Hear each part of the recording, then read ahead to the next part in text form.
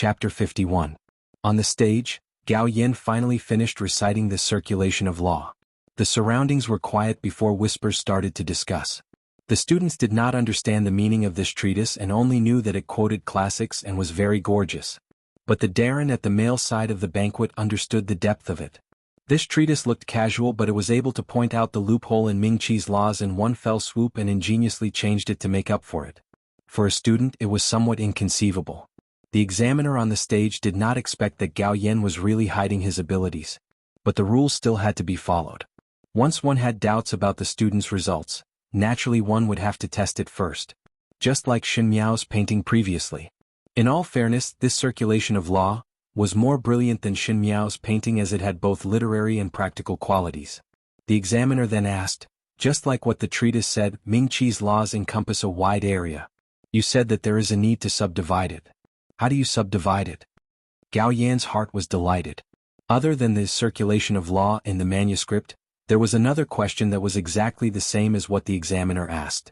He was very grateful to the person who wrote the manuscript for him and thought that in the future he would give more money as a reward. Therefore he calmly puffed out his chest and raised his head, answering according to the script.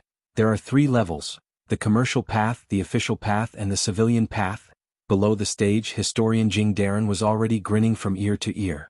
He was able to reach this stage in the officialdom because he relied on the emperor's support and wide connections. But there was really no one with such ability. Luckily he had a good son, Gao Jing, who was able to help him deal with many things at a young age. Now that his second son Gao Yin had displayed such extraordinary abilities, he had to return to the ancestral hall to burn 2 joss sticks and pray for his ancestors. Gao Jing was smarter than his father, but he did not believe that his own younger brother would have such wisdom. Facing the examiner's questions, he was able to speak with assurance and composure. One could not possibly even bribe the examiner. Thus he could not make up his mind. Pei Lang picked up the teacup on the table and took a sip. His hands were still slightly trembling. He did not know why, but every word that Gao Yin said seemed to be imprinted in his mind. That kind of familiar feeling made him feel ridiculous, and the anxiety in his heart could not be calmed. Su Ming Lang had just dozed off and saw that the people around him were looking at Gao Yin on the stage with an expression of appreciation. She simply tugged on Lord Su's sleeve and asked, "Father, is what he said good?" "A young talent," Father Su said directly. Su Ming Lang pursed his lips and seemed to be unable to understand. After looking around and not seeing Su Mingfeng's figure, he asked, "Why is older brother not back yet?" Old Master Su coughed softly, "Your big brother's body is weak now. He was forced to come today. Let him rest a little longer." Fu Xiuyi heard the movements over here and glanced at Master Su. Seeing that Master Su's expression did not change when he mentioned Su Mingfeng, he then withdrew his gaze thoughtfully. No matter what, Gao Yan's battle today was extremely beautiful. He was able to deal with the examiner's questions with ease, dispelling the doubts in everyone's hearts. Without any explanation, he naturally obtained the first rank.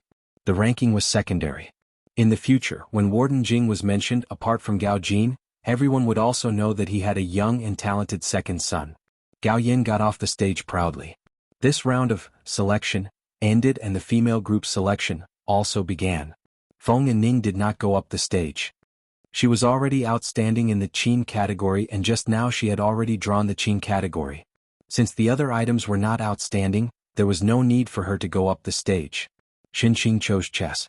She was good at chess, and chess also needed to be calculated, so she was considered to have some expertise. As expected, Xinyu chose Qin. Picking the 5th young lady, isn't it lowering one's own status? I think it is impossible for the female group. If the male group were to pick her, that would be helping the 5th young lady to vent her anger. The voices of the conversation gradually became softer. Kai Lin's eyes moved as he looked at Xinyu on the stage and had an idea in his heart. Chapter 53. Xinyu's song ended and everyone listened as if they were intoxicated. A female with outstanding zither skills would be loved by everyone, especially when this female's looks were not bad. At least in the male side of the banquet, not to mention that the grade 1 children were too young, there were quite a number of grade 2 and grade 3 youths that were looking over here. Even though in Guangwen Tang, Qin Qing's appearance was a level higher, but Qin Qing's temperament was arrogant, and how could it be compared to Xinyu's gentleness? "This younger sister of yours plays really well." Feng and Ning reluctantly said, "One do not know where did the zither master was invited from. Tomorrow I will ask mother to help me find a famous zither master to teach." It was the time when one was young and loved to be competitive. Just like when Xin Miao was just appointed as Empress, she was relaxed about everything, but Fu Xiuyi's heart was tightly controlled. As long as Fu Xiuyi was slightly good to other females, she would be extremely worried. The inner palace was the most troublesome and would privately trip others up and stab others in the back. She had the temperament to immediately get back after suffering a loss and thus offended a lot of people. Now this temperament did not change at all, but there was no need to hurt herself. Speaking of which, second young lady of the Shen family is a rare beauty and talent. Everyone loved beauty, and Prince Zhou was also amazed by Xinyu. He only said, "It is a pity." Others might not understand what was a pity, but it was impossible for the few princes to not understand. Xinyu was born with a delicate beauty and infinite talent. If there was such a beautiful and understanding person by one side, perhaps it would be a great thing in the world.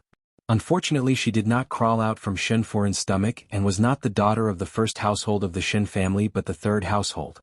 Unfortunately, Shen Xian, who held the military power in his hands, gave birth to an idiot like Xin Miao.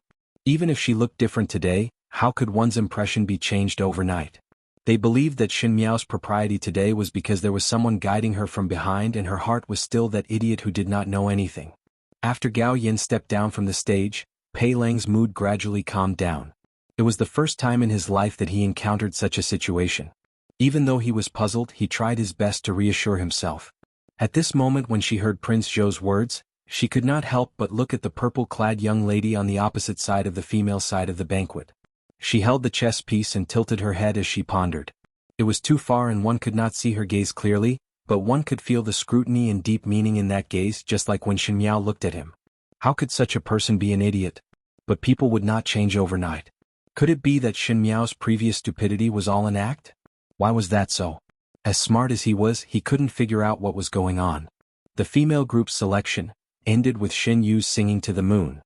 Xin Yu naturally took the first rank, but the her today was not happy because of this but felt somewhat embarrassed. She looked at Xin Miao, but Xin Miao was engrossed in the chess game and did not look at her at all. Xin Yu knew that Xin Miao was not proficient in the zither, chess, calligraphy and painting, thus naturally she would not be able to understand that chess game. Now that she was looking at it seriously, it was only to deliberately give her face. Qin Roqiu noticed her expression and reminded her softly, "Yuanyang, you have forgotten yourself." Qin Roqiu requested her daughter to be calm and composed no matter what situation or what happened. No matter if one was really calm or pretending, one must let others see a calm side. Once a female was calm, their temperament would be superior and flustered would not be the bearing of an aristocratic family. In all fairness, Qin Roqiu's way of teaching her children was indeed not bad, and she herself also did a good job. Unfortunately, Xin Yu was after all young and had never experienced failure before, thus did not know how to endure. Hearing Qin Roqiu's reminder, Xin Yu slightly put away the anger on her face. The maid by her side, Xu Xiang, handed her tea. "Young lady should drink some tea to moisten your throat." Xin Yu took the tea and looked at Xu Xiang. Xu Xiang smiled at her, and Xin Yu understood in her heart, and the smile on her face became more real. She said, "It is somewhat hot. I am very interested in this selection later." Because Xin Qing had just obtained the first place in the chess competition, her mood became a bit better. She said with a smile, "This year there will be no division between the male and female groups, nor will there be any division between the second and third countries. The competition will definitely be more intense." Originally, the selection was the one that people looked forward to the most out of the three. Because the drawing would not necessarily draw the best and the selection was to choose the best performance, then the selection would always happen between the two most outstanding people. The selection in the female group was not very intense because the females would always be amiable on the surface and also show that they did not care about the results and had an indifferent attitude. But males were different. Youths liked to use the method of comparison to determine victory and defeat. At this age, the desire for victory and defeat was the strongest, so the selection every year would be the most intense. This year's selection did not differentiate between male and female, second or third countries, and all the students could compete together.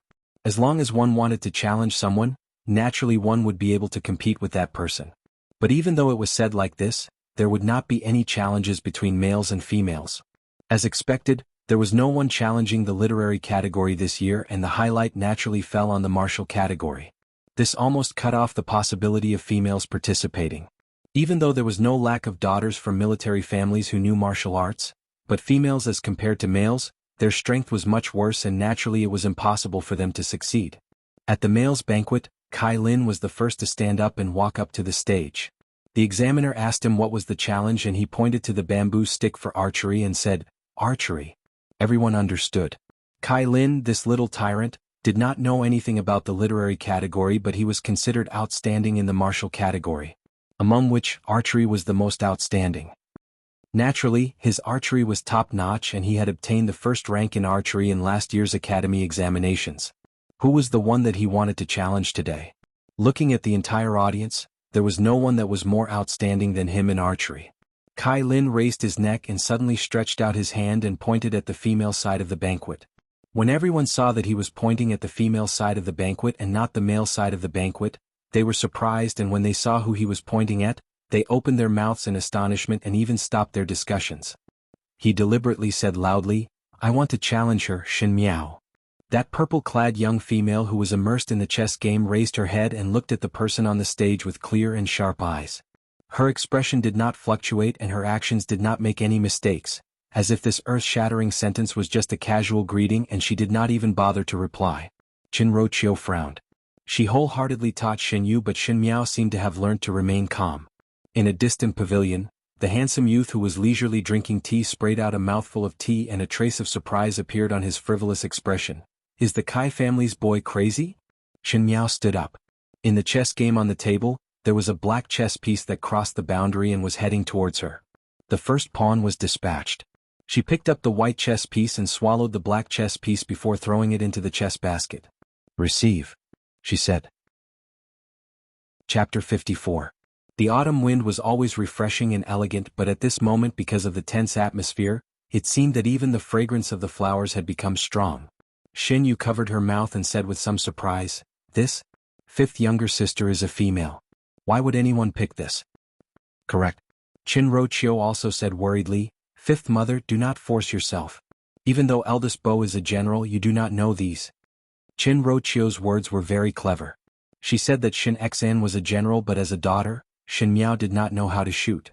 It was fine if she was not proficient in martial arts, but because females did not like to wield swords and spears, this reason was also reasonable. But not proficient in martial arts and not proficient in literature, this was really bad. But everyone knew that Xin Miao did not know anything about the four arts, and now she had to say that she was not proficient in martial arts, which meant that Xin Miao had no good points and even Xin Xian's household was belittled. "But the rules of this competition can't be changed," Qin Qing said with an anxious expression on her face. However, no matter how one listened to her tone, it was obvious that she was taking pleasure in other people's misfortune.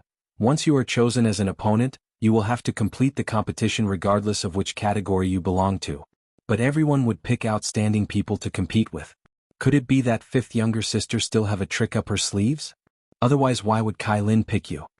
Her words were somewhat ear-piercing. But Ren Wanyun did not stop her and only smiled. "Eldest sister, what nonsense are you talking about? How would fifth mother know how to wield swords and spears? Fifth mother, if you do not want to go on stage to compete, second Shen will personally speak to the examiners. You are still young and on account of eldest Bo's face, they will not make things difficult for you." Even though Ren Wanyun's words sounded as if she was helping her out of trouble, but upon careful thought, it was not the case. After all, no one had made an exception on the academy examination stage for many years. Now that Xin Miao had set a precedent, one could not predict how the commoners of the Ding capital would talk about it. Moreover, if Xin Xian's name was brought out, there would be people who would say that Xin Xian relied on his merits to exercise his privileges. After all, one's status brought about benefits, but there were also many disadvantages. And she would never allow anyone to say the word "no" to Xin Xian. "Many thanks, second Xin. No need." She stood up from the female side of the banquet and slowly walked towards the stage. The field gradually quietened down. Only the girl's voice could be heard clearly, and it caused quite a stir in the field. "I accept this battle." Kai Lin's gaze flickered. He did this just to vent Xin Yu's anger. In the martial arts category, it was the first time a man challenged a woman to a competition.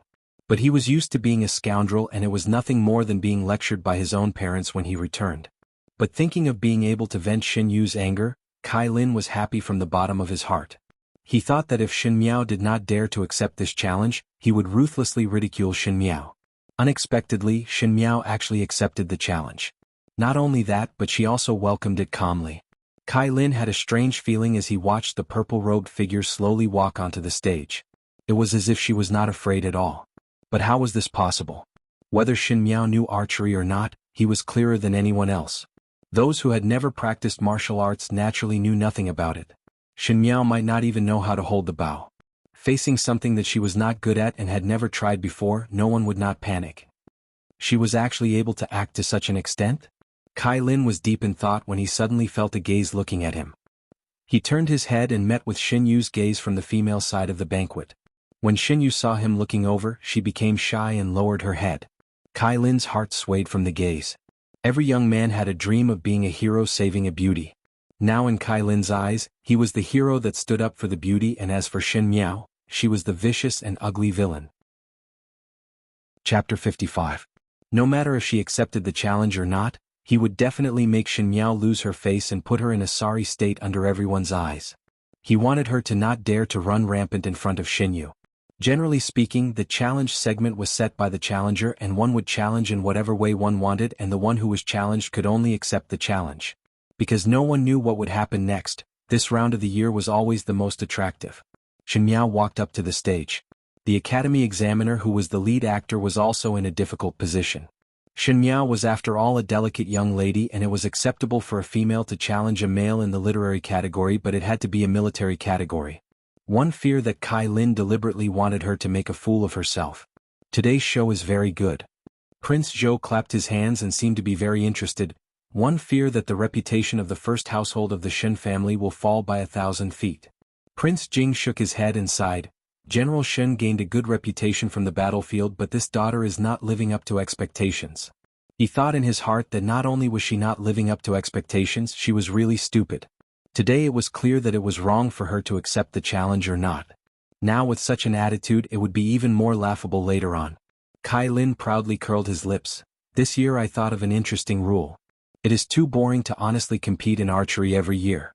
This year's archery challenge, I will shoot against you. You will place the fruit on your head and I will shoot you with an arrow. Afterwards I will place the fruit on your head and you will shoot me with an arrow. How about it? When those words were said, the entire audience was in an uproar. That academy examiner was also shocked. This was going to kill someone. Shin Miao was after all Shin Xian's daughter, and if something really happened to her, who would be able to bear the responsibility when Shin Xian came back at the end of the year? He quickly said, "Student Kai." Kai Lin waved his hand.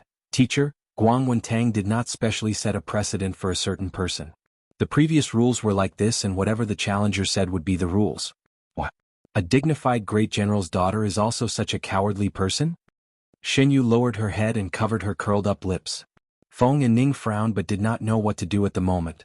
Well said. The voice was somewhat hoarse, but it came from Prince Yu, who had his eyes closed. A strange smile appeared on his sinister face.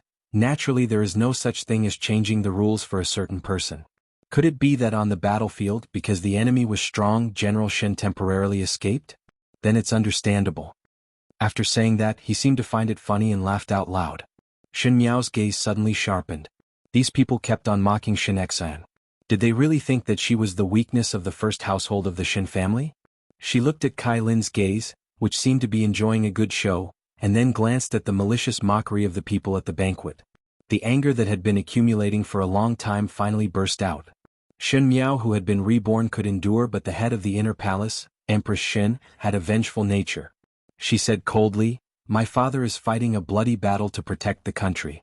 That's why we have today's splendid chrysanthemum banquet. That's why there are hundreds of flowers blooming in the academy examination." A trace of mockery flashed in her eyes. Winning today's competition doesn't mean anything. You can talk about lust after you've truly gone on the battlefield and killed people. As for the rules you set, why wouldn't I dare? Everyone was taken aback. Why wouldn't I? Your archery skills are exquisite, so naturally you would hit the fruit, but my archery skills are not good, and if I were to miss, the one who should be worried about my life is you. She smiled gently and her voice seemed to come from far away, but it was like a clap of thunder exploding in everyone's ears. In this case, sign the life and death agreement. If one is injured or dies, one will bear the consequences. Do you dare? Kai Lin. Chapter 56. The huge Yen Bei Tang was silent at this moment. The young female's back was straight. Her figure was petite but it seemed to contain infinite power. Every move she made had the persistence to trample everything under her feet. Kai Lin was speechless for a moment. What Shin Miao said was right. To shoot arrows at each other like this, the one who was in the most danger should be him. It was because Shin Miao did not have any archery skills, and if the arrow was slightly off the mark, perhaps the arrow would pierce into his head. But how would Kai Lin think so much? His thinking was simple. As long as he shot the arrow first, with Shin Miao's temper, she would be so scared that her legs would go soft and she would beg for mercy. He would then play around with Shin Miao, and as a result, Shin Miao's face would be lost, and naturally he could help Shin Yu vent her anger. As for what would happen after that, Kai Lin did not even think about it. In his heart, Shin Miao would naturally be so scared after he shot the arrow, so how would she have the strength to shoot at him? Moreover, a female who had not even pulled a bow before, perhaps she would not even be able to pull a big bow, so it would be a joke. Kai Lin thought like this, but he missed out on Shin Miao's reaction. She just quietly looked at the other. That kind of calmness that was beyond her age made Kai Lin suddenly angry out of shame. Shin Miao's gaze was like watching a child being played, pitiful and ridiculous. It was the most impulsive age, so Kai Lin did not say anything further. What do I not dare to do? Life and death contract is life and death contract. Kai Darren, who was at the male side of the banquet, sighed anxiously. He could not wait to rush forward and beat up this unfilial son of his. Previously he thought that Kai Lin was just naughty and did not expect that he would pick Shin Miao. Kai Darren was not worried about his son's safety for the life and death contract, but he was afraid that Kai Lin would really make Shin Miao unable to step down from the stage or shoot and injure Shin Miao. Not everyone could withstand Shin Xan, this kind of uncouth old man. Shin Yu anxiously said, "How can fifth younger sister sign a life and death contract? It is only in academy examinations, how can it be to such a stage? This cannot be done." "Yes. How can fifth lady be so insensible?" Ren Wanyun frowned. "How can one say such words in a moment of impulsiveness? What if something goes wrong?" She did not even mention that it was Kai Lin who forced Shin Miao to make this choice, and only attributed everything to Shin Miao's actions in a fit of anger. Chen Rochio shook her head and sighed softly. In the end, the desire to win is a little strong. They were concerned about Shin Miao and anxious for Shin Miao. Naturally, there was no lack of interest from the male side of the banquet. Prince Yu of the first rank stared at the purple-clad young female on the stage, and his turbid eyes exuded interest. It was as if a beast had seen its prey, but that gaze was nauseating. This young lady of the Shin family is really bold but not astute. Zhou Wang pointed out, she actually signed the life and death agreement. Doesn't she know that if something goes wrong, Shin Xang can't say anything about it? Most likely it is to protect the reputation of the Shin family. Fu Xiuyi looked at Shin Miao on stage and said, "After all, no one is willing to hear bad words about their own family." Unfortunately, even this would not change the fact. Prince Jing shook his head, simply too impulsive. No wonder he said she was ignorant and stupid. Pei Lang picked up the tea on the table and took a sip. He also felt that Shin Miao's actions were too impulsive. Even though he knew that Prince Yu's words were a little too much, but if Shin Miao was really willing to think for the Shin family, then she should think of a way to retreat. Even though she might be talked about by others, it was better than making a fool of herself in front of everyone. "Father, she will definitely win." Su Ming Lang clenched his small fists to express his position to his father. Master Su glanced at his youngest son. He did not know why, but he felt that Su Ming Lang was particularly concerned about Shin Miao. Master Su thought that it was most likely that she had coincidentally entered Su Ming Lang's eyes. Ever since the last time Su Ming Lang reminded the Su family to retreat, Master Su was much more amiable towards his youngest son. Now that he did not want to dampen his youngest son's interest, he vaguely followed his words. "Correct. She will definitely win." Chapter 57. Su Ming Feng did not know about Su Ming Lang's and Master Su's attitude. If he knew, he would definitely scoff, because at this moment he was sitting in the pavilion and looking at the academy examination stage. He could not help but say, "The young lady of the Shin family is really courageous to even set up a life and death agreement." Could it be that she thought that it was a military competition when General Shin talked to her about matters in the military camp? This is too simple-minded. Su Ming Feng had never concealed his words to his good friend, but today he did not hear his most picky good friend chiming in and could not help but look back at the other party. The young man in purple held the begonia in his hand and tilted his head to the side, deep in thought. The sun was just right, and the breeze caused the tassel on his dagger to sway slightly.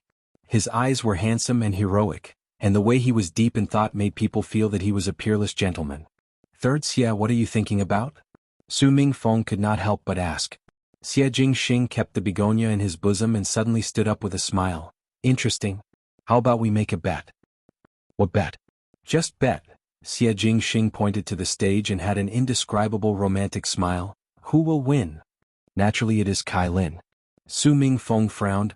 Could it be that you think there are other candidates? I bet that Xin Miao will win, he said. Preparations had already started on the stage. Today's martial category archery was enough to raise the attention of everyone present. How was this an academy examination challenge?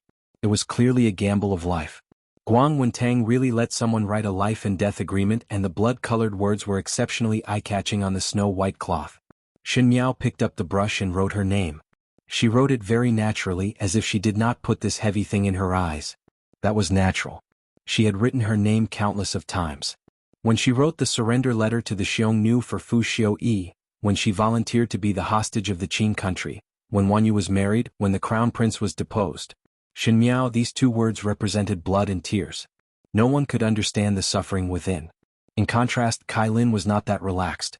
Even though one's heart of victory was at its strongest when one was young, it was after all the first time one signed a life and death agreement. Kai Lin was just a child that was too well protected by the family and was not mature enough. Xin Miao's calmness made his heart even more afraid. The strokes of the pen were as heavy as 1,000 caddies, and it was difficult for him to write. His name was crooked and formed a sharp contrast with Xin Miao's name. After he finished writing, he could not help but ask, Xin Miao, are you not afraid that I will miss in the first round? If I was afraid that you would hit me in the second round, I could have hurt you in the first round. Just as Xin Miao was about to take the fruits, she turned around and stared at Kai Lin. Gentleman Kai thinks so? But I don't agree. She said, everyone knows that young Master Kai's archery is outstanding. If he missed, it couldn't have been a mistake. He must have done it on purpose. Young Master Kai wanted to kill me on purpose, but I didn't. Everyone knows that I don't know anything about this, so it's reasonable that I missed. Kai Lin was stunned, and then he was dumbstruck. A deep sense of powerlessness surged into his heart. Yes, it was intentional for him to miss, but it was natural for Xin Miao to miss. He couldn't even miss because, if that happened, everyone would be able to tell that he did it on purpose. He put Xin Miao in a dilemma, and Xin Miao immediately returned the favor. No matter what, it would be wrong. In order for Gentleman Kai to avoid being shot by me in the second round, naturally you can kill me in one go in the first round. The life and death agreement has been signed, so even if you kill me, it would only be the result of the competition. Other than the spit of the world, you would not have to bear any responsibility. I'm right here. Do you dare to kill? Chapter 58. I'm right here. Do you dare to kill? Kai Lin stared at the young female in front of him as if it was the first time they met, and his eyes were filled with disbelief. He was used to doing whatever he wanted in Guang Wentang and was pampered till he could do whatever he wanted. As for Xin Miao, he only wanted to teach her a lesson today. Who knew that not only was Xin Miao not afraid, she even went against him. To actually say such words at this moment, it seemed that he was the one at a disadvantage. Did Kai Lin dare? Not to mention, if he had the guts, even if he dared, could he do it? The young master of the Kai family could do things on a spur of the moment, but what about the Kai family? If Xin Miao was really killed by him today, not to mention a life for a life, it was possible for Xin Xian to behead the entire Kai family and personally beg for forgiveness. Moreover, he did not dare. He only knew how to talk glibly and had never been on the battlefield before, not even being stained with blood. Even though his archery skills were very good, but he only shot at fruits or animals and not people. But how could he shrink back now? Xin Miao was a female and was not afraid, so if he, a male, were to shrink back, one feared that he would not have the face to leave the residence tomorrow. Thinking of this, Kai Lin arrogantly said, whatever you say, we'll see what you've got on the shooting range. You speak happily now, but who knows if you would be scared witless later. His words were extremely rude, and one did not know if he was trying to cover up his panic. The calmer Xin Miao was, the more uneasy he was. After all, he wanted to see the other party's flustered look, as if only that could calm his guilty conscience. Thus he only hoped that his words would make Xin Miao feel embarrassed. If it was a normal female, when a male spoke to her in such a ruthless manner, she would naturally feel ashamed and act coy or even cry. But when Xin Miao heard it, she only glanced at him faintly, and her heart was as still as water, making Kai Lin feel that everything was just him messing around. He was somewhat stunned and suspected that he had made a mistake today. Why would he feel guilty when facing Shen Miao, this idiot? Shen Miao had already gone to the examiner to take the fruits. That fruit was about the size of an adult male's fist and it was square at the bottom and round at the top. Shen Miao stood at the most eastern side of the stage and placed the fruit on top of her head. The arena gradually became noisy. At this moment she must be pretending to be calm, but in reality she is scared out of her wits. Yi Peilon smiled and said, I really can't wait to see her scared to tears. Since the Ming Chi Academy examinations, there has never been a female who was challenged by a male in terms of martial arts. Jiang Shaoxian raised her little finger and tilted her head. This Shen Miao can be considered as the first time. It's just that it's scary to be humiliated in front of so many people. Oh, why is Fifth Lady still standing there? What if it misses the young master of the Kai family? Ren Wanyan said. Her heart was in a difficult position. If anything happened to Shen Miao, no matter how well Shen Xian treated the Shen family, he would not spare her. What is Second Saw worried about? Chen Roqiu said lightly, after all it is just children playing around. The young master of the Kai family wasn't a child who didn't know anything. As long as Wunyang admits defeat and begs for mercy, I naturally won't make things difficult for her. I just hope that Wunyang won't fight on impulse. She described this kind of life and death matter as children playing around. After all, Ren Wanyun was the one in charge of the family and if anything happened, Ren Wanyun would be the one to bear the responsibility. But her words had hit the bottom of Ren Wanyun's heart. It was all because Shen Miao wanted to fight on impulse. If Shen Miao properly begged for mercy and said some soft words to Kai Lin, naturally she would not end up in this situation. Don't worry. Chen Roqiu said, I think that gentlemen of the Kai family only wanted to scare Fifth Lady. In this kind of academy examinations, everyone is fighting for poise so it is impossible to stop now. Mother need not worry. Shen Qing also said to Ren Wanyun, Kai Lin's marksmanship is very good. No matter what, he would not miss. Shen Qing was still thinking that Shen Miao was blocking her dream of becoming a princess consort and now she could not wait for Shen Miao to lose all her face. One heard that some people would pee and poop when they were so shocked, one did not know what would happen to Shen Miao. Kai Lin really missed. It would not be bad to ruin her face.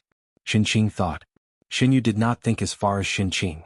She only wanted to see Shen Miao kneeling and begging for mercy, as if that would be able to regain her self-esteem. She glanced at Kai Lin from afar but Kai Lin did not look at her. Kai Lin held the longbow in his hands as he faced Shen Miao who was 3 zhang away with cold sweat dripping down his forehead. Shen Miao stood there quietly as the wind blew up the corner of her wide cloak. As her purple clothes fluttered, her brows and eyes were similar but that kind of dignified bearing, as if she had experienced a great storm and calmness, gilded her entire person with a layer of dazzling brilliance. Kai Lin slowly pulled the bow. He thought as long as Shen Miao begged for mercy, as long as she shed a tear and said a few words, he would be able to take the opportunity to humiliate her and there would be no need to be in such a dilemma. Unfortunately, his wish ultimately fell through. Shen Miao's expression was calm as if she did not put him in her eyes. Shen Yu frowned. Why did the scene of Shen Miao crying and begging for mercy not appear? Why did Shen Miao look calmer than Kai Lin? There were already quite a number of people who discovered this point and their impression of the original idiot was quietly changing. Not every young lady could stand in front of a person with a bow and arrow and if one were to say that she inherited Shen Xian's composure in front of the enemy, it could only be said that a tiger father would not have a dog daughter. Kai Lin's hands started to tremble. Usually it was an easy matter for him to shoot the fruit from 3 zhang away but today it was exceptionally difficult. That distance seemed to be very far. And Shen Miao's words lingered in his ears. I am here. Do you dare to kill? Did he dare? Did he dare? Did he dare? With a shio sound the arrow fiercely streaked across. But it only swayed in midair before falling down. It did not even reach the corner of Shen Miao's clothes as if there was not enough strength, much less shoot the fruit. The audience burst into laughter. Chapter 59. It is my turn. The 3 words were said lightly by Shen Miao but there was an inexplicable chill in them. It was as if the voice came from the 9 heavens and smashed in front of Kai Lin. The cold sweat on Kai Lin's forehead slid down his face as he stared blankly at Shen Miao in front of him. Shen Miao took a few steps forward and bent down to pick up the longbow on the ground. Everyone present were watching her every move and their eyes were reluctant to turn away. This was really an unexpected scene. One thought that one would see Shen Miao fainting from fright or lose her composure but she was completely fine. It was Kai Lin who was drenched in cold sweat and none of the 3 arrows were heavy.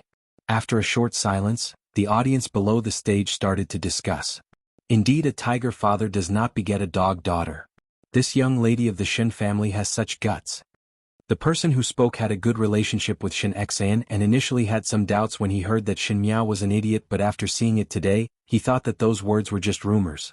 With this kind of courage and boldness, how would one be an idiot? It was obvious that there was someone who deliberately did it to smear the young lady's reputation. Indeed, not bad. You see, just now she did not even blink, and if the arrow was slightly off, it would have scratched her cheek.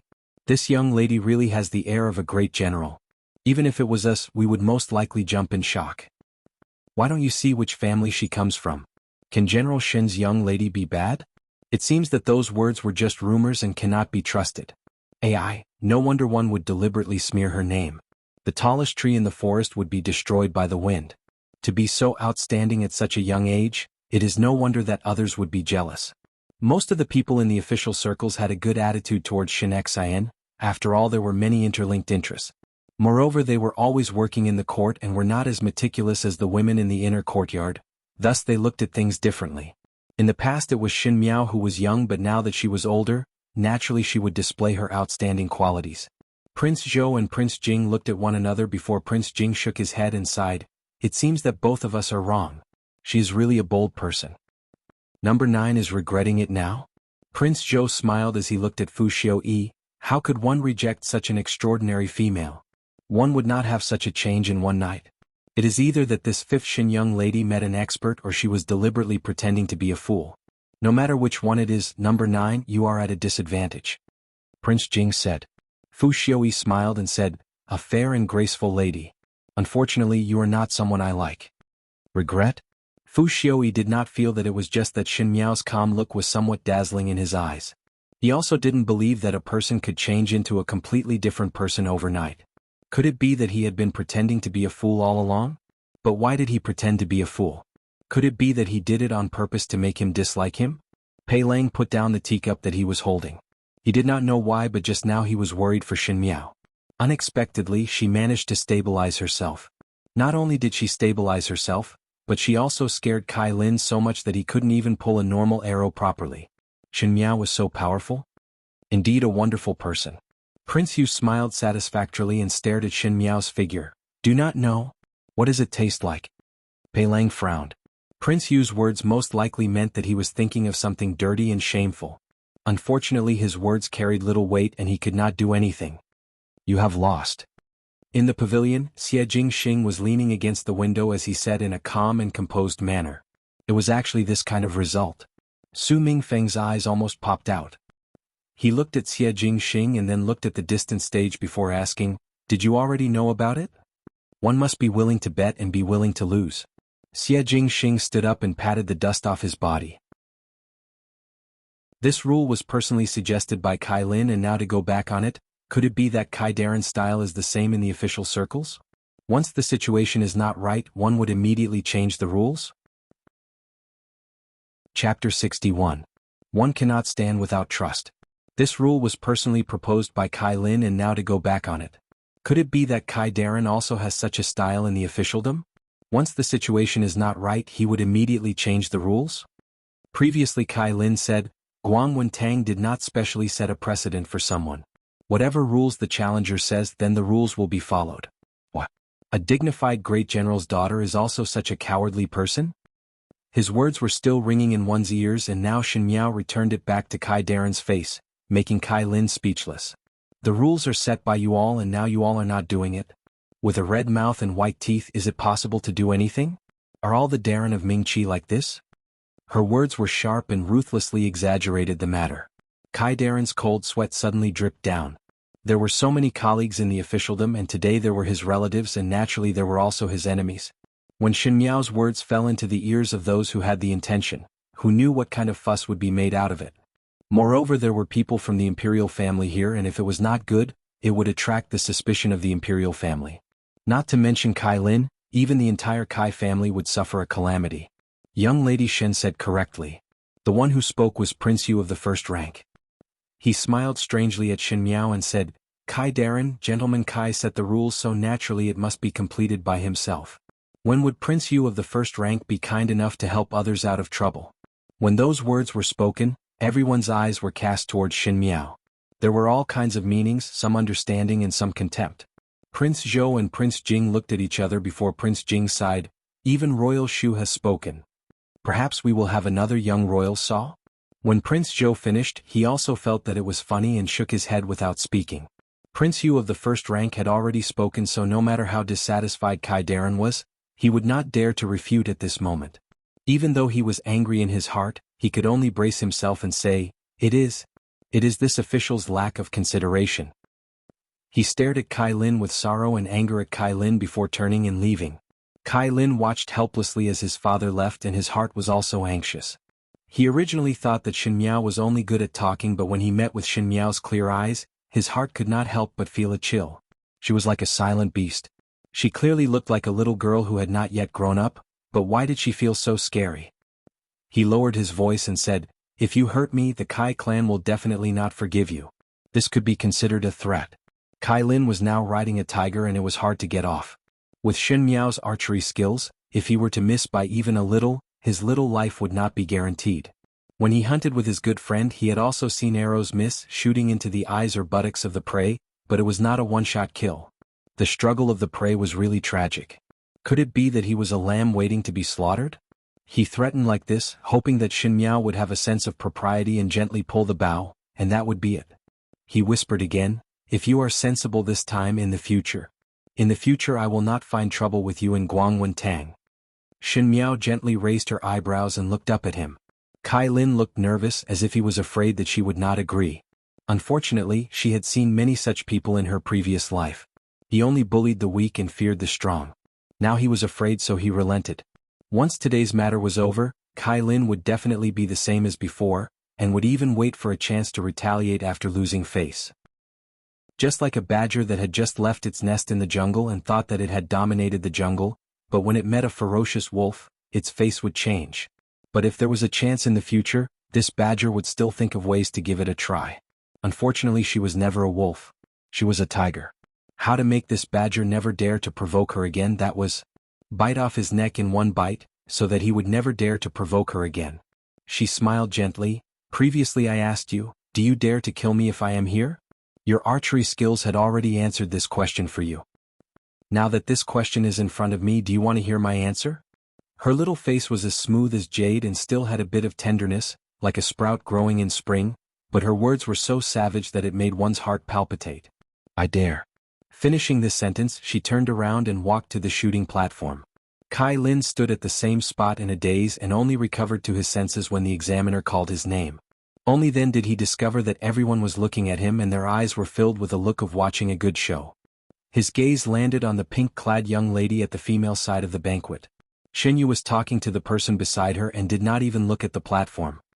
He suddenly felt somewhat lost and felt that his actions at this moment made others even more disgusted. He was the one who provoked it, so how could he shrink back now? If he lost to a female, one feared that the Kai family would become a laughingstock in the capital, not to mention that Shinyu was watching from below the platform. If he were to make a fool of himself, how could he face Shinyu in the future? Facing Shinyu? Just a little female, and she said it so frightening. Could it be that she really dared to kill? Even if there was a life and death agreement, killing a person was not something that could be easily explained. Thinking about this point, Kai Lin encouraged himself in his heart and pretended to be calm as he walked to the white line 3 zhang away and placed the fruit on top of his head. Everyone looked at him and then looked at Shin Miao and felt that there was some strange feeling. In the distance, Xie Jingxing opened his mouth. "Make a guess. Did you hit or not?" "Of course not hit." Su Mingfeng stared at him. Not to say if she has the guts to injure Kai Lin. Even if she dared, does she have the ability? There are very few unmarried females who practice martial arts, and moreover Shin Miao's character. You should know from the Ding capital that she does not know anything. Xie Jingxing smiled lowly. "Not necessarily. Could it be that you want to bet with me again? Why the need for such a superfluous move? I have already seen the ending." Su Mingfeng was used to his good friend's mysteriousness, so he said, "What ending?" Xie Jingxing lazily said, "You lose." Shinyu looked at Shin Miao on the stage and her heart tightened. She softly asked Qin Roqiu, "Mother, will she injure Gentleman Kai?" "Naturally not." Qin Roqiu saw that her daughter was somewhat bewitched by Shin Miao today and could not help but sigh in her heart. She thought that she was still too young and could not maintain her composure. She said, "How could it be that easy to hit the target? I heard from your first uncle that drawing a bow also requires strength. Your fifth younger sister has never drawn a bow or shot an arrow in the mansion. I'm afraid that just drawing the bow requires a lot of strength. You should not let your imagination run wild. Your fifth younger sister is only playing around. Was Xin Miao really playing around? Naturally not. She lifted her hand, knocked the arrow and pulled the bow. Her actions were so smooth that it was as if she had practiced it thousands of times. There was no delicately holding hands, nor was there any hesitation as if she did not know what to do. The actions were so neat that one would not doubt that she was a skilled archer. In the next moment, the arrow that left the bow shot towards Kai Lin with a murderous intent. The entire audience quietened down, and in the extreme silence, the arrow that fell to the ground made a crisp sound. And the arrowhead still had a little red. Chapter 62. On and off the stage, everyone froze into a still picture. The one who broke this picture was Kai Lin. He reached out and touched his left cheek where the arrow had just grazed past, and there was a little red blood stain. Everyone was stunned. Xin Miao actually dared to shoot. She did not stop the arrow midway and also did not deliberately shoot to the side. She was neither near nor far from the Chao Guizi, but it just brushed past Kai Lin's cheek. Kai Lin shouted loudly, "Xin Miao, what are you doing?" Before he finished speaking, the second arrow had already swept over with a strong gust of wind. It brushed past his right cheek, and Kai Lin immediately felt a burning pain on his right cheek. He reached out to touch it, and to his surprise, he discovered that it was a smear of blood. He was almost going crazy. Staring at Xin Miao in disbelief, Kai Darren also wanted to stop, but Prince Yu of the first rank was still sitting in front and he dared not move. Ren Wanyun suddenly stood up. Is Fifth Lady crazy? How dare she really injure the young master of the Kai family? Your residence's fifth young lady is really powerful. Yi Furen pretended to be surprised. How would an ordinary female have such courage? To injure the young master of the Kai family? In the future, would not both masters have a few more colleagues in court who do not have good relations with each other? These words were said in Ren Wanyun's and Qin Roqiu's hearts. Previously they only thought that Xin Miao would make a fool of herself, but who knew that not only did Xin Miao not make a fool of herself, she even injured Kai Lin. If the Kai family were to denounce the Xin residence because of this, the Kai family would walk the path of civil officials and offend the Kai family. How would Xin Gui and Xin Wan, the two brothers, end up well? Thinking of this, Ren Wanyun was extremely anxious and could not wait to bring Xin Miao to the Kai family to apologize. Just as she was about to shout out to stop Xin Miao's actions, Qin Roqiu held her hands down. "Younger sister, what are you doing?" Ren Wanyun said unhappily. "Are you going to watch Fifth Lady get into trouble? Later when Master asks, who would be able to shoulder this responsibility?" Qin Roqiu simply wanted to worship this second sister-in-law. She was born more noble than Ren Wanyun and boasted that she was from a scholarly family. She was most disdainful of such worldly actions and naturally looked down on Ren Wanyun's idea of not being able to enter the elegant hall. She said, "Second Sauce thinking is not wrong, but just now one also heard that even Prince Yu of the first rank also spoke. Otherwise why do you think Master Kai did not speak up till now and only watch his own son get injured? Even if second sister-in-law spoke, could she make the decision here? It's better to wait and see. If he asks, just treat it as a child's play. Don't tell me we're just going to watch?" Ren Wanyun knew that what Qin Roqiu said was reasonable, but she could not help but worry. What if Fifth Lady does not know the severity of her actions and cause a big disaster? The life and death contract is one thing, but the rumors in the Ding capital is another. What are you afraid of? Didn't you see Fifth Lady's attack just now? Qin Roqiu smiled. She obviously knows how to draw the bow and is just deliberately giving the Kai family's brat face. This is a deliberate revenge. But she should also know how to act properly, otherwise it would not be as simple as a scratch on the cheek. Qin Roqiu sighed. After all, one has offended others. Since that is the case, then let nature take its course. If Fifth Lady were to really be ruthless in her actions, one feared that in the future she would have to bear the reputation of being cruel and vicious. Every single word of their sister-in-law's words fell into the ears of the two sisters, Xin Qing and Xin Yu. They were still young and did not understand the matters of the officialdom, thus they only heard the last sentence. Xin Yu looked at Xin Miao, who was wearing a long gown with wide sleeves. Today she was calm and composed and was in the limelight, which was really annoying. She thought that it would be good if Xin Miao really shot Kai Lin to death. Then Xin Miao would be carrying a human life. Such a vicious person who would dare to marry in the future and who would dare to get close to her. Now this kind of scratch was only powerful and not vicious. The more she thought about it, the more sparkling things flashed in Xin Yu's eyes. The safety of Kai Lin, who wholeheartedly wanted to make things difficult for Shin Miao, had long been thrown to the back of her mind, and even hoped that Kai Lin would use his own life to fulfill Shin Miao's notoriety. Even though the people below the stage were discussing, they did not dare to make a sound because of Prince Yu's face. Even the Kai family's husband and wife were burning with anxiety and could only watch their son standing on the stage to become an arrow target. Shin Miao, what exactly do you want? Even 2 arrows had grazed his cheeks and his entire face was burning with pain. Other than anger towards Shin Miao, Kai Lin also had a trace of fear. He suddenly discovered that there was nothing that Shin Miao did not dare to do. She was clearly a lunatic and dared to do anything. Separated by some distance, Shin Miao's voice was a little vague and could not be transmitted to the people below the stage, but it could be transmitted to Kai Lin's ears. Her voice was light as if it came from the clouds, making one not dare to look up. She said, "To teach you a lesson." Shin Miao suddenly raised her voice, "There is still one last arrow." Everyone in the audience stared at that arrow. Kai Lin's legs were about to go soft and he pinched himself hard so that he would not go soft. Because he saw that Shin Miao's arrow was aimed at his head. He was very afraid. It was a kind of fearless fear towards the Shin family. This kind of fear was so strong that it captured all of his attention at this moment. He wanted to escape from this academy examination stage, but Shin Miao's arrow was aimed at him, as if she could chase him to the ends of the earth. The young lady of the Shin family is just too strong.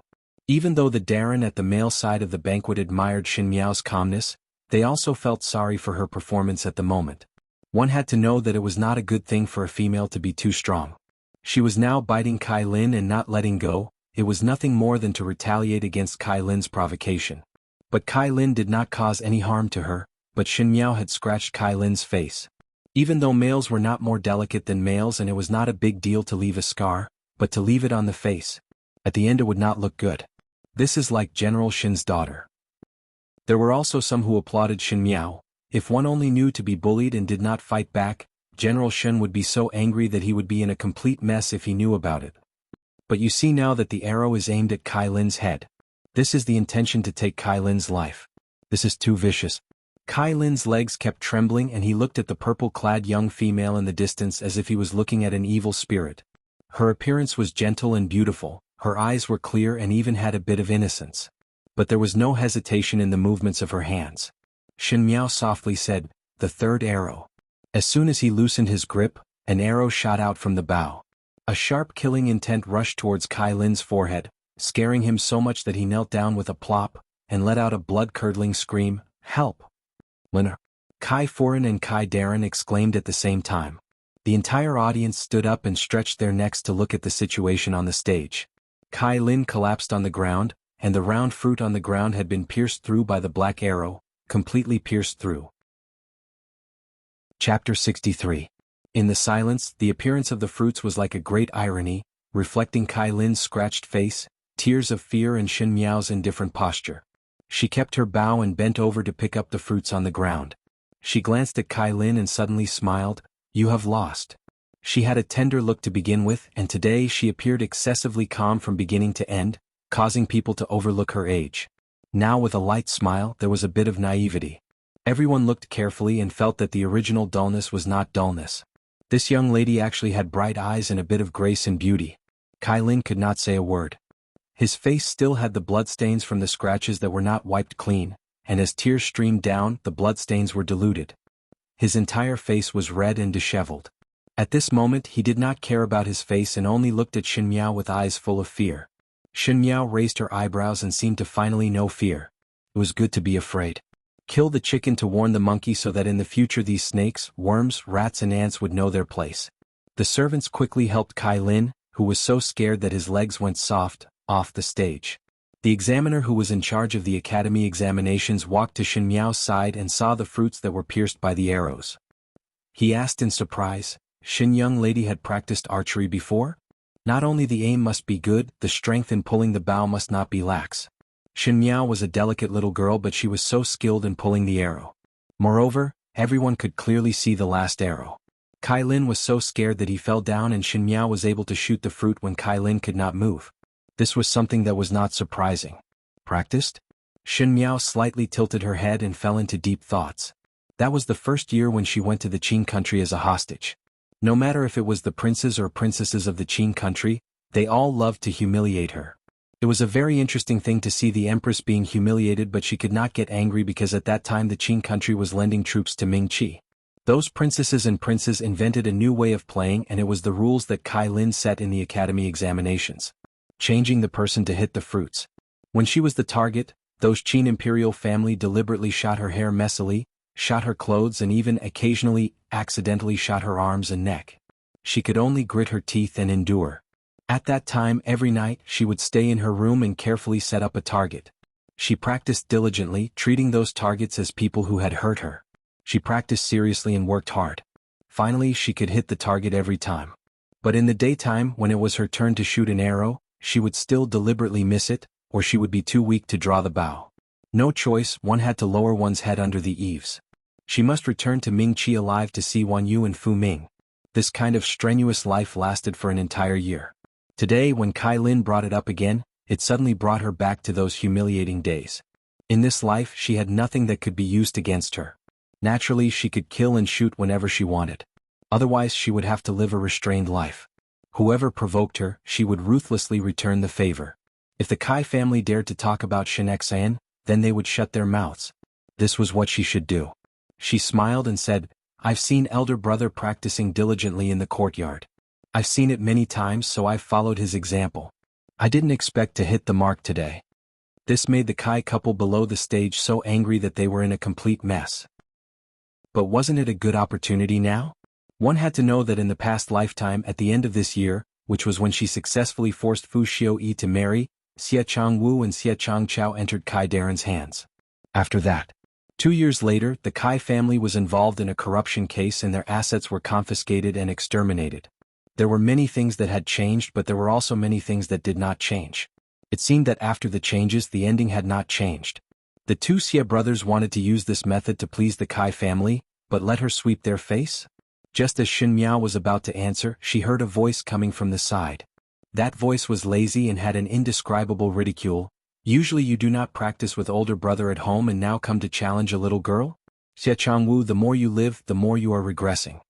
Xie Jingxing appeared on the stage and he folded his arms across his chest as he looked at the two Shu brothers who were stunned below the stage. He smiled, "How about I challenge the both of you? Let me discipline my younger brother and not learn from a coward to fight with a female and disgrace himself outside." He looked at Shin Miao again and said, "You go down." But Shin Miao gently smiled. Xie Jingxing was not an easy person to deal with. Since he was already on the stage of the academy examinations, there was no possibility for his two Shu brothers to retreat unscathed. The difference between Xie Jingxing and her was that even though she acted arrogantly on the surface, she still had a plan and knew that she had to plan slowly in order to achieve her goal. But Xie Jingxing, most likely because he had the residence of the Marquis of Lin and behind him, he was fearless. But behind him, was there only the residence of the Marquis of Lin and... Chapter 65. Just as she was thinking, Xie Changwu below the stage spoke out, "Eldest brother, this one fear is not good." "What is not good?" Xie Jingxing glanced at Shin Miao and then looked at Xie Changwu before suddenly smiling. "Or do you think that Shin Miao is more challenging than this marquis?" With a huff sound, everyone below the stage laughed.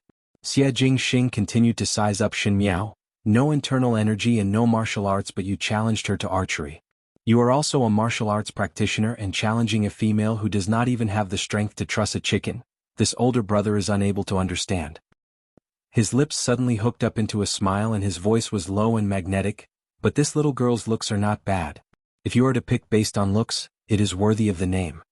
This time, those youths who were pulling their lips started to laugh and some of them even looked at Shin Miao ambiguously.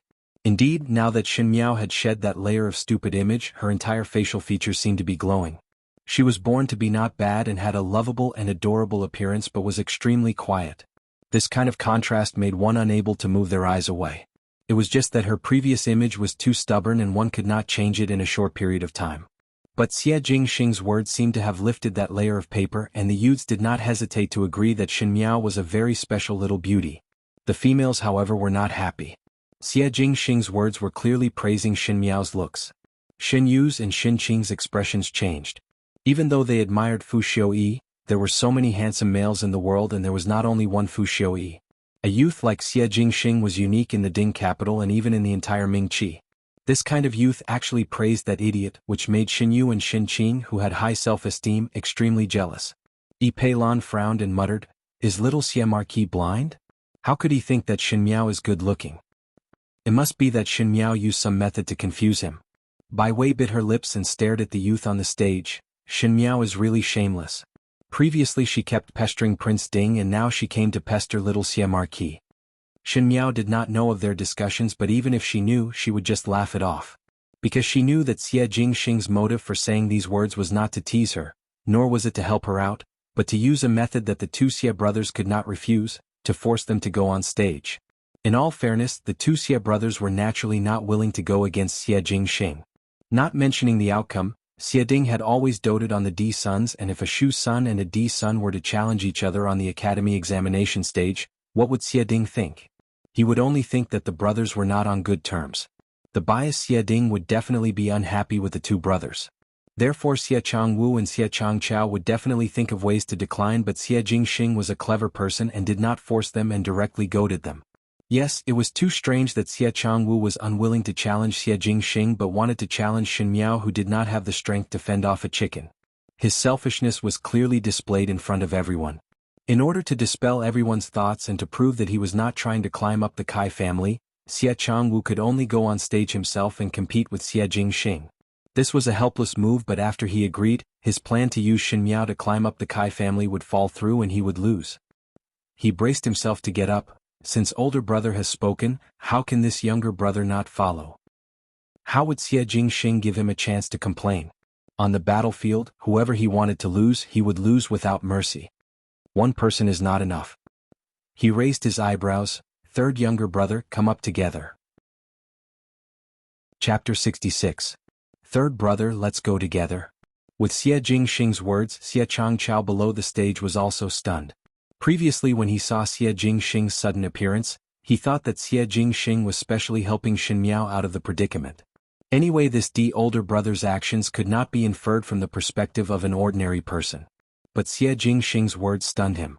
The person who went up to challenge was only Xie Changwu, so what did it have to do with him? But now that Xie Ding was not present, Xie Changchao could only look towards Xie Changwu and whispered, "Second older brother, what is going on?" Xie Changwu was usually more astute than Xie Changchao, and when he heard Xie Jingxing's words, he was instantly angered. Xie Jingxing wanted to challenge but said that he alone was not enough and had to add Xie Changchao. What was the meaning of this? This was nothing more than humiliating the two brothers. Xie Jingxing naturally thought that the two brothers were not his opponent even if they joined hands. This was just too arrogant. Xie Changwu, who was angered by Xie Jingxing's words, had long lost his usual calmness. His expression became unfriendly, and his tone seemed to contain some anger. "Big brother, you're full of confidence. You don't even put us in your eyes at all." On the stage, Xie Jingxing was playing with the fruit that he had taken from the examiner's hand. His beautiful eyes narrowed as he lazily said, "Not bad, I indeed did not put you all in my eyes. The two of you have been practicing martial arts since you were young and have never sparred with me. I heard that you are outstanding. How about you let me broaden my horizons today?" He continued. Everyone present seemed to have heard the discord between the Xie brothers. One had to know that the matter of the residence of the Marquis of Lin and had spread throughout the entire Mingqi. All along, everyone had different guesses about the relationship between these few brothers, and Xie Jingxing had always maintained an indifferent attitude towards the residence of the Marquis of Lin and, to the extent that he disdained to talk to the two Shu younger brothers, thus there did not seem to be any waves in this coldness. Today was the first time that Xie Jingxing made his two Shu brothers lose face in front of everyone. The audience started to discuss among themselves. Some of them wanted to watch the show, while others were curious about the result. Xin Miao looked at that casual and handsome youth. This person, Xie Jingxing, was indeed somewhat strange. He seemed willful and indulgent, but there seemed to be a clear line guiding him. Now the two Xie brothers were being led by the nose by him, and he didn't even realize it. He was afraid that after today's written examination, the two Xie brothers would not be left with a trace of their reputation. When Xie Changwu heard it, he suddenly sneered and said word by word, "Only exchanging pointers, why not?" He looked at Xie Jingxing and there were all kinds of strange emotions in his shrewd eyes. He said, "Since older brother wants to do so, then third younger brother will attack together. I'm afraid that when the time comes, big brother must not say that you're bullying me, He said it so confidently. In other words, if Xie Jingxing lost to them, it was Xie Jingxing who started it first. It had nothing to do with the two of them. Xie Jingxing might even make a fool out of himself.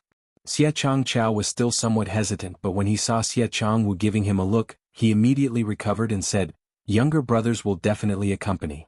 The most interesting thing about this selection round of the academy examinations was that no matter what kind of people there were, no matter how many people there were, and no matter whether they were male or female, they were all free to choose. Thus Xie Jingxing's request was not in violation of anything. Xie Jingxing's lips hooked up into a smile, and that evil smile attracted a number of young females' gazes. He jokingly said, "Want to also set up a life and death agreement?" Xie Changchao's and Xie Changwu's bodies stiffened and their faces became somewhat ugly. Xie Jingxing however lazily said, "Just joking. Between brothers there is no need to fight to the death." Xin Miao's lips also gently hooked up. Xie Jingxing's words were really vicious. Since the two Xie brothers had already gone up the stage, there was nothing for her to do here. She tidied up her dress and went down the stage. At the female side of the banquet, Xin Yu and Xin Qing did not go up to talk, but it was Feng and Ning who quickly ran over. She said, "Your archery skills are actually this good. Could it be that you want a daughter to inherit your father's career?" Xin Miao's heart slightly wavered. Now that the imperial family was eyeing the Shen family covetously, not to mention her, even her eldest brother's situation was extremely dangerous. In the beginning, eldest brother's life was ruined by a female, and now that the Shen family had not fallen apart, she would use her own methods to protect the Shen family. Just like on the stage just now, whoever dared not give the Shen family face, she would not hesitate to return it 100-fold. But among the three people on the stage, who do you think will win? Feng and Ning suddenly changed the topic and rambled on, "Even though the little marquis of the Xie family is famous, but we have not seen it with our own eyes. Perhaps the rumors are not credible. That Xie Changwu and Xie Changchao had obtained first rank last year. 2 against 1, no matter what it would be the little marquis who would suffer a loss." Xie Jingxing would suffer a loss? Xin Miao laughed in her heart and gently shook her head. Xie Changwu, who was on the stage, also said, "It is not easy for the two of us to judge against you alone, so we will pick a spear." This time Xin Miao really laughed out loud. Xie Jingxing raised his eyebrows. "Spear? Again." The examiner quickly found 3 fine horses. The high platform was extremely wide, and if it was controlled well, it could almost accommodate the horses galloping freely on it. 3 spears were also thrown into the hands of the 3 people. That Xie Changwu and Xie Changchao know how to use 2 spears. Feng and Ning exclaimed. Xie Chao Sun and Xie Changwu had a tacit understanding and were able to combine 2 spears into one and then combine them into one. Using this method, every year they would obtain first rank in the spear examinations. Because of this, Xie Changwu picked this, most likely hoping to crush Xie Jingxing. But in fact, Xin Miao's eyes drooped. Others did not know, but she knew. In the memorials of the Ming-Chi's imperial family, there was a memorial that recorded the Xie family's formation on the battlefield. Xie Jingxing was not simple because he could form a formation by himself. 1-line spirit snake formation, 1 spear, 1 horse and 1 person. There were only 3, but they were able to defeat the enemy. This kind of formation was only suitable for the opponent's high-ranking military officers, and Xie Jingxing had never lost before. How could the 2 Xie brothers contend against a country's high-ranking military officer? One feared that they would become a laughingstock today. The drummer hammered the drum heavily, and when the drum sounded, the written examination would begin. Xie Changwu and Xie Changchao looked at each other as the 2 horses galloped side by side. They had gone through rigorous training, and the steps of the horses were almost exactly the same. Drunken Spear's spear moves were also exactly the same. Looking from afar, it was as if one person had split into 2, which was somewhat scary. That purple-clad youth lazily raised his hand, and the black horse under him suddenly raised its hooves and galloped in the opposite direction. Everyone was in an uproar as they saw him holding the spear horizontally in front of him, and his clothes were like purple clouds and lightning. Like a storm, murderous aura instantly overflowed, and that handsome facial features made him look like a jade-faced Azura. Chapter 67. Normally, good-looking and fierce could not be mentioned in the same breath. Just like what those old people said, flowery but impractical moves, good-looking moves would definitely not be powerful, and the truly powerful moves would definitely be very fierce. However, Xie Jingxing was different. He was born handsome and romantic, but when he was crawling on the horse's back with the long spear in front of him, he was like a valiant god of war. That kind of iron blood temperament that was trained in the battlefield made one unable to move their eyes away from him. Strength and beauty, charm and ruthlessness, he was like a beautiful wolf that had a kind of noble and fierce aura that made one's heart palpitate. His purple robes were like flowing clouds and lightning as the horse beneath him galloped. Below him, everyone's blood seemed to be boiling with the sound of the horse's hooves. He had a strange temperament that could cause people to soar. Xie Changchao's and Xie Changwu's eyes followed the purple-clad youth closely, and they also separated. They actually wanted to outflank Xie Jingxing from the left and right, wanting to encircle and annihilate Xie Jingxing. This was really a shameless way of doing things. It was clearly 2 against 1. Everyone at the scene exclaimed one after another. Fu Xiaoyi said, "Xie Jingxing is indeed a good seedling of the Xie family. How is it as mysterious as what you said?" Prince Zhou smiled, so stubborn that even Xie Ding could not deal with him. One feared that he is also a devil incarnate. Fu Xiaoyi smiled but did not speak. Even though this Xie Jingxing looked stubborn, he was definitely not an easy person to deal with. In the face of absolute strength, schemes and plots were also helpless. The reason why Xie Jingxing put this kind of cynical attitude on the surface was because he had nothing to fear. And what made him fearless? Most likely it was self-confidence. It was different from Prince Zhou's arrogance and was also different from Prince Jing's cautiousness. Fu Xiaoyi's evaluation of a person had always been very comprehensive. Thus there were all kinds of people in his advisors. There were those who were talented and learned in broadcasting, and there were also those who looked very unremarkable, high-ranking officials whose families had fallen, and there were also those who were heinous criminals. Only using talent, character, bearing or the attitude of handling matters were not important to him. Xie Jingxing was such a dazzling person and one really wanted to keep him for one's own use. Unfortunately, he came from the residence of the Marquis of Lineage, and the residence of the Marquis of Lineage, after all, could not exist in the Mingqi's rivers and mountains for too long. Putting down the regret in his heart, Fu Xiaoyi continued to look up at the youth on the field. Xie Jingxing was being surrounded by the 2 Xie brothers but agilely dodged left and right. It was like a snake. No matter how airtight Xie Changwu and Xie Changchao's encirclement was, he would always be able to easily pass through. The 2 brothers originally cooperated perfectly with each other with their spears, but under Xie Jingxing's movements, it looked like it was riddled with holes. It was really very comical. Only when there was a contest would one be able to determine who was superior and who was inferior. In the process of fighting, who was superior and who was inferior was a fact that could be seen with a single glance. In front of Xie Jingxing, the 2 Xie brothers were unable to withstand a single blow. "Heavens!" Bai Wei covered her mouth and exclaimed, "Little Marquis Xie seems to be playing with the Xie brothers." "That's right in comparison." Yi Peilan also exclaimed, "The Xie brothers' rifles look like they are just for show. If the womenfolk could see the facts, how could the male side of the banquet not see it?" Xie Jingxing was able to kill in one blow but was deliberately grinding Xie Changwu and Xie Changchao bit by bit. It was as if a lion had caught a rabbit but was not in a hurry to swallow it, but was playing with and torturing it. "Little Marquis Xie is really an amazing person." Feng and Ning said, "The Xie brothers' rifles are the thing that they are most proud of, but in comparison, it is like the difference between clouds and mud. One fear that today they will be defeated miserably." Shen Miao looked down at the chess game in front of her. The 2 brothers were flipped off their horses in a short moment. Xie Jingxing's foot lazily stepped on Xie Changchao's shoulder, and the other hand pointed the long spear at Xie Changwu's head as he said with a smile that was not a smile, "Even dare to sneak an attack on older brother. Really? Overestimating one's capabilities." Chapter 69. The youth on the stage had a natural grace and in a day and night, he was able to defeat the enemy. Even though he was not old, his performance was not inferior to those older people. If one were to say that he had the capital to be arrogant, then he indeed had it. As such, the superior and inferior were immediately seen. The young females below the stage were already stunned from watching.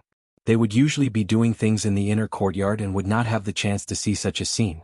It was nothing more than the annual academy examinations that they were able to feast their eyes on.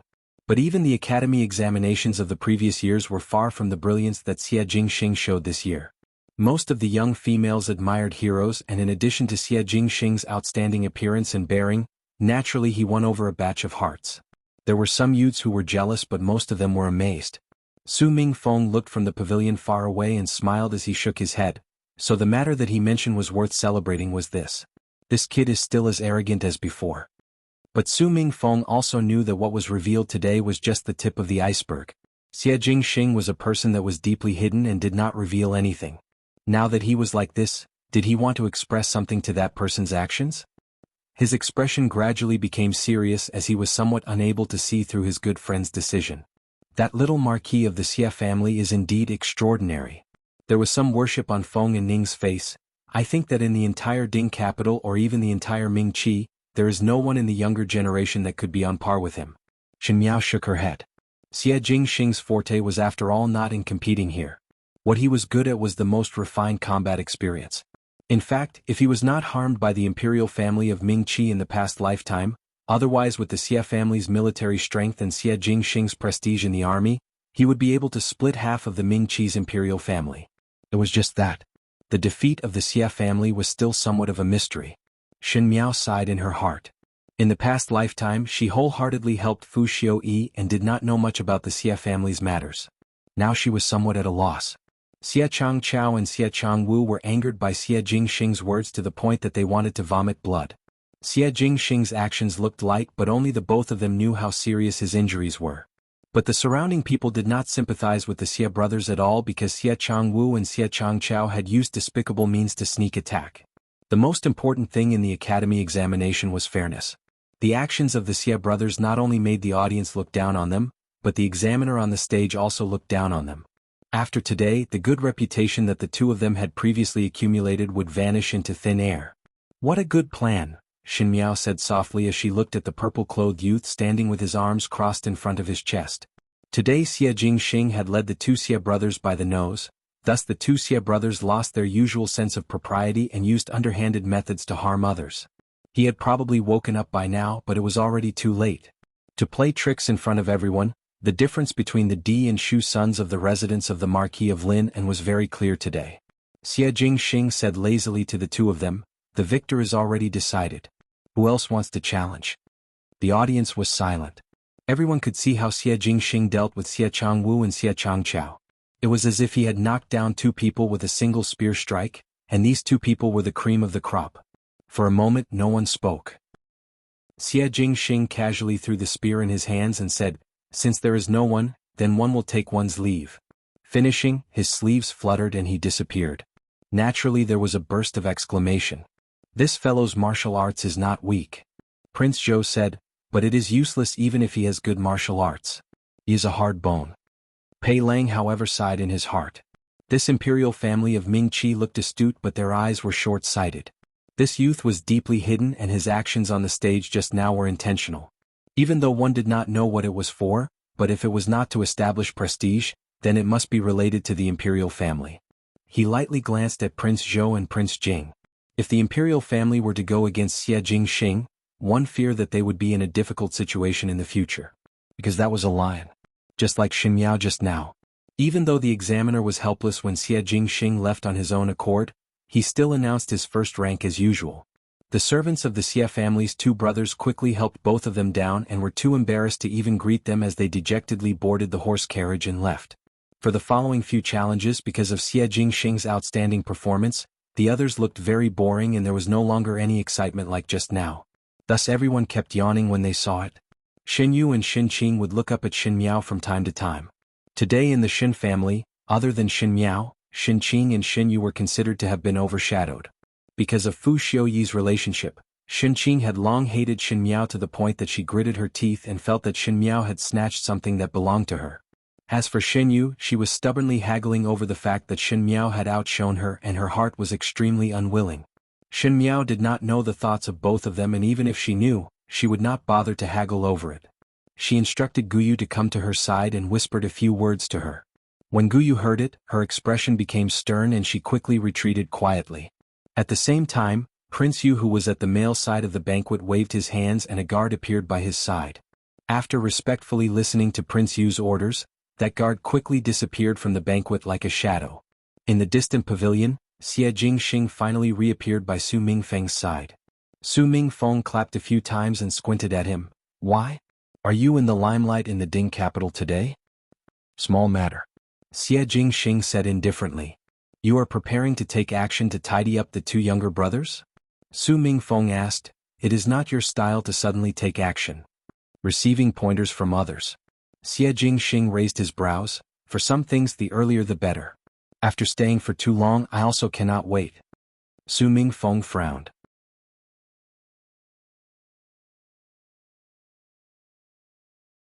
Zhengjin, an older sister, had said it before.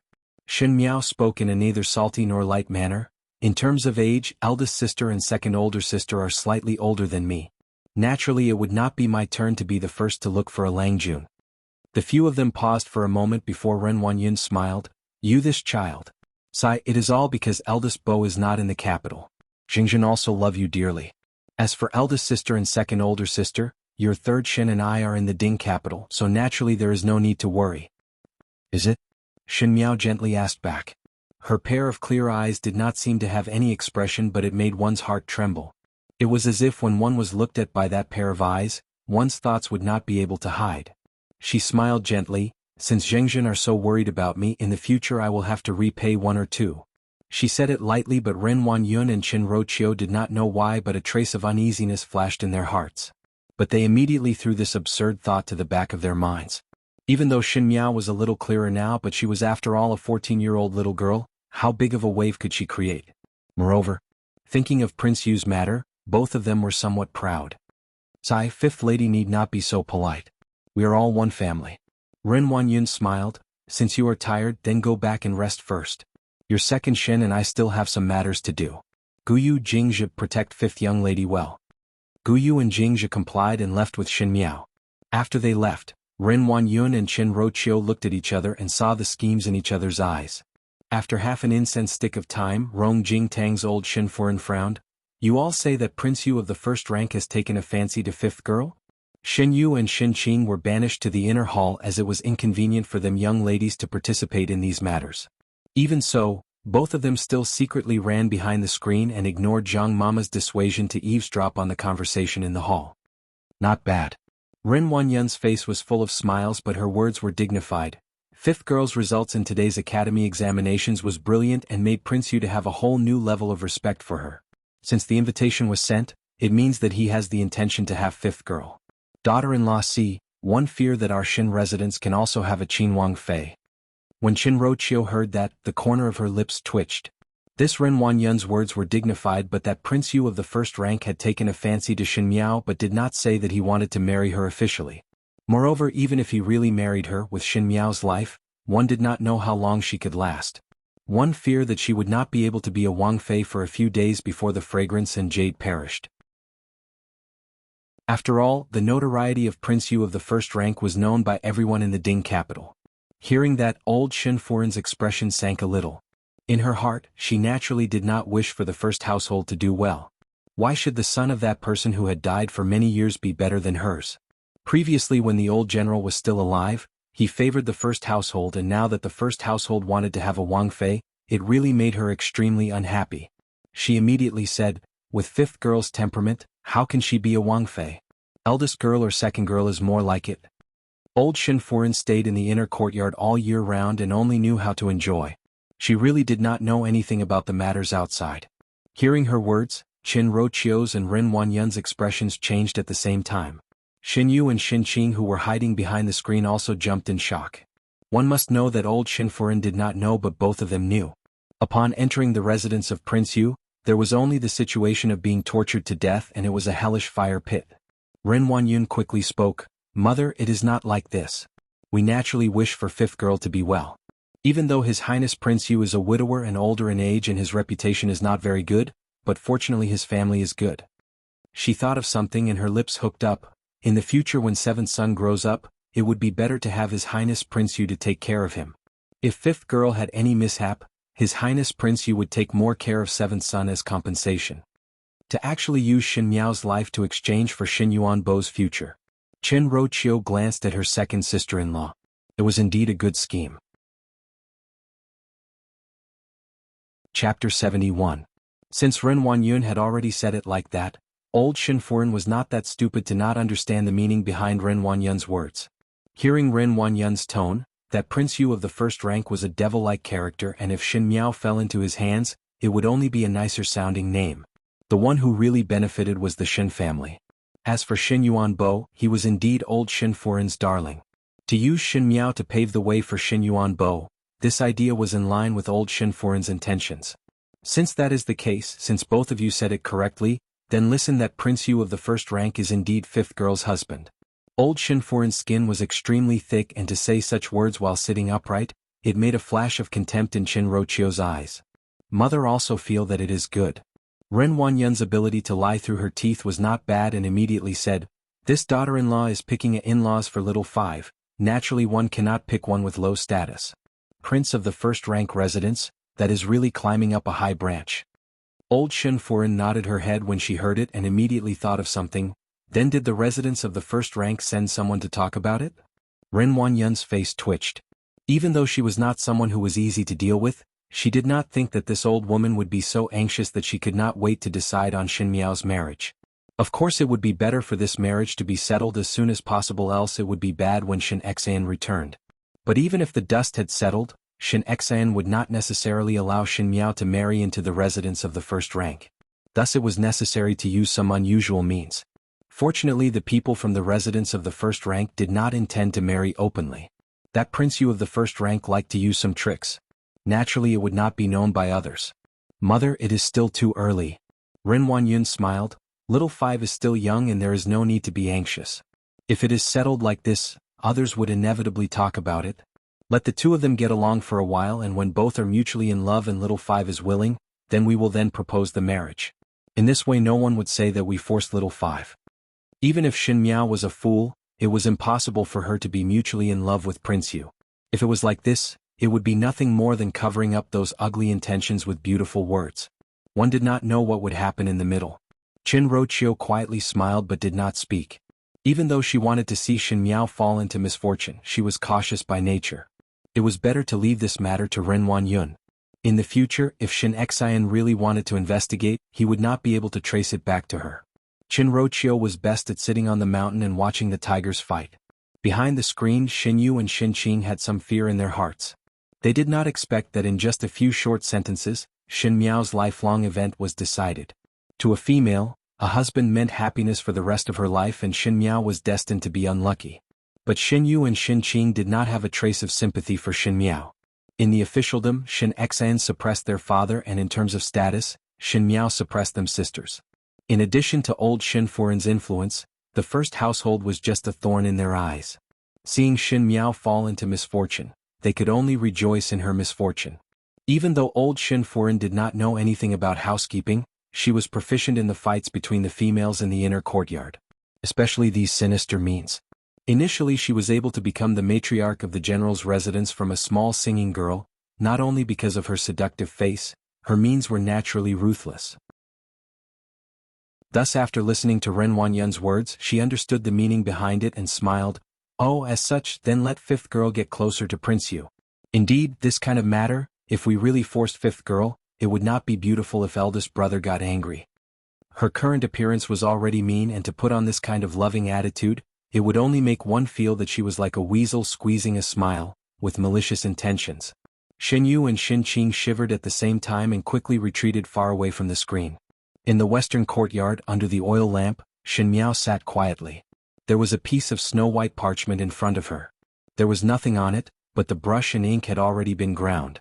It seemed that she wanted to write, but after a moment she sighed softly and put the parchment away. It was good to prepare for a rainy day, but now she was just an unmarried daughter and could only rely on a lot of information that she had grasped. But these things on the current her could not bring out the greatest effect. Sure enough, the road still had to be walked out step by step. Guyu and Jingzhe saw her sighing and thought that she was thinking about Prince Yu's matter. Guyu went forward to comfort her. Young lady, please be at ease. If that side really have any malicious intentions, these servants will protect young lady even at the risk of our names. If it really cannot be done in the capital, it is not that there are no families that are on good terms with master. Most. Xin Miao shook her head. The residence of the prince of first rank has a high position of power and is also protected by the imperial family. No matter how good father's relationship with others is, he would not risk the danger of becoming enemies with the imperial family to protect me. Not only that, the imperial family was eyeing the Shen family covetously, and if one were to act rashly, it would make the suspicious imperial family of Ming Qi suspect that Shen Xian was colluding with others. After all, it was not a good thing for any emperor to have one's own officials walking too close to each other. Or else it is better to write a letter to master. Jingzhi said, even though master has military duties, but eldest young master is only attached to the army and did not have any orders to transfer. If one were to return to the Ding capital, one would not be punished by the higher-ups. With eldest young master around, he would be able to protect young lady. Eldest brother would need more than a month to rush back from the northwest region, so how would he be able to make it in time? Do you think that they will endure for that long? Shen Miao said lightly. Shen Xian's deterrence would make them take action in the shortest time possible. Using raw rice to cook rice and with a few words of intimidation, one would be able to make her obediently obey. Perhaps Shen Miao would, but Empress Shen, who was bathed in blood and tears in the inner palace, would never. Then what can be done?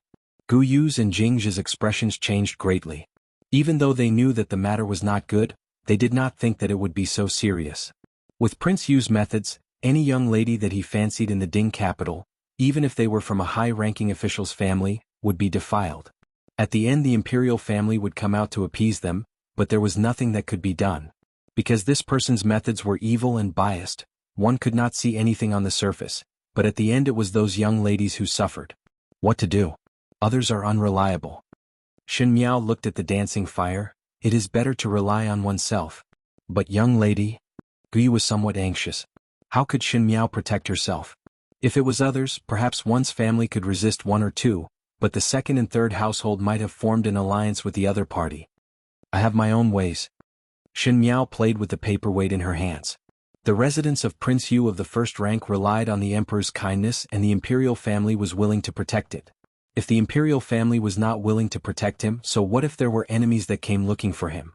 TSK, a residence of the first rank that lost the imperial family's protection was just a pile of mud.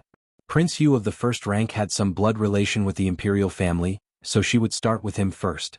Conveniently, she looked outside and saw a vague figure moving outside the window. Who else could it be if it was not Gue Momo? At the same time, she would also clean up the unclear dregs in the western courtyard. Chapter 72. After this year's chrysanthemum banquet, the main topic of discussion in the streets and alleys of the Ding capital had finally changed its name. The little Xie Marquis of the residence of the Marquis of Lin and used an extremely strong stance to extinguish the prestige of the two Shu brothers. Even though he was arrogant in his actions, but in a short period of time, he displayed a graceful bearing which made people understand that the name of the jade-faced Azura on the battlefield was not an undeserved reputation. The other person was the idiot Shen Miao. It was as if she had been reborn, or perhaps it was because the blood in the Shen family's bones had finally been aroused. The stupid and cowardly Shen Miao had faded away, and Kai Lin did not make a sound when confronting Kai Lin. His aggressive and fierce temperament made the youths and young ladies of the same generation rather fearful. As such, in Guang Wentang, those who ridiculed her previously had restrained themselves a little. When Kai Lin came to Guang Wentang again, he stared at Shen Miao with an unkind expression, but for the first time, he did not act rashly. It seemed that Shen Miao had left a shadow on him that day. Feng and Ning looked at Kai Lin's appearance and smiled. One did not think that the overlord would be somewhat afraid of you now. Shen Miao glanced at Kai Lin and the latter quickly turned his eyes away with a somewhat fearful look. She laughed in her heart. In her eyes, Kai Lin was only an arrogant and mischievous young master, and she did not want to waste more effort on this. Moreover, the Kai family was not far from being annihilated, and in the future this noble young master would have to suffer a lot. But one heard that the two Xie brothers were seriously injured, but the Marquis of Lin did not pursue the fault of the little Xie Marquis. Even though a physician was invited for the two brothers to recuperate, it was considered as grounding. Feng and Ning sighed. It seems that the Marquis of Lin's favoritism towards the D-son is indeed a fact. Shen Miao asked, "Where did you get to know about it?" "Eavesdropping on my father and mother's conversation."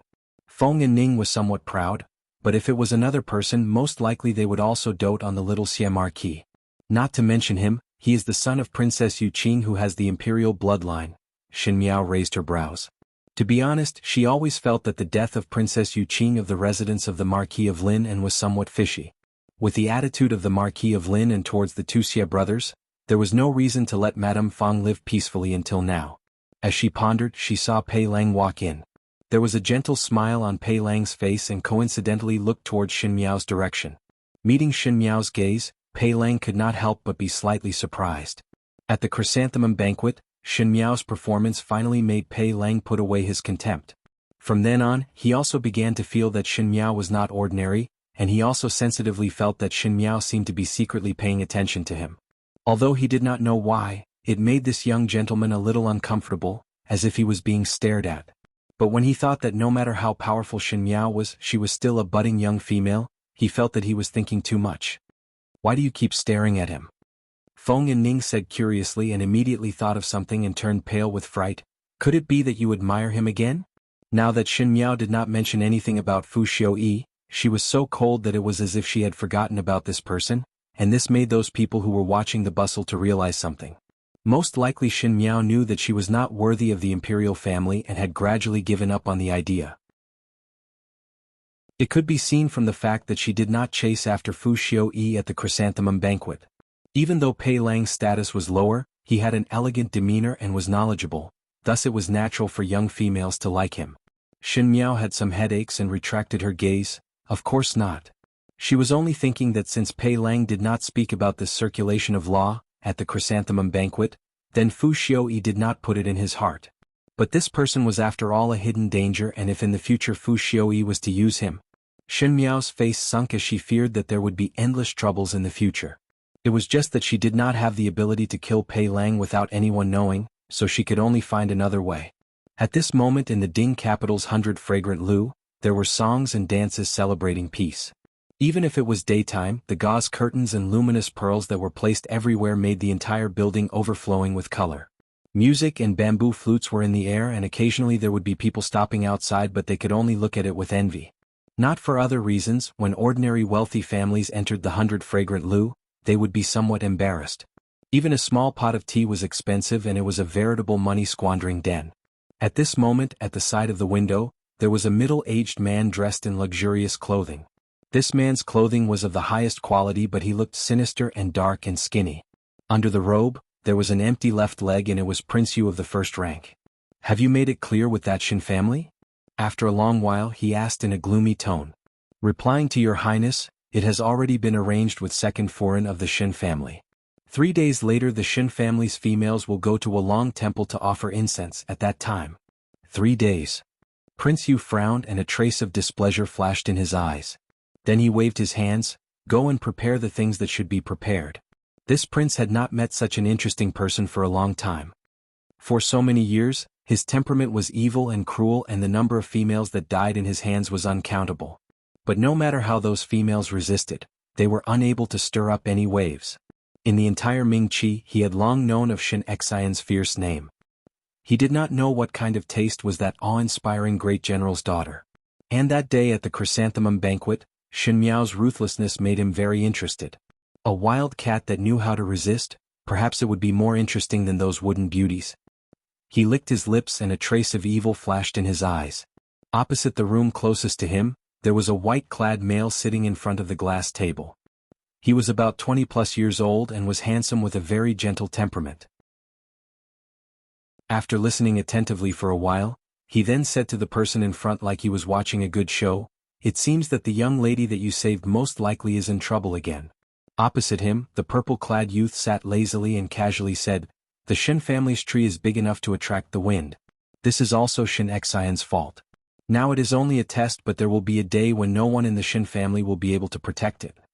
The white-clad male paused and suddenly looked at the youth. "Third Xie, why did you do that previously to injure the Shu younger brother in the academy examinations? Could it be that your plan is to be brought forward?" The person sitting opposite him was not someone else but Xie Jingxing. His lips hooked up into a smile. "So what if it is brought forward or not? If you take action in advance, do they know about it?" The white-clad male asked hesitantly. "Gao Yang, you do not understand one thing. Now here I have the final say." Xie Jingxing said lightly, "The longer it drags on, the more disadvantageous it is for me. If the mountain does not come to me, then I will go to the mountain." When he said the last sentence, his eyes deepened and he did not look like a 17 or 18-year-old youth anymore. The male named Gao Yang was surprised for a moment before smiling bitterly. "Never mind. I only came over to look at you. But in fact, I really do not have the confidence to stop you." He changed the topic. But 3 days later you also need to go to a long temple to investigate some things. Perhaps you can save the beauty again. He smiled mischievously. Gao Yang, your eyesight is as bad as always. Xie Jingxing raised his eyebrows. That Shin family's girl is not one to be provoked.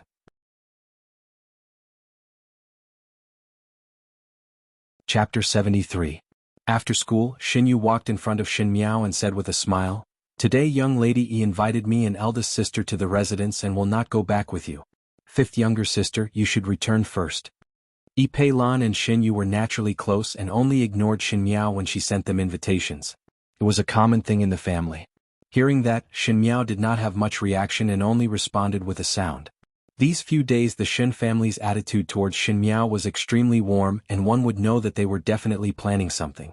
Shin Miao was also too lazy to bother with them as the urgent matter now was naturally not these trivial matters. On the way back, the horse carriage had to pass through the most prosperous street in the Ding capital. Guyu said, "In front is the Osmanthus flower workshop. Does not young lady like the flaky cakes there the most? The servant will go and buy some back." "Go," Shin Miao said with a smile. After Guyu got off the carriage, Jingzhe opened the curtain of the carriage and looked out. When her gaze passed by a place, she made a sound. Shin Miao followed her gaze and saw that the horse carriage stopped at the side of the Osmanthus flower workshop. There was a pawn shop and there were a lot of people surrounding it as if they were arguing about something. The pawnshop assistant seemed to be somewhat impatient and his voice was so loud that even Shin Miao could hear it clearly. Said 10 taels of silver if you want to sell it or not. It is only a sword. Gentlemen need not make things difficult for us. It seems that there was no business with the shopkeeper. Jingzhe said. Shin Miao could also see that the pawnshop was doing business and naturally the price would be lower and it was obvious that this was an unacceptable price for the person who came to pawn but was unwilling to leave, thus there was a stalemate. There is nothing to see. Seeing Shin Miao shifting her gaze, Jingzhe put down the curtain of the carriage. After a moment, Guyu came back with 2 big paper bags and Jingzhe opened the curtain to let her in. The moment the curtain was opened, Shin Miao's gaze landed outside of the carriage and saw that the person who was arguing with the pawnshop assistant turned around and walked out of the crowd with a sword in his hand. Most likely he did not manage to close the business as his expression was somewhat dejected. After Guyu got on the carriage, she wanted to close the curtain but was stopped by Shin Miao. She carefully stared at the person who was holding the sword. It was a young man who was dressed ordinarily and his looks were even more ordinary. Seeing their young lady staring at this strange male, Guyu and Jingzhe were somewhat baffled. Shin Miao frowned. Why was this person so familiar? The young man shook his head and sighed. He looked deeply at the sword in his bosom and clenched his teeth. He turned around and walked back to the pawnshop. It seemed that he had finally made up his mind to complete that unsatisfactory business deal. Guyu. The moment he turned around, Shin Miao suddenly shouted, "Go down and stop him. Tell him that I want his sword." Young lady. Jingzhe and Guyu looked at her in surprise as they really did not know what Shin Miao was doing. "Hurry," Shin Miao said coldly. Seeing her serious expression, Guyu did not dare to ask more and immediately jumped off the carriage and walked towards that young man. Just as the young man took a step forward, he heard someone behind him say, "Young master, please wait." He turned around and saw a woman dressed like a maid smiling at him. "Young master, are you going to the pawnshop to pawn your sword?" The young man was startled, but he didn't hide it and said, "That's right." That female continued, "Coincidentally, my young lady wants the sword in your hands. Is young master willing to make this deal?" The young man glanced at the other party and saw that the female's expression did not seem to be fake, but he still shook his head. "This sword of mine is not exquisite, but it is better in terms of practicality. If your noble residence's young lady wants it, it is better to go to the weapon shop to forge one." He was also surprised in his heart. How would an ordinary female be interested in these swords? It was nothing more than looking at it for fun. Unfortunately his sword was too sharp and it would not be good if he accidentally hurt himself. Guyu's expression eased up slightly and her heart also sighed in admiration. This person in front of her was obviously in urgent need of money, but he was still thinking of the other party. It seemed that he was an upright person. Previously when Shin Miao inexplicably wanted to buy this person's sword, she was still somewhat worried, but now it seemed that the other party was not a bad person. Thinking of this, Guyu's expression became softer as she said, "My young lady sincerely wants to make this business deal with young master. Young master might as well step aside to talk." The other party most likely did not expect Guyu to be this stubborn, and after glancing at the pawnshop, he helplessly nodded, "All right." When they reached an empty alley, one saw a horse carriage parked in the alley. Guyu walked to the front of the horse carriage and softly said, "Young lady, he is here." The young man walked to the front of the horse carriage and hesitated for a moment before finally cupping his fists. "This young lady, this one sword is indeed not suitable for females to use. It is too heavy and too sharp and would easily injure oneself, so, what is your name?" Before he finished speaking, a female's voice was heard from the horse carriage. This voice did not sound old, but there was an indescribable feeling, as if it was a person who had experienced ups and downs of a high position, making one unable to determine the age of the person. "This one is Emo Ching." After hesitating for a moment, the young man cupped his fists. After this sentence there was no response for a long time. Just when that young man called Emo Ching and Guyu were somewhat puzzled, a female's voice was heard from inside, "I am not interested in your sword. Broken iron to me does not have any meaning." Hearing this, a trace of anger appeared on Emo Ching's face as he said, "Could it be that young lady is playing with Emo Ching? Even though this sword's quality is average, it was forged by a famous sword master and accompanied me for many years. If young lady called this one over just to insult, then forgive this one for not accompanying." Finishing, he turned around and was about to leave, but just as he lifted his feet, he heard a sigh coming from the horse carriage. That sigh was light, but it seemed to contain an inexplicable emotion that made one's heart clench for no reason. "Emo Ching, you are lacking in money," the person in the horse carriage said. Emo Ching was surprised for a moment. He did not know why, but when the other person called his name, a strange feeling suddenly rose in his heart. That feeling was very familiar but also somewhat inexplicable. But the moment he heard the other person's words, his footsteps involuntarily stopped, as if he could not reject every word that the other person said. "Your sword is indeed not worth mentioning to me, but your swordsmanship is worth hundreds of gold, even thousands of gold." Emo Ching was startled for a moment before shaking his head. "Young lady has overpraised. This one is only an ordinary person." But his heart was surprised as how did this person know that his swordsmanship was outstanding? A single coin stumps a hero. Even the treasured sword that accompanied you for so many years had to be sold. This kind of daze is really a waste of your swordsmanship. The curtain of the horse carriage was suddenly lifted and a purple-clad young female walked out. Her appearance was young and delicate, but there was a rare noble and dignified air between her brows. "Emo Ching, are you willing to sell all your martial arts skills to my Shin family?" she asked with a smile, and her eyes had a faint joy of meeting an old friend. "The commander of the guards in the previous life, Emo Ching, it is really... How have you been?"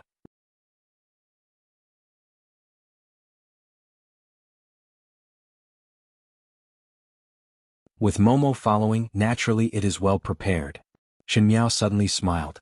When that smile fell into Gue Momo's eyes, it made her heart somewhat uneasy. Second Foreign's arrangements are proper, so naturally there would not be any mistakes, Gue Momo said. "Then one will trouble Gue Momo to thank Second Shin on my behalf." Shin Miao nodded her head. "You may withdraw." Hearing that, Gue Momo then heaved a sigh of relief and quickly said a few words before retreating. One did not know why, but the current Shin Miao had become very strange. It was as if there was an invisible pressure when she was with her, causing her arrogance to extinguish by a few points. But when she was out of the door, she straightened her back and swept a disdainful glance around the room before whispering in a voice that only she could hear, "After 3 days, see if you still dare to be insolent in front of this old one." In the room, Shin Miao held the bowl of sugar soup in her hands and walked to the window. With a flick of her hand, half the bowl of sugar soup was poured onto the ground in front of the window. "Young lady really want to go to that Wulong temple?" Bai Lu asked hesitantly. "Must go," Shin Miao answered. In her previous life, it was at this time that she inadvertently heard the maids of Rong Jing Tang talking and knew that old Shin Foreign had the intention to marry her to Prince Yu of the first rank. The night before going to Wulong Temple, she fled to Prince Ding's residence. Even though that decision was wrong, but by a freak combination of factors, another disaster was avoided. Now she did not escape nor hide and just followed to Wulong Temple.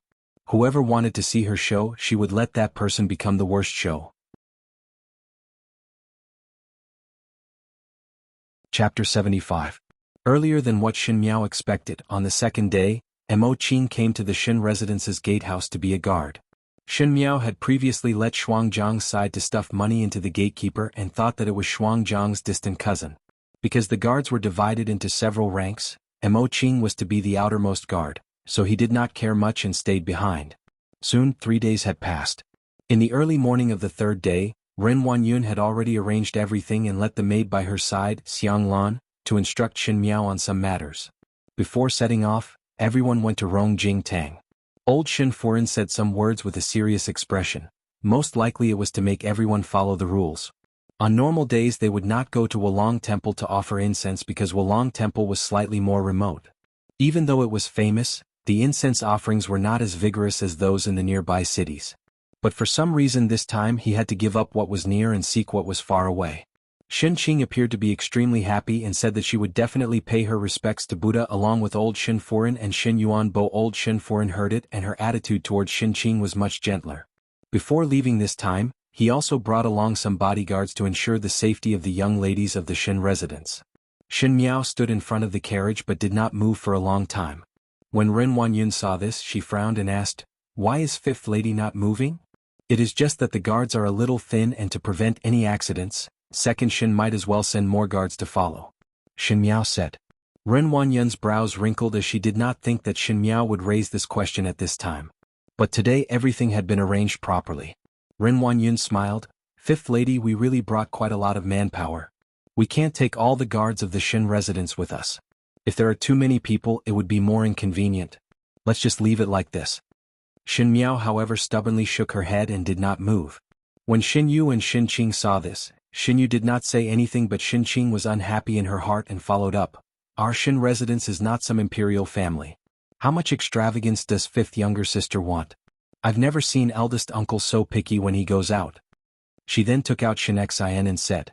Just as her voice fell, Xin Miao glanced at her.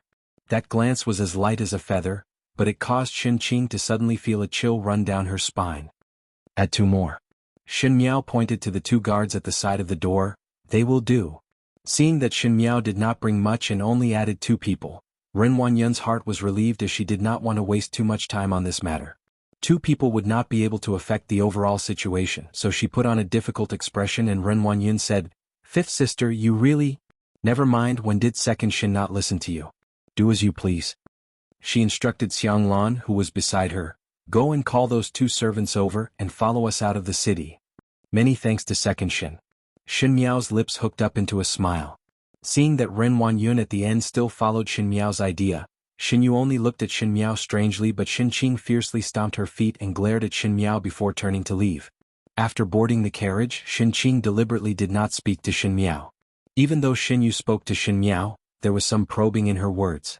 Xin Miao was too lazy to deal with her and spoke perfunctorily. It was Ren Huanyun who was in high spirits along the way and spoke to Xin Miao about their childhood, looking extremely close. Little benefactor does not know that even though there are not many pilgrims, there are many monks in the temple. That old abbot gently smiled and explained to Xin Miao. "But I am somewhat afraid to live alone." "What to do?" she asked. "This." Ren Huanyun was still comforting her. "Fifth lady, just put up with it for one night. If you are able to put up with it for one night, Buddha will see your sincerity and offer incense tomorrow and one's wish will come true." If it was in the past, Xin Miao would have been coaxed when she heard these words. After all, she was a person who was amenable to coaxing but not coercion. Moreover, there was still Fu Xiaoyi in her heart. One fear that for Buddha to realize her wish of being together with Fu Xiaoyi, she would also suffer a small loss. But now it was somewhat different. Ren Huanyun also had some headaches. She did not know why, but the current Xin Miao was becoming more and more thorny. In the past, Xin Miao would believe whatever she said and was very easy to coax. But today there were repeated mistakes, and if Xin Miao was not settled early, one feared that in the future there would be more headaches in the Shin residence. "Why not like this?" Xin Miao said with a smile. "How about Xin Shen and I stay in the northern pavilion? With someone accompanying, I will feel more at ease."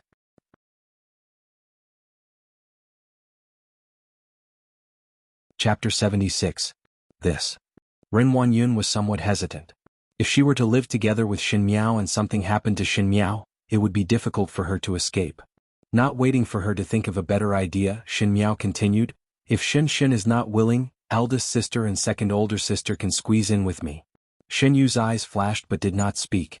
Even though Xin Qing did not know what arrangements her mother had, she could vaguely guess that this trip was targeted at Xin Miao. In addition, she was so disgusted with Xin Miao that she did not even want to pretend to be friendly, so she naturally said coldly, "I am used to living alone." So, Shen Miao slightly muttered to herself.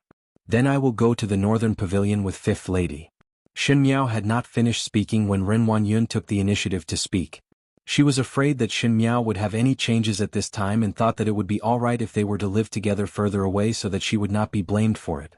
Shen Xian's heavens were high and the emperor was far away, so what she said would be the truth. Shen Miao smiled gently, then many thanks to second Shen Shen for accompanying. Her words were polite, but Ren Wanyun could not help but raise her eyebrows, and instantly a face full of smiles appeared. We are all one family. After solving the problem of living, the next step was to pack up. Because Shen Qing and Shen Yu said that they were somewhat tired, they did not eat together. It was brought to the room by the servants. Upon reaching the northern pavilion, without waiting for Ren Wanyun to speak, Shen Miao said, I also feel very tired and will not eat together with second Shen and return to the room first. Ren Wanyun was surprised for a moment before smiling. Then it will be up to you. If one is tired, then rest early. Shen Miao nodded her head in agreement. When the little monk who led the way brought Shen Miao and her servants to the room, Shen Miao could not help but sigh. Indeed, in Wulong Temple, such a desolate and simple temple, this room was particularly elegant. There was a small forest at the side and it was quite secluded.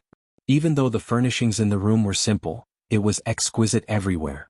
It made one's heart feel happy upon seeing it. The scenery here is really beautiful. Guyu was somewhat surprised. Replying to benefactor, this room is only for distinguished guests of the temple.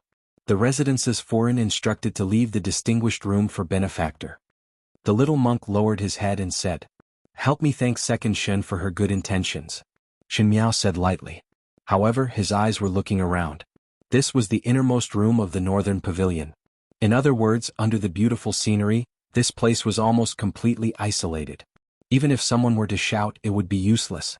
It was rare that they even sealed the way out for her. As for the exquisite decoration of this room, it was probably just to make it convenient for that person to enjoy. What incense is this? Jingzhe picked up the few sticks of incense on the table and sniffed it. It is somewhat like orchids but more fragrant than orchids. Her eyes landed on the orchid-shaped incense burner. This incense burner is really unique. When Guyu saw it, she also smiled. It seems that the temple had specially inquired about it. Young lady would light the incense before going to bed.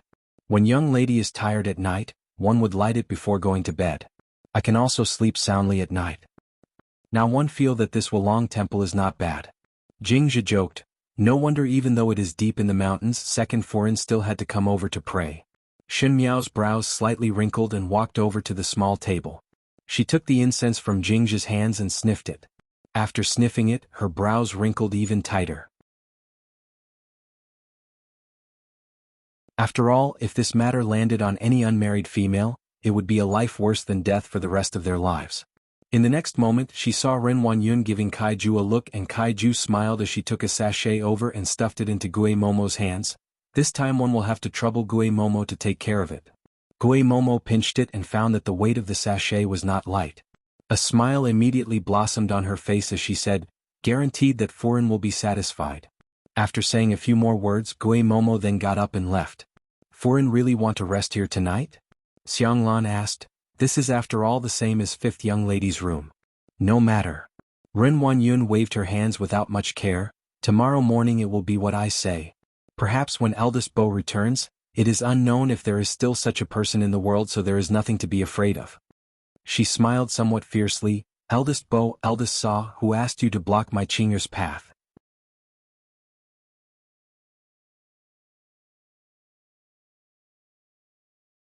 She did not expect that Shen Miao, who had been cold to her all this while, would suddenly be this close today. As she sighed, her heart could not bear it. One was not like this from the beginning. At the beginning, when Shen Xian and wife made her Shen Miao's Momo, her son had not married yet and did not have any grandchildren, thus she treated Shen Miao as her own granddaughter.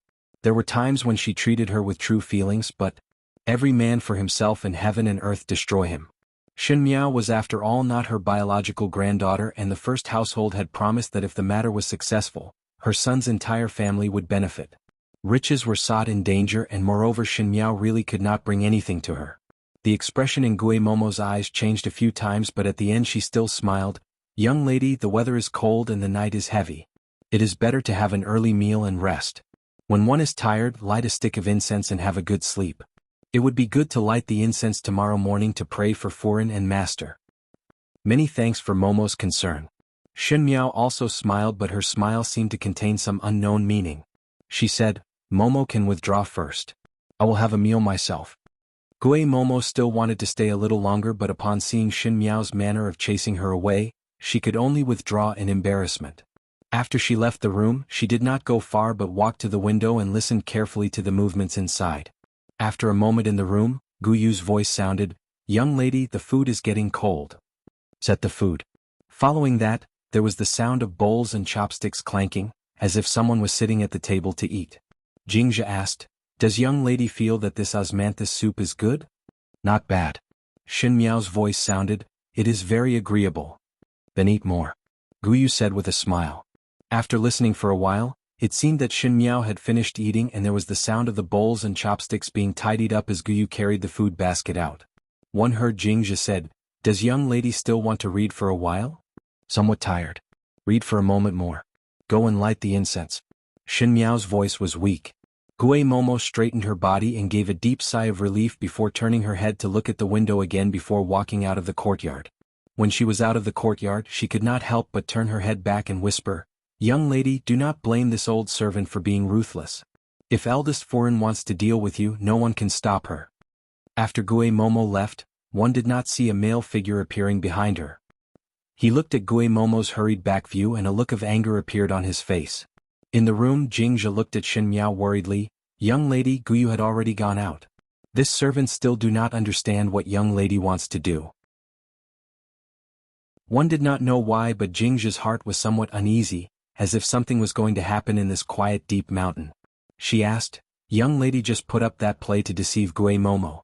Could it be that Gue Momo has some tricks up her sleeves?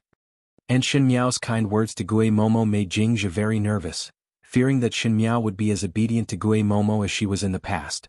Shen Miao looked at the flickering lights and the tiny sparks made a crackling sound, forming a sharp contrast with the pitter-patter of rain outside. Pretending to eat and pretending to light the incense were just expedient measures.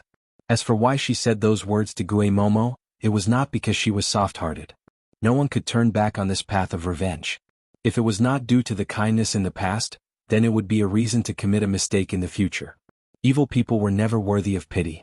Those were like the words of the winner to the loser in the inner palace, the words of the winner before the decapitation. She gently closed her eyes. Young lady, what to do now? Seeing that Shen Miao did not answer her, Jingzhe could only change the question. Wait for what? The young female's eyelashes moved slightly and her lips slightly hooked up. Wait for the moonless and windy night to kill and steal.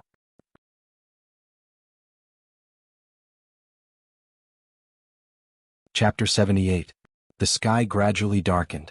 In the temple, the monk who was ringing the bell had finished ringing the bell for the last time. The sky was as dark as ink. The pitter-patter of rain hit the bushes, emitting the fragrance of the earth. Shen Yu sat in front of the table and put down the book in her hands. She rubbed her eyes and seemed to feel a little sleepy. The maid beside her asked, Does young lady want to rest? Shen Yu did not speak and opened the window. Shen Qing was staying in the room next door. Shen Qing's room was not far from her, and at this moment the lights were still on. Does second young lady want to sleep with eldest young lady? The maid asked hesitantly. No. Shen Yu turned around with some disgust. Go and close the courtyard doors. On the other side in Qin Qing's room, Qin Qing was fiddling with the little toy in her hands. She lazily yawned and glanced outside. It's already so late. She stood up. It's better for me to rest. When she passed by the table, she suddenly saw a unique-looking incense burner and a stick of incense. Qin Qing picked it up and smelled it. She felt that it was very fragrant and said, Light this incense too. After a short while, the lights in the room were extinguished. Everything returned to silence. In the deep mountains of the ancient temple, other than the chirping of birds and insects, there was only the clear sound of rain hitting the tiles and dripping down the eaves onto the stone floor. In the deep silence, in the innermost room of the northern pavilion, the lights were quietly extinguished. In the darkness, there seemed to be someone's footsteps lightly passing by, and if someone were to pass by at this moment, one would see a purple-clad young female sitting at the table in front of the window. Her face was cold and expressionless. Only her pair of eyes were clear in the dark, as if it was a huge beast that wanted to hunt and was closely following the arrival of its prey. The tiles above seemed to make a clear sound. Gu Yu and Jingzhe, who were standing behind Shen Miao, raised their heads at the same time and looked nervously at the person in front of the table. After a moment, a meow sound was heard from outside the window. Both of them breathed a sigh of relief at the same time. But before their sigh fell, they heard a burst of hurried footsteps. Even though the sound was light, it was exceptionally obvious to the three of them who were not sleepy at all. Then the window was opened and a figure jumped in. "Miss, it is me, Mo Qing," that person said softly. Gu Yu and Jingzhe then gave a sigh of relief. Jingzhe lit up a thin candle, fearing that the light would penetrate outside. At first glance, he was very surprised to see that Mo Qing was carrying a person on his back. That person was none other than Xin Qing. At this moment, Xin Qing's eyes were tightly shut and she appeared to be in a deep sleep. Jingzhe and Gu Yu were extremely frightened in their hearts, but Shen Miao swept a glance at Xin Qing and lightly said, "You have done very well." Mo Qing's expression was somewhat awkward. This was the first time he did such a thing and he did not know what Shen Miao was planning to do. He only thought that it was because of Shen Miao's temper that she was dissatisfied with the room she was staying in, so she used this method to secretly change rooms in the middle of the night. However, this method was a little too crude. If he wasn't careful and was discovered, he would be treated as a rapist. Even if he had a lot of mouths, he wouldn't be able to clear his name. But it was fortunate that there were only 2 guards outside Xin Qing's and Xin Yu's room. For a young lady of a military family, this number was too strange. But since that was the case, he would not find trouble for himself. Carrying a young female was an easy matter for him, and before that, he also followed Gu Xiang's instructions to mix something in Xin Qing's incense to make her sleep soundly. "Carry her to the bed," Shen Miao said.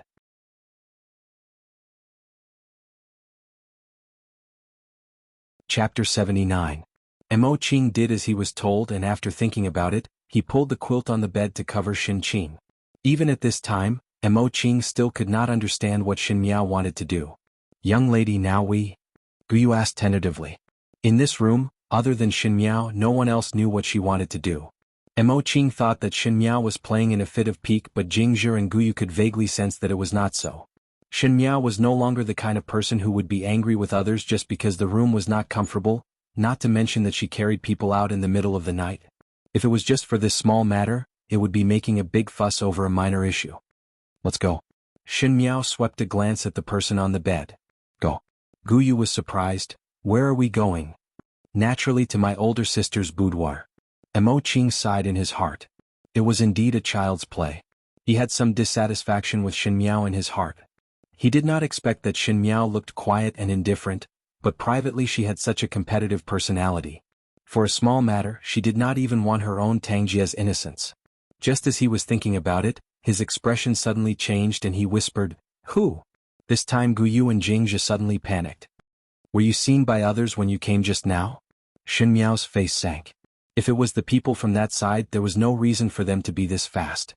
With Ren Wanyan's all-round character, she would definitely make the other side wait for a longer time.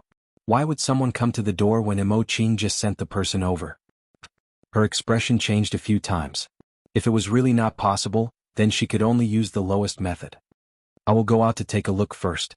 Mo Qing nervously pulled out the sword from his waist, but just as he walked to the door, he saw a figure passing by the window. Because he did not dare to make a big move, Mo Qing whispered, "Who is it?" He pulled out his sword and slashed at the other party. But that black-attired person easily avoided Mo Qing's sword, and one did not know what kind of body movement he used. One of his feet stepped on the eaves of the window and flew in like a swallow. He was like a fish in the water in this place. Once he entered the room, he suddenly turned around, and before Mo Qing could react, that person moved sideways and easily snatched the sword from Mo Qing's hand. In the next moment, that sword was placed across Mo Qing's neck. The sudden turn of events stunned everyone. Shen Miao was also somewhat surprised in her heart.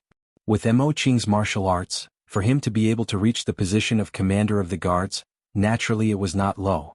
In the beginning he relied on his martial arts to protect Shen Miao in the Qin country safely for many years. Now he could not even withstand 5 moves from this man in black, and even his sword was taken away?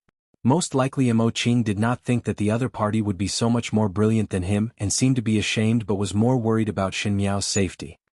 He said, "This one has no grievances nor enmity with this brother. Why would this brother make such a vicious move?" His words were not wrong. Other than the monks, There were also the guards of the Shin residence in the temple tonight. But among the guards of the Shin residence, there was no one with such brilliant skills. Mo Qing's heart was surprised. Could it be that there were other people in this Wulong temple? The other party did not have the intention to let go. A slight sound was heard, and it was Shin Miao who had found a match and relit the candle that was about to be extinguished. The other party did not expect that someone would suddenly light a match and did not even have the time to cover it up. He subconsciously revealed his murderous intent, and it was obvious that he intended to silence the witness for a living. However, when the dim yellow light lit up, everything in the room could not be hidden. Under Shin Miao's cold gaze, a trace of astonishment flashed across the handsome face of the person opposite. He then frowned and coldly said, "Shin family's girl? Can you release my guards?" Shin Miao's voice was colder than the autumn rain outside. "See a little marquis."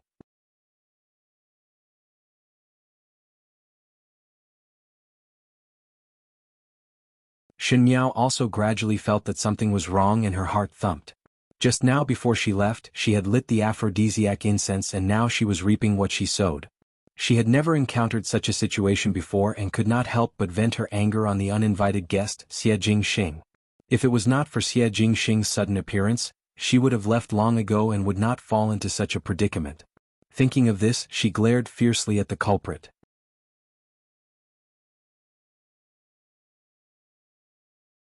Chapter 81. Unfortunately, there was no light and nothing could be seen.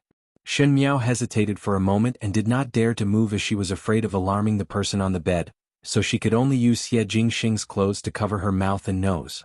She thought that this incense was not a good thing and also thought that she must not inhale it and even thought of using Xie Jingxing's clothes to cover her mouth and nose, but forgot that Xie Jingxing was a male. When Xie Jingxing realized that there was a problem with the incense, he had already inhaled too much and he was still carrying a little girl in his embrace. Now Shin Miao was still wet behind the ears and even though she had a flat figure, she was still a warm and fragrant jade. His body was somewhat tense and at this critical moment, Shin Miao still rubbed against him and buried half of her head in his embrace. Xie Jingxing took a deep breath. Ever since he was born, this was the first time he was in such a sorry state. Looking at the top of his head, that big bed was creaking non-stop and the female and male's voices were intertwined, making one's heart beat faster and one's face blush. That movement made one suspect that the bed would not be able to withstand such movements and collapse. After clenching one's teeth and listening for another half an hour, the movements on the bed gradually became smaller, as if it was tired for a while. Shin Miao's body was also very stiff, but at this moment, she felt Xie Jingxing hugging her and rolling on the ground before taking advantage of the window that was not closed to fly out. One did not know how he was able to see so accurately that he did not alert Prince Yu. Not far out, one saw Guyu and the other two with an anxious expression. Seeing them coming out, Jingzhe almost jumped up in excitement but was afraid that others outside would hear it, so she said softly, "Young lady, this servant is very worried. Just now someone went in and was not discovered." Her words abruptly stopped because at this moment she saw Shin Miao's posture. Shin Miao was still being carried by Xie Jingxing and as Xie Jingxing was very tall, it was effortless for him to carry her. Jingzhe angrily said, "Quickly put down my young lady." Xie Jingxing raised his eyebrows and let go. With a pa sound, Shin Miao directly fell onto the ground. Guyu was angry and furious. She did not expect that Xie Jingxing would let go in such a rough manner. She hurriedly helped Shin Miao up and comforted, "Is young lady all right?" Mo Qing stared at Xie Jingxing and his heart was filled with bewilderment. This young master, who seemed to have an extraordinary background, had excellent martial arts. Unexpectedly, he was completely powerless against him. With such skill, he couldn't help but raise his eyebrows, but appearing here in the middle of the night was indeed suspicious. Just now when he brought Guyu and Jingzhe out, he saw someone entering Shin Miao's room and behind them was a group of highly skilled guards. If he did not hide quickly, it would be troublesome.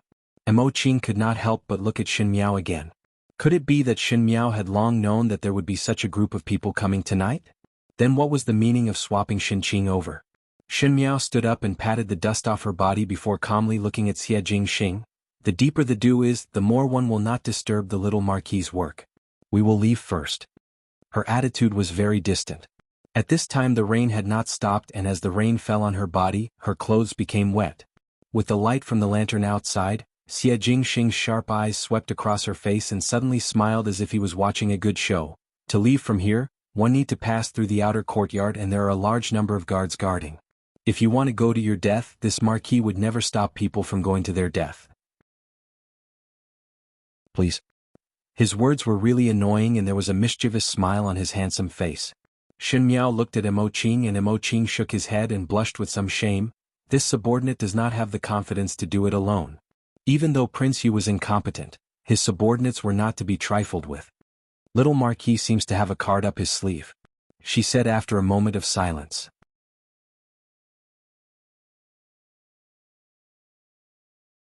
Chapter 82. Xie Jingxing's lips curled into a smile as he got up to leave. He actually had the intention of ignoring this group of people. Can you help me? She asked. Xie Jingxing turned around and thought for a moment before nodding his head. It is not impossible, but, if you beg me, I will bring you out. Gu Yu's and Jingzhi's expression changed. This Xie Jingxing's temperament was so mischievous and his tone was so frivolous. Facing this handsome face, if it was any other female, they would have blushed and their heart would palpitate. If it was not for their eagerness to protect their mistress, one feared that Jingzhi and Gu Yu would not be able to get angry today. Mo Qing frowned. Shen Miao was Shen Xian's daughter and was usually pampered and spoiled. She looked to have a stubborn temperament and with Xie Jingxing's provocation, one feared that Shen Miao would fly into a rage. But out of Mo Qing's expectation, when Shen Miao heard it, she quickly said, "All right. I beg you bring us out." Her words were spoken so quickly that Xie Jingxing could not help but choke. He carefully assessed the young lady in front of him. Even though she was begging him, her gaze was completely different, and her posture was calm. She didn't have the slightest intention of lowering herself to him. That feeling was very subtle, as if he was not asking for help, but was instead being ordered by someone high above. Not waiting for Xie Jingxing to speak, Shen Miao immediately said, "Little Marquis wants to go back on his words? You really have the heart of a villain." Xie Jingxing smiled and said softly to the person behind him, "Come out." But in a blink of an eye, a group of black-clad people swept over from all directions. With a rough calculation, there were more than 10 of them, which were comparable to the people that Prince Yu brought. Jingzhi and Gu Yu jumped in shock and Mo Qing was also surprised. His martial arts were not weak, but he did not know when did so many people hide here. It was obvious that the other party's skills were above his. However, the young man in front of them was able to mobilize so many experts so easily. It was really hard to guess his identity. Xie Jingxing said, "Be more nimble in your actions. Do not beat the grass and alert the snake." The men in black bowed their heads in acknowledgement and disappeared into the night in the blink of an eye. Their movements were surprisingly consistent, and it was rare to have such temperament among the guards that were raised by Ming Qi. Shen Miao pondered in her heart and heard Xie Jingxing saying, "It will take some time, let's go from the other side." He turned around and walked in the opposite direction, looking very familiar with the layout of the temple. "Follow him," Shen Miao said. One did not know how Xie Jingxing's subordinates arranged, as they did not meet anyone along the way. Even to the southern pavilion where Shen Qing and Shen Yu stayed, there was not a single guard outside. After safely sending them over, Shen Miao said to Mo Qing, "You go back." The guards had their own place to stay. Tonight Mo Qing sneaked out, and if he was discovered, one feared that there would be changes.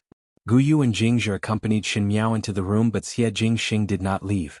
Jingzhi stepped forward to stop Xie Jingxing from entering the inner room and looked at him vigilantly. "Gentlemen, please stay." Xie Jingxing really stopped and looked at Shen Miao's back as he said with a smile, "Shen Miao, you have wasted this marquis time for an entire night and you don't even need to explain?" Shen Miao's footsteps paused as she sighed in her heart. Xie Jingxing, this person, seemed to be born with a clever and exquisite heart. His hearing and eyes were so sharp that it made others jealous, and many things could be seen clearly with just one look. She was too lazy to hide it from him and looked at Jingzhi and Gu Yu. "Both of you go to the outer room to sleep first. Little Marquis, please follow me." "Young lady." Gu Yu was somewhat flustered. "This is not reasonable. To be in the same room with an unfamiliar male in the night, it would be shocking if it was spread out. If she was caught by others, Shen Miao would really be finished." The matter with Fu Xiaoyi could be said to be a young female's lovesickness. After all, nothing had happened. But this kind of matter would ruin one's reputation, and it would not be clear even if one jumped into the Yellow River.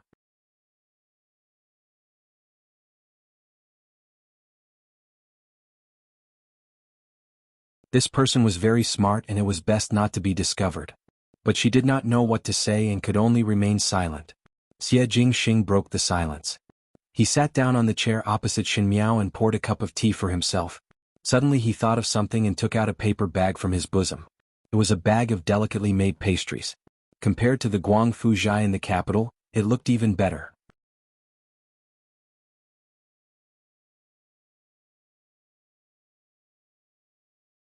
When his words landed, he opened the window and flew out, disappearing into the night rain. The cool rainwater floated in through the window and floated onto Shin Miao's cheeks. The coldness climbed up her cheeks and the wind blew her mind awake, making Shin Miao let out a sigh of relief.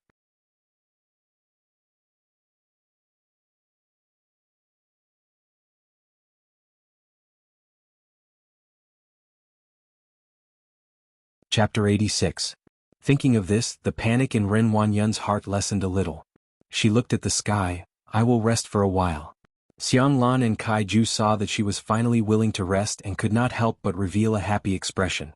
They quickly helped Ren Wanyun to lie down on the bed and said, "For and rest for a while. One still need to preserve one's energy for tomorrow." Yes. Ren Wanyun muttered, "One still need to preserve one's energy for tomorrow."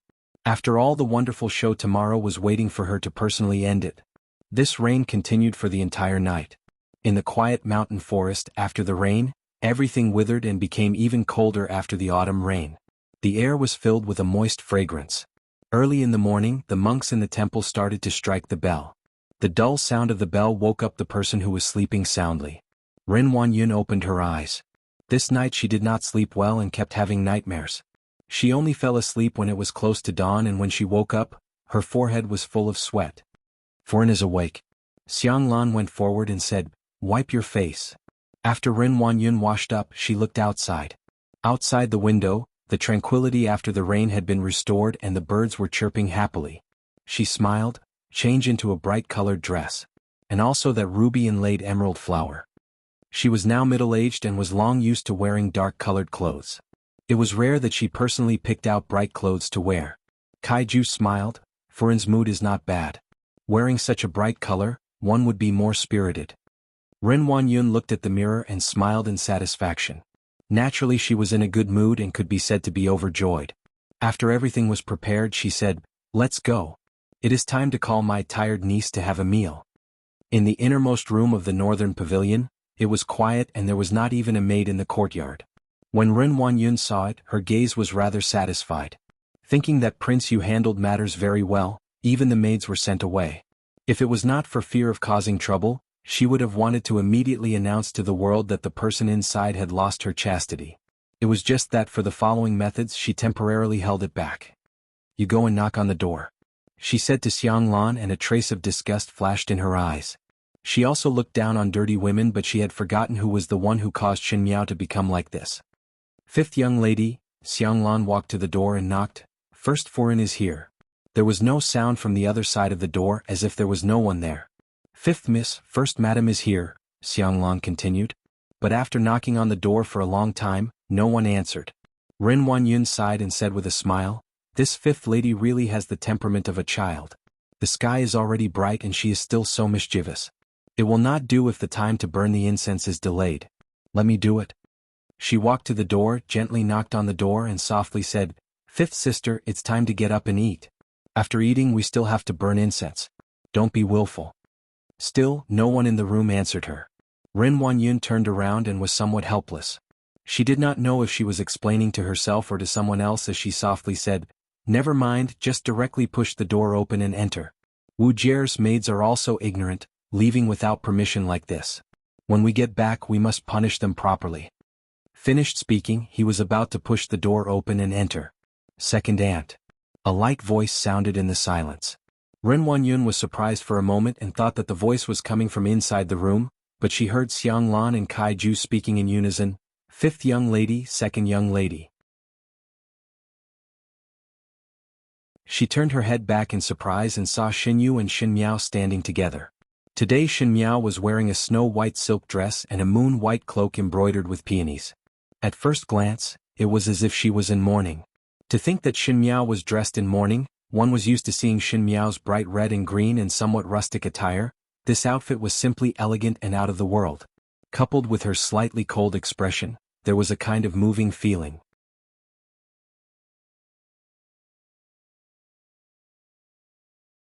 Chapter 87.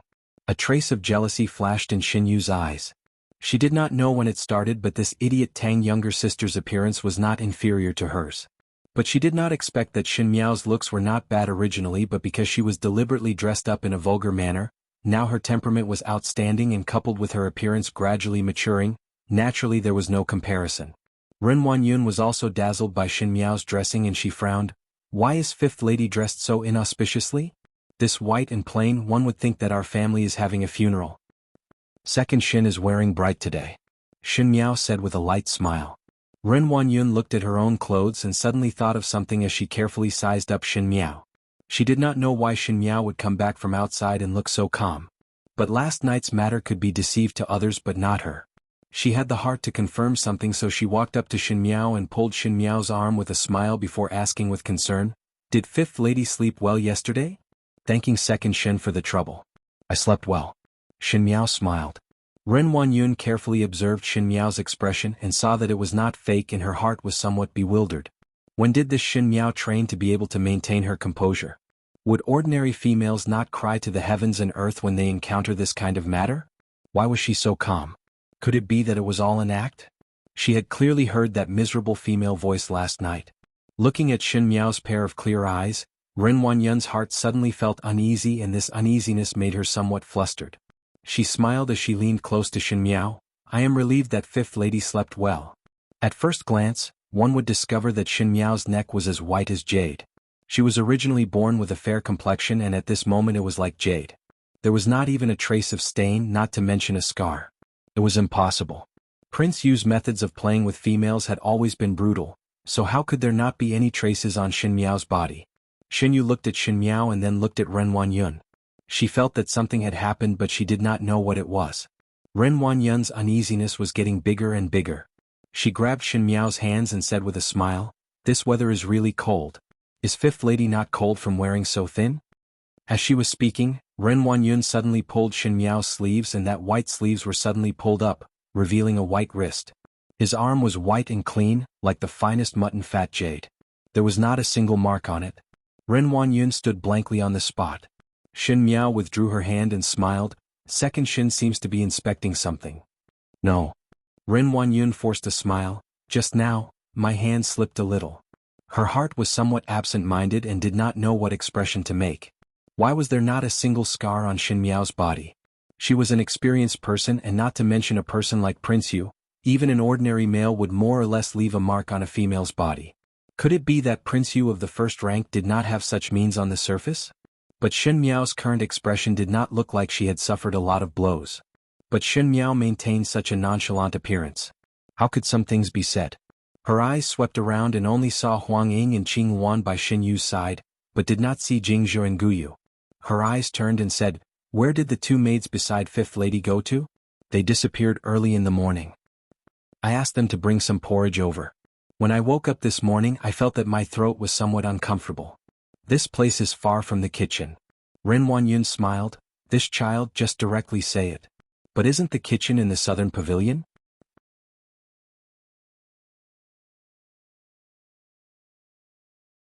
Chapter 88. Not bad. Xin Miao looked at her. "I came over from the southern pavilion." "What nonsense are you saying to Second Xin?" Ren Huanyun smiled. "Did you not stay in the northern pavilion last night?" Before she finished speaking, she saw a smile on Xin Miao's face. Ever since she woke up from falling into the water, her expression was very cold, and most of the time it was just a smile, but now this smile seemed to come from the bottom of her heart. It was very bright, but one did not know why, but it made one's heart cold. Ren Huanyun's heart sank as if it was made of lead. "For it is not good. Young lady is missing." Following the female's panicked shouts, what came into view were the two maids' anxious expressions. It was not others but Yan Mei and Shui Bai who were beside Xin Qing. "What did you say?" Ren Huanyun suddenly screamed. Xin Yu was slightly surprised. Xin Qing actually disappeared? She sneaked a glance at Xin Miao, and the latter's expression was magnanimous and calm as if she heard a greeting. "How can Qing'er disappear?" Ren Huanyun grabbed Yan Mei's collar, and her eyes were as fierce as a mother beast. "Oh, I know about this." Xin Miao suddenly spoke. Everyone's eyes landed on her. In the silence, Xin Miao laughed softly. "I just came over from the southern pavilion." "What?" "Naturally it is because I was resting in the southern pavilion yesterday. Last night, I really could not sleep, so I went to look for eldest sister, hoping to exchange rooms with her. Eldest sister agreed and most likely felt that with second Shin staying next door, she would be more at ease. This morning I met second older sister when I went out and came over with second older sister. I wanted to thank eldest sister for being so considerate to exchange rooms with me. With every sentence she said, Ren Wanyun's heart sank a little, and at the end, it was as if despair was overwhelming. The flesh on her cheeks trembled slightly and her eyes turned red, like a wild beast that was about to go crazy. Seeing Ren Wanyun like this, Xinyu was somewhat afraid. She roughly guessed that something big had happened, but seeing that the first household who had always been secretly at odds with her mother had fallen into such a situation, naturally she rejoiced in other people's misfortune and followed Xin Miao's words. Correct. Early in the morning this morning, I saw fifth younger sister walking out from the room next door and at this moment came to look for second younger sister to have a meal together. Xin Miao's voice was as light as a feather, but it heavily hammered on Ren Wanyun's heart, making her so painful that she wanted to vomit blood. It wasn't me who slept here last night. It was big sister. Ren Wanyun covered her heart and took 2 steps back, almost fainting on the ground. The one who stayed here last night was not Xin Miao, but Xin Qin. Then the female that Prince Yu was playing with was her Qinye. Those mournful and miserable cries were all made by her Qin.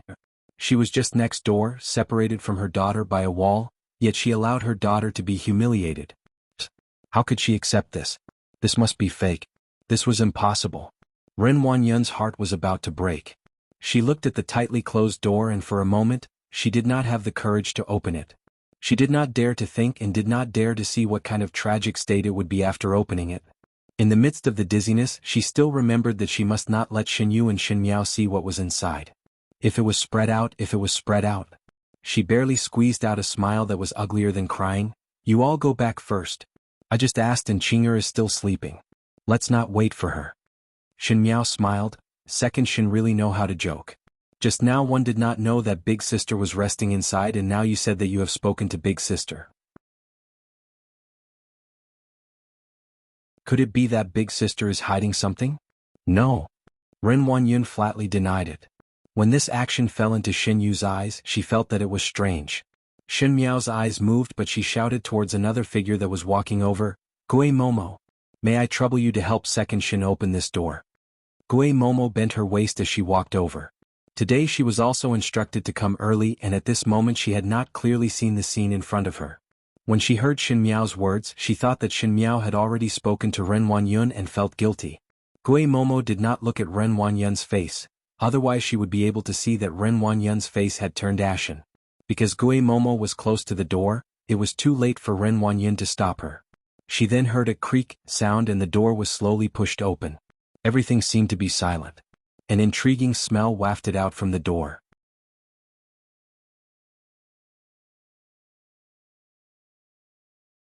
Chapter 89. The doors slowly opened but no one went forward to take a look.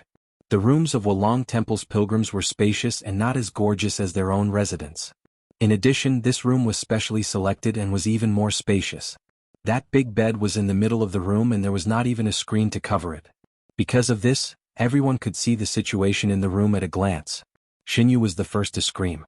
She saw the scattered clothes on the floor and it was really torn to pieces. The blanket on the bed was casually thrown to one side and the books on the table were all swept to the floor. The teapot was also broken as if it had experienced a catastrophe. However, the most surprising thing was not this. The female on the bed was lying on the bed and she was almost not covered with a quilt as she was half lying on the side of the bed. On her back, there were spots of red marks and there were also some bloodstains and bruises. It was a ghastly sight. There was also a blood-stained whip under the bed that had been split into 2 halves. Looking at the marks on the female's body, one could see that the whip was broken. Heavens! Xinyu covered her mouth and stepped back. Who is that? Could it be eldest sister? She suddenly turned her head to look at Ren Wanyun. Since Xin Miao said that she had exchanged rooms with Xin Qin, the one in the room at the moment should be Ren Wanyun. But everything in front of her clearly showed that something had happened to Xin Qin. Even an unmarried daughter like her knew that the scene in front of her was clearly the traces of a female being violated. Gui Momo also did not expect that there would be someone else in the room. Just now when she heard Xin Miao's words, she thought that Xin Miao had already discussed it with Ren Wanyun and was about to enter the room to talk. In the end, she was already surprised to see a female inside. Could it be that there were other females that were also played with by Prince Yu last night? If that was the case, her task would be ruined, but Xin Yu's words almost made her soul fly away. Xinqing? The female lying inside was Xinqing? When Yan Mei and Shui Bai saw Xinqing like this, their hearts almost turned cold. With such a thing happening to their young lady, there was no way for them to survive. Both of them looked at each other and saw the despair in each other's eyes. They knelt down and kowtowed to Ren Wanyun. Ren Wanyun stood there blankly. "Second aunt, are you not going to let me take a look?" Xinqing asked softly amidst the silence. Her tone was calm, as if she did not see the tragic scene in front of her. Ren Wanyun turned her head and saw the young girl looking at her quietly. Great waves rose in her chest, but she quickly suppressed it. She just quickly walked into the room with a pale face, and walked to the side of the woman who was half lying on the bed. The woman's hair was disheveled, and there were many strands of hair on the ground. It was obvious that a lot of her hair had been ripped off. Ren Wanyun shakily stretched out her hands and flipped the female over. With a loud rumble as if to reflect her mood, the rain that had stopped suddenly fell again. Amidst the accumulated dark clouds, the sound of thunder startled everyone's ears. Ren Wanyun painfully closed her eyes. The woman in her embrace was Xinqing. The closer he looked, the more shocked he felt. Xinqing's face was extremely swollen. It was obvious that she had been badly abused. At this moment, there wasn't a single piece of flesh on his body that wasn't damaged. One of her hands was bent into a strange position, as if it had been broken. Prince Yu was too ruthless. But the person she hated the most was Xin Miao. All of this should have been added to Xin Miao, but now it was her Qing'er who suffered. To be tormented to such a state, the rest of Xinqing's life was almost finished. She could not wait to bite Xin Miao's neck, drink Xin Miao's blood and eat Xin Miao's flesh. Ren Wanyun was after all the head of the Xin residence, so even at this time she was able to restrain herself from going crazy. Instead she trembled as she instructed Xianglan, "Go find a carriage and immediately descend the mountain."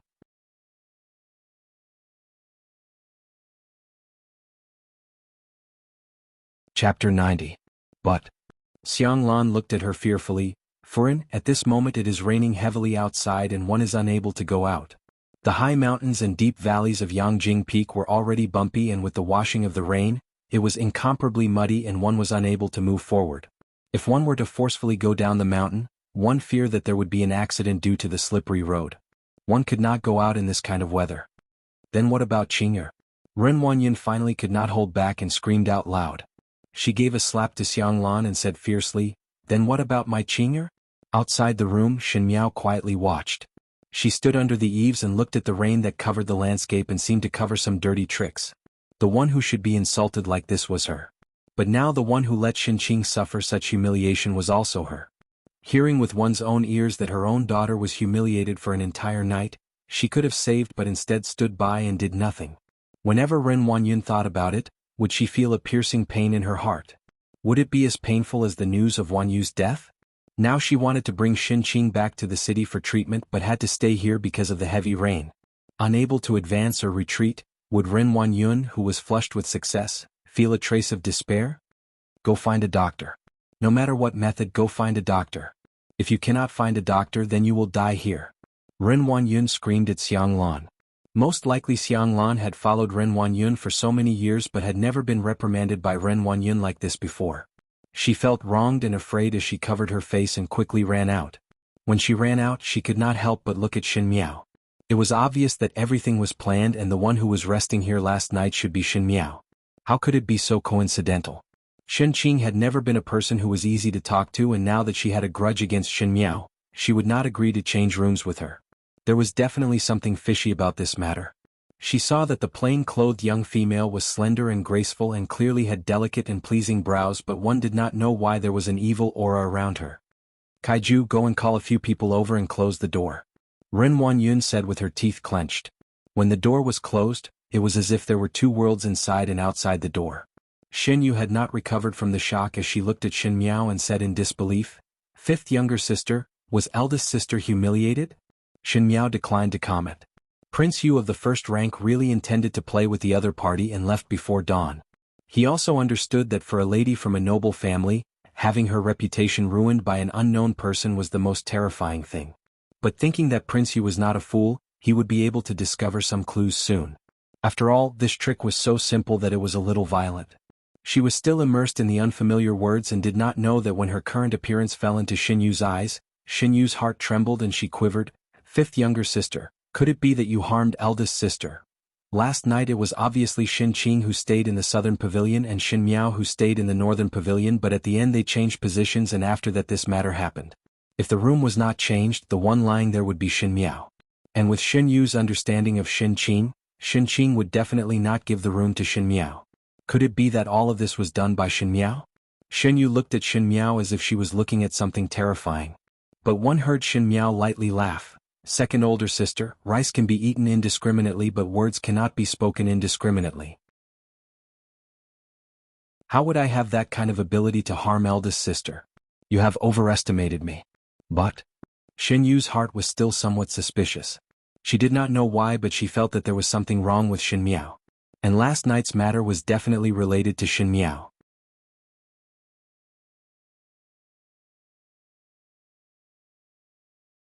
Chapter 91. If one has the heart to worry about these things, it is better to worry about yourself.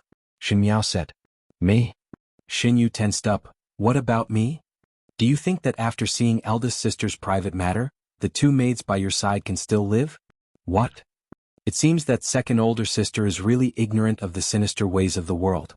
Xin Miao gently smiled. How long do you think that a servant who knows the master's secret, especially when this secret is a scandal, can live? Huang Ying and Qing Wan, who were beside Xin Yu, suddenly turned pale. They naturally knew that in a noble family, there was no lack of dirty and shady matters. Once it was seen by the servants, the only road left for the servants was death, as only dead people could keep secrets. Xin Qing was humiliated by the evildoers and the two maids saw it so naturally there was no way for her to live. Xin Yu turned pale with fright. She was just so shocked that she had forgotten about this matter. It was not that she was a sentimental person, but to groom a personal maid, one had to put in a lot of effort. If they were sacrificed in vain because of this matter, and moreover it was the two most suitable ones, how could she be willing? Not only the two of them. Xin Miao gently smiled and her eyes swept across Yan Mei, Shui Bai and Gui Momo, who were present, with a meaningful gaze. None of them can escape.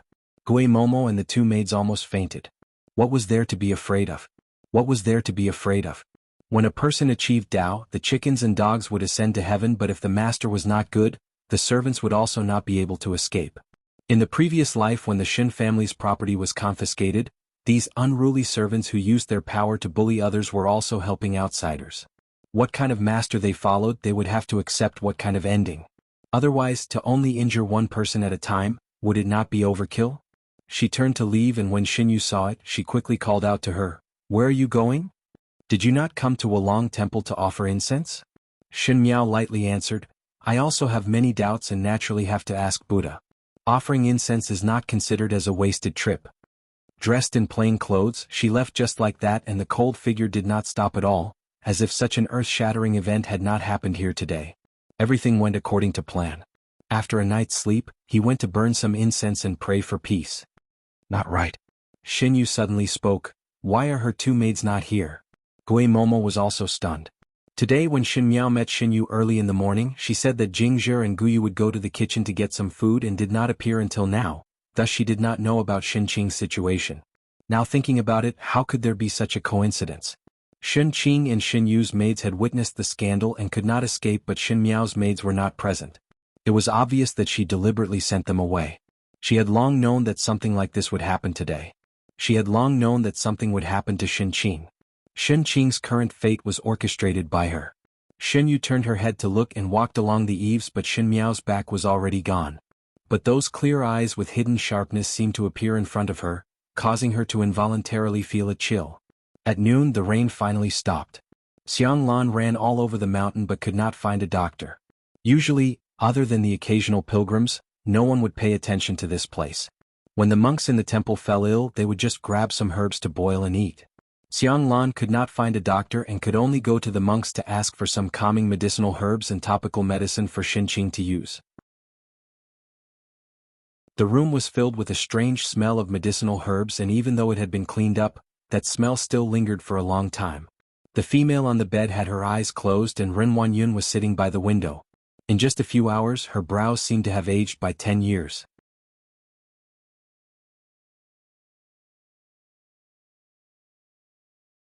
Chapter 92. The maids in the room did not dare to make a sound. With such a big thing happening, it was difficult to guarantee that their mistress would not be angry. When Ren Wanyun was staring at the curtain in a daze, suddenly Xin Qing, who was on the bed, moved. She quickly lowered her head and called out, "Qing'er?" Xin Qing opened her eyes, and when she saw Ren Wanyun, her eyes revealed a look of horror as she reached out to grab Ren Wanyun's face. "Let me go. Go away. Save me. Qing'er, I am your mother. I am your mother. Do not be afraid, mother is here." Ren Wanyun's heart felt as if it was being cut by a knife, but Xin Qing seemed to be unaware of it as she struggled with all her might and kept staring at the ceiling as she screamed crazily. Xiang Lan and Kai Ju quickly went forward to help hold her down. Xin Qing was like a crazy person without any consciousness, and Ren Wanyun did not recognize her at all.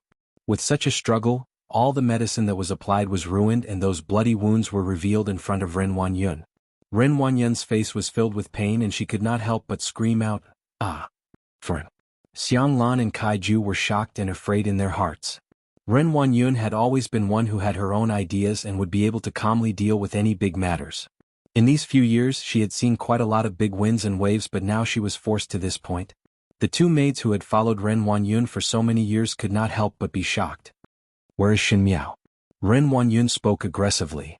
"Fifth young lady is in the temple," Kai Ju said cautiously. "Take good care of Qing'er. If anything happens to her, both of you do not need to live anymore." Ren Wanyun turned around and walked out of the door. In the Buddhist hall, a huge golden Buddha statue stood towering as it looked down on all the believers with benevolent eyes. In front of the grass, Xin Miao was kneeling on the ground with incense in her hands, but one did not know what she was thinking about. From the morning till now, she had been kneeling here for a few hours. "Young lady, it is better to get up and rest," Jingzhi consoled. "It is not worth it to injure one's body by kneeling. Buddha must have already seen your sincerity, and what you wish for would definitely be realized." What one wished for would definitely be realized. When Xin Miao heard that, her lips pulled out a bitter smile. What she wished for could no longer be realized.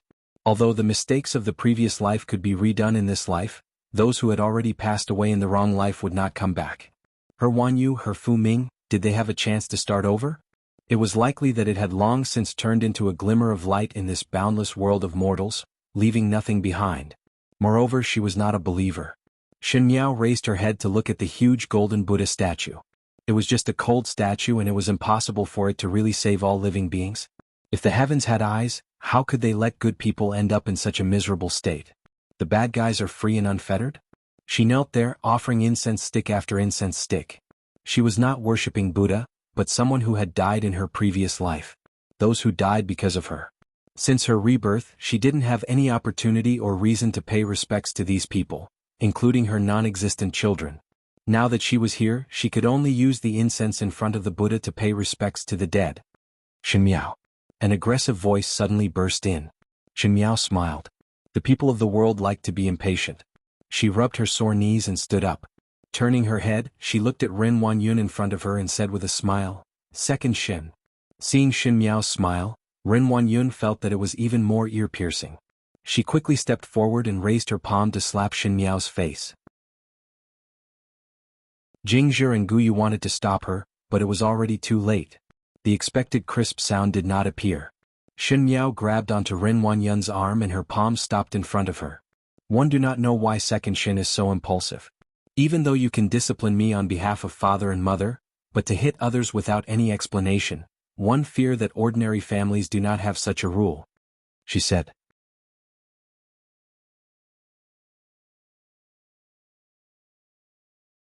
Chapter 93. Ren Wanyun did not expect that Xin Miao would actually block her slap. The young female in front of her was slender, but it was very painful to hold her arm. That Tang niece, who was originally the most obedient, easy to coax, and the one who could be held in the palm of one's hand, had actually grown taller. She could no longer use the gaze that she used when she was young to look down on her. If she was not careful, she would be plotted against by this little slut who did not even blink. She put down her hand unwillingly and gritted her teeth. "Xin Miao, do not pretend to be stupid. Qing'er's matter was done by you, right?" Now that Xin Qing was not in a clear state of mind, there was no way to know how the matter came to this stage. But Ren Wanyun was also clear that if this matter was not related to Xin Miao, she would not believe even if she was beaten to death. She did not know what methods Xin Miao used, but to touch Xin Qing and make her become like this, she would definitely not let it off lightly. I am also very regretful that eldest sister was harmed by evil people, but how can second Shen suspect me? Shen Miao gently smiled. After all, if eldest sister and I did not change rooms, the person who would be harmed today would be me. I am not able to do such a dangerous thing. Then the person who would be harmed today would be me. It was better if she did not say it, but when she said it, Ren Wanyun felt that her brain was jumping and hurting. She clenched her hands tightly and her eyes were like a sinister snake. That should be borne by you. It was you who let Qing'er be harmed in your place. When Jingzhi and Guyu saw Ren Wanyun like this, their hearts were shocked and angry.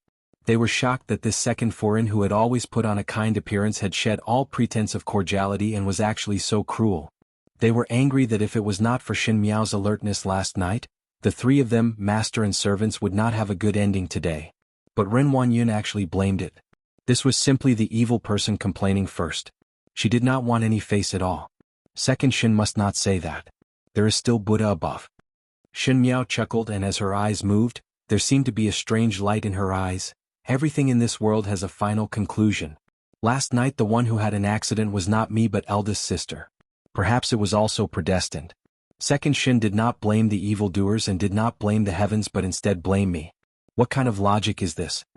Ren Wanyun was almost angered by Shen Miao to the point that people and horses almost flipped over as she sneered. You are really eloquent. It was me who looked down on you in the past. Oh, second Shen actually looks at me like this. Shen Miao smiled without much care. Ren Wanyun looked at Shen Miao in front of her. The plain-clothed young female had a gentle demeanor and there were signs of her delicate facial features. She had already started to lose the original immaturity and one did not know when it started, but that stupid idiot Shen Miao had completely disappeared. The Shen Miao of the past could not be found in front of this person. She had been playing politics in the inner courtyard for so many years. This was the first time she had fallen into the hands of a little girl, and she had paid such a painful price. The more graceful and graceful Shen Miao was, the more it reminded her of Shen Qing's misery as she lay on the bed.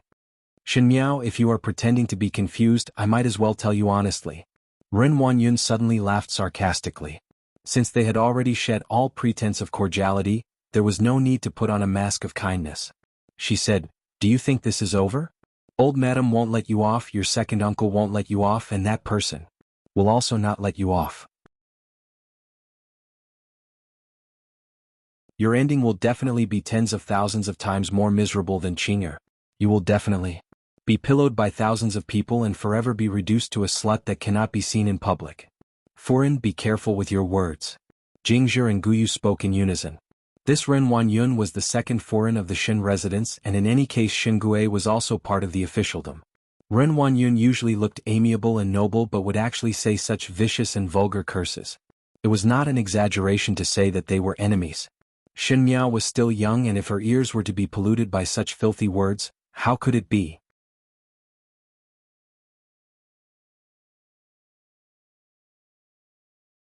Chapter 94. Ren Wanyun then seemed to notice Jingzhi and Guyu and sneered, you even put in so much effort to protect two maids. I want to see how long you can protect them. Finishing, she looked strangely at Shen Miao before turning around and leaving with a flick of her sleeves. After Ren Wanyun left, Jingzhi and Guyu looked at Shen Miao in panic. Guyu said worriedly, young lady, is it really good to shed all pretense of cordiality with her? Eventually it will be torn apart. No matter how well it is maintained on the surface, she would not have the slightest bit of soft-heartedness. What is the point of doing something that is a waste of effort? Shen Miao said. The way of survival in the harem was that if the enemy was in the light, then let them be in the light. If they were in the dark, then think of a way to let them be in the light. She did not have the mood to play a superficial game with Ren Wanyun. This game was like a storm from the beginning, and Ren Wanyun had already lost her mind due to her anger. What would happen next would definitely be a crazy revenge. But after returning to the residence, Old Foreign would definitely favor them. Jingzhi said softly. Old Shen Foreign favored the second household the most, not only because Shen Gue was Old Shen Foreign's biological son, but also because Ren Wanyun gave birth to two sons for Shen Gue. Needless to say about Shen Yuan Bo, the second household's eldest son who was currently in another place would also return to the Ding capital at the end of the year. With two grandsons, how could Old Shen Foreign not favor the second household? Moreover, when Ren Wanyun opened her mouth to please Old Shen Foreign till she was dizzy, no matter what she said when she returned, it was all Ren Wanyun's idea, so who would believe Shen Miao's words? So be it. I didn't expect these people to make decisions for me anyway. Shen Miao smiled. When her smile fell into Guyu's eyes, Guyu's nose turned sour and suddenly said, "If it is really so, this servant will take this matter out to threaten. If young lady has anything bad, even if this servant has to risk this life, this matter will be spread to the world." Not bad. Jingzhi's expression also turned cold. Even though this method of killing 3,000 enemies and losing 10,000 oneself is somewhat stupid, but at that time, one would not let them have an easy time. Shen Miao was somewhat stunned as she did not expect the two maids beside her to have such boldness. After being surprised for a while, she smiled.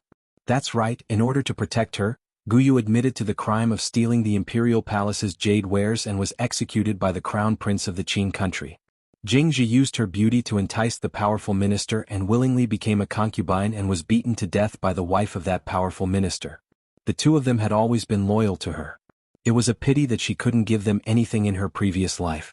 Now that he was reborn, he had to protect these girls no matter what. Some mistakes only needed to be made once. There's no need for that. I didn't intend to spread this news.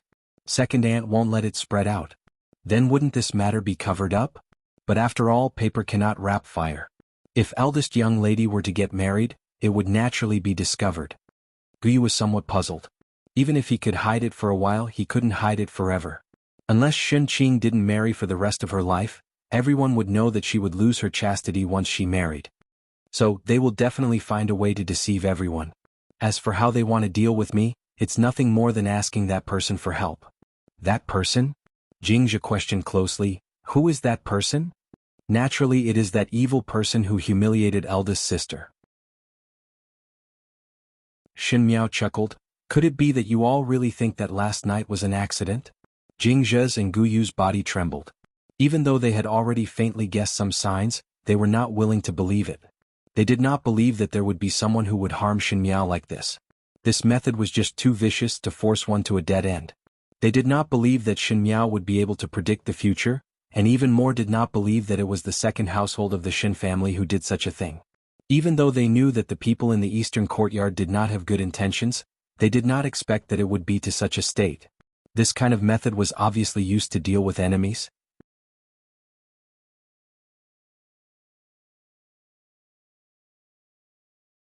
Chapter 95. Young lady. Was it really done by second foreign? Guyu opened her mouth with difficulty. If it was just an accident, they would feel fortunate that Shen Miao escaped that night, but if it was intentional, then the second household of the Shen family could only reap what they sowed. But why would young lady say that second foreign looked for that person to help? That person did not casually find a person? Jingzhi was somewhat dizzy. If Ren Wanyun casually found someone to taint Shen Miao's innocence, now that it was a freak combination of factors, Ren Wanyun could not wait to kill that person, so why would she let that person help? Because that person is Prince Yu of the first rank. Jingzhi and Guyu sucked in a breath of cold air. The things that they did not understand before, now they seemed to understand. If that person was Prince Yu of the first rank, then everything would be clear. Previously it was seen that Prince Yu of the first rank seemed to be interested in Shen Miao, but what kind of person was Prince Yu? Ordinary females would make a detour when they saw him. If Prince Yu of the first rank had a private deal with Ren Wanyun, then Ren Wanyun would most likely help Prince Yu to humiliate Shen Miao. But now that both of them were in a freak combination of factors, if Ren Wanyun were to inform this matter to Prince Yu of the first rank, with Prince Yu's temperament, he would definitely not let Shen Miao off after being deceived under his eyelids. Young lady now. Do you want to write a letter to master? Guyu and Jingzhi panicked. Prince Yu of the first rank was an existence that one could not go against. Forget about power, forget about temperament, there was still the imperial family as a shield. No harm. Shen Miao's eyes strangely brightened. Shen Qing is only a primer. The one that I want to deal with is Prince Yu of the first rank. She turned her head to look at the green smoke curling up from the Buddhist shrine. Wan Yua, your life is really hard. You are like a flower at such an age, but your youth is gone forever. You have the title of a princess, but you are not even comparable to grass. Mother cannot do anything for you, at least now, at least in this lifetime. Mother will help you get back at those who had bullied you.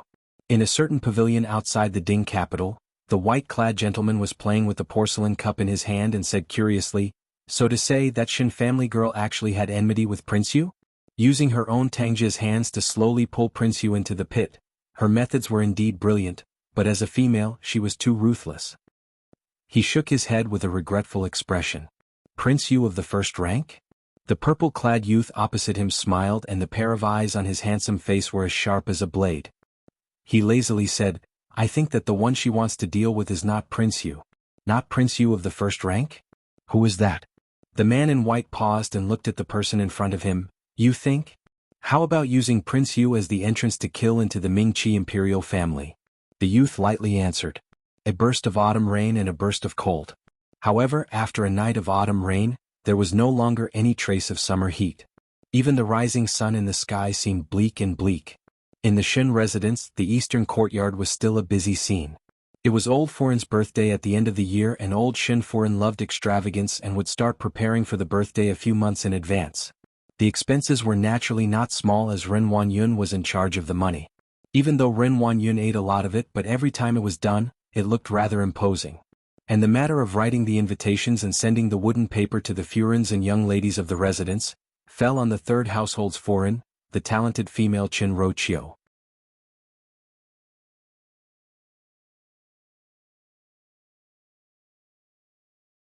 Chapter 96. Among the three sons in the Shin residence, each had a different temperament. Shin Xin was upright and resolute, but was too boorish and not attentive enough, and was somewhat loyal. Shin Gue was good at flattering and was successful in the officialdom, but was greedy for money and lustful. Other than Ren Wanyun, there were a few concubines in the residence. It was just that Ren Wanyun's methods were powerful, and even though there were many concubines, there was only one Shu daughter and was not able to threaten the position of a D child. Third Master Shinwan, on the other hand, had genuine talent and genuine knowledge. If one were to say that among the three sons, Shin Xian followed the old general and walked the path of a military official, Shin Gue and Shinwan walked the path of a civil official, then compared to his second older brother, Shinwan had some real ability. But this did not mean that Shinwan did not have any flaws. He did not like beauties and only had Chin Rochio as his official wife, but he placed too much importance on power and only wanted to climb up. For this he even stepped on his own superior. At this moment, Ren Wanyun was carefully writing an invitation. The sun shone through the window and slanted onto her body. It made her facial features as soft as a young female's. Shin Gue was tidying his collar and could not help but smile when he saw it. He walked to her side and hugged her from behind. Yeah. Chin Rochio rebuked. What is master doing? It caused me to not write the words well and waste an invitation in vain. Let me see. Shen Wan pretended to pick up the invitation to take a look and commented, the handwriting is graceful, just like the owner of the words. How is it not written well? Chin Rochio's pretty face blushed. When Shen Wan saw it, his mind could not help but sway. Even after so many years, this wife of his still had a kind of attractive magic that made him unable to see other females. This was Chin Rochio's brilliance. There were so many daughters in the Chen family, but only she could firmly grasp her husband's heart. It was not because of anything else but her forbearance. Whatever type of female Shinwan liked, she would become that. One's character could be changed, one's clothes could be changed, and one could cater to one's liking. After a long time, a male would be like raising a cat or a dog and would only have one in his eyes. Second sister-in-law should be back today. Chin Rochio snuggled in Shinwan's embrace. One do not know if Yuer is used to the food in the temple or if the mountain roads are bumpy. Shinwan laughed. What are you blindly worrying about? Second sister-in-law will not let Yuer starve or freeze. Seeing that Chin Rochio still had a worried look, he said with a smile, you always treat Yuer as a child. Now Yuer is already so big and would reach the age of marriage in a few years. What will you do then? When Yuer marries, I will naturally pick a perfect marriage for her. Since Yuer is getting married, I will pick a perfect marriage for her. That night when old Shin Furin spoke to Ren Wanyun and Chin Rochio, she proposed to secretly give Shin Miao to Prince Yu, and as Prince Yu wished, to support the second and third household of the Shin family, Chin Rochio told her husband about it.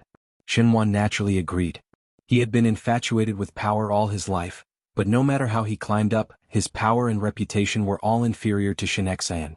He was jealous of the first household for many years and did not have any feelings for Shin Miao. If Prince Yu obtained Shin Miao and was happy, he would promote him in the official circles.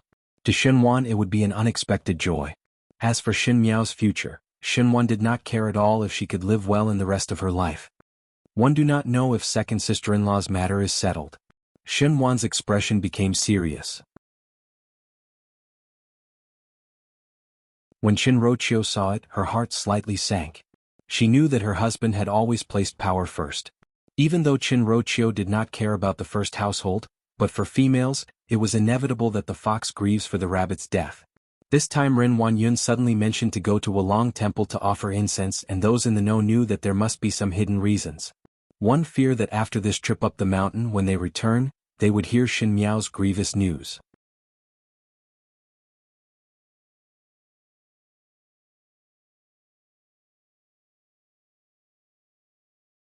You are sisters of the same blood and not to mention mutually supporting each other, but how can you be so vicious?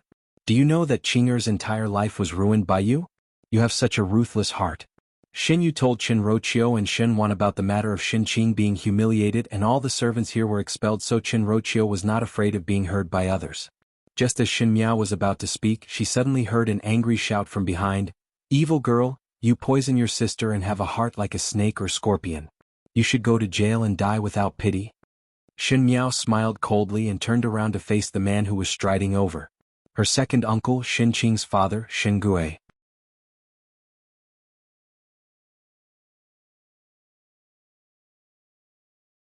Chapter 98. Shin Gui, who was still wearing his official robe, strode into the hall. It was obvious that he had hurried over after hearing the news about Xin Qing. When Ren Huanyun saw this, she immediately cried even more miserably, Master. Qing is she? The relationship between Ren Huanyun and Shin Gui was not that deep, otherwise Shin Gui would not bring concubines into the residence one after another. Even so, Shin Gui and Ren Huanyun still treated each other with respect. Not because of anything else, Ren Huanyun was able to manage the Shin residence in an orderly manner and was also able to be on good terms with the Furins of Shin Gui's colleagues. As a good wife, Shin Gui was quite satisfied with Ren Huanyun, so he would definitely not drop the face that he should give. Shin Miao. Shin Gui turned his head and looked angrily at the young female in the hall. He knew the reason why Ren Huanyun brought the 3D daughters to Wulong Temple. Bringing the 3D young ladies of the Shin residence was to prevent others from gossiping. Who would have thought that it was his daughter, Qin Qing, who was in trouble? The servant who came to pass the message secretly told him that everything was Shin Miao's doing.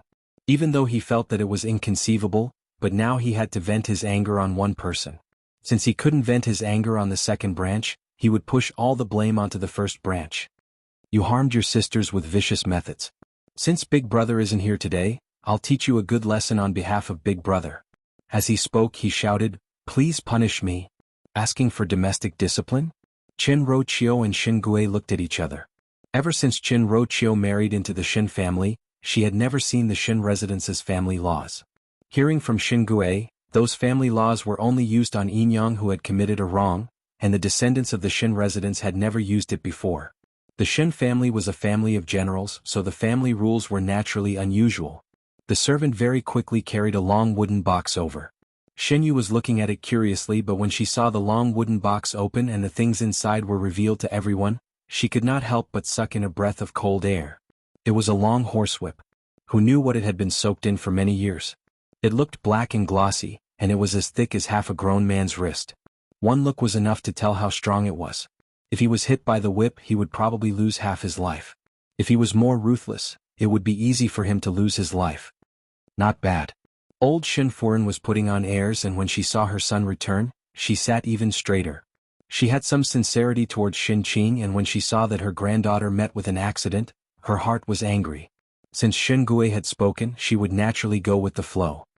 Since Wuxia has made a mistake as her younger brother, you should naturally teach her a lesson on behalf of your older brother. Our Qin family has always had a complete set of rules. If you make a mistake, then you must be punished by the family. Fifth girl, you should be glad that your second uncle is kind and dotes on you. Otherwise, it wouldn't be as simple as asking for the family's punishment. We will open the ancestral hall and invite the elders of the family to judge, and you will be expelled from the Qin family. Speaking till here, her gaze suddenly moved. That's right, wouldn't it be better if Shin Miao was expelled from the Shin family? Seeing old Shin Furin's expression, Qin Roqiu secretly called her a fool in her heart. If Shin Miao was expelled from the Shin residence, then with Shin Xian's character, he would definitely leave together with the first household. Although they couldn't bear to see the first branch doing well, they had to rely on the first branch for many things. This old woman's thoughts were so simple. She was really a songstress and could not be seen in public. Ren Wanyun was also startled when she heard it and more or less guessed old Shin Furin's thoughts. She did not wish for Shin Miao to be expelled from the Shin residence, not for any other reason, but because Shin Miao could not be so easily taken advantage of. She could not wait to keep Shin Miao in the Shin residence so that there would be more ways to retaliate against Shin Miao. It was just being expelled from the family, how could it be such a simple matter? But in everyone's thoughts, one could only hear Shin Miao lightly sighing as she turned to look at Shin Gue.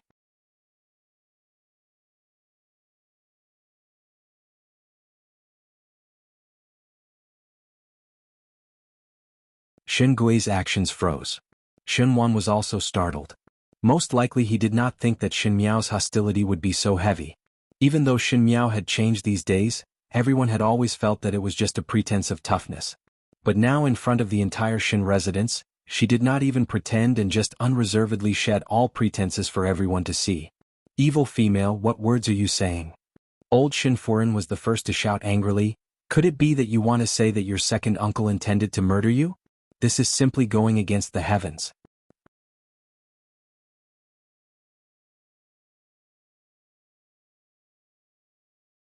Chapter 100. Yes, fifth mother. How can you say that? Chin Rochio finally opened her mouth but she still poured oil on the fire without batting an eyelid. You harmed Chinya, how can you put the blame on the reverse? Where did you learn this rule from?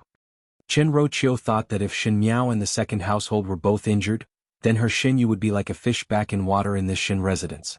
After all, they were the third household and Shin Wan's power was not as great as the first household and the number of heirs was not as great as the second household.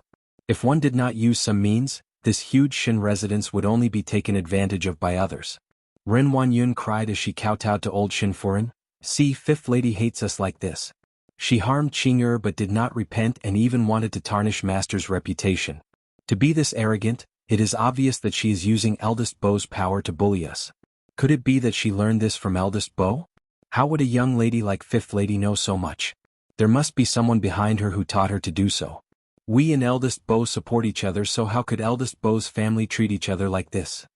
Ren Wanyun's tearful complaints were extremely loud and put herself in a weak position. The tougher she was usually, the weakness that she showed at this moment made others believe that what she said was true. Unfortunately, she dragged Shin Xian into it. Dragons have reverse scales and the current Shin Xian was Shin Miao's reverse scale.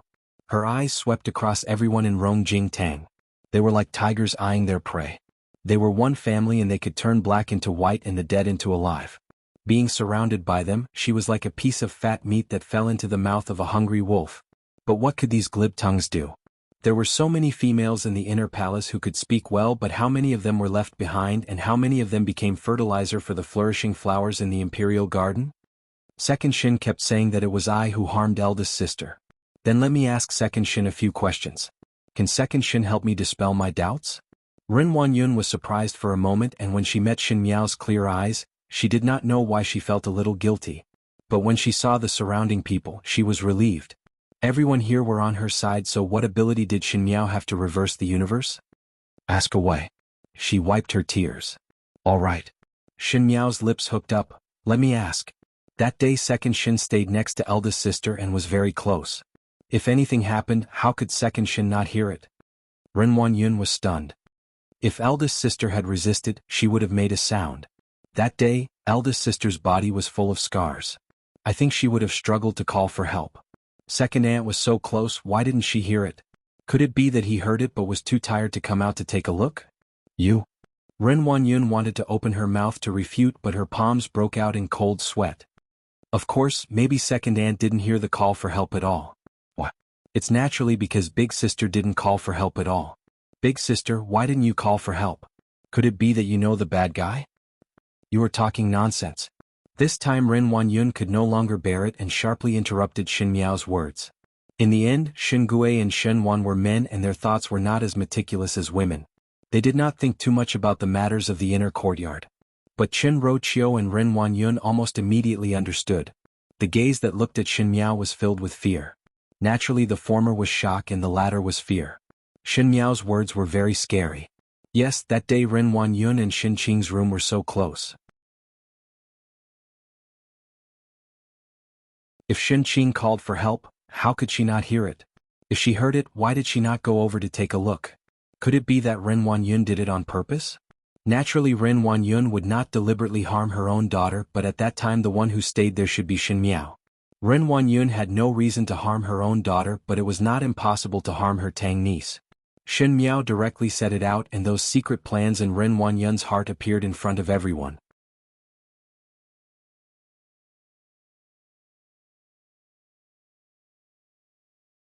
Chapter 101. And the other possibility that she thought of was that Shin Qing did not call for help at all. Why was that? Could it be that it was intentional that she did not call for help after suffering such humiliation? Why was it intentional?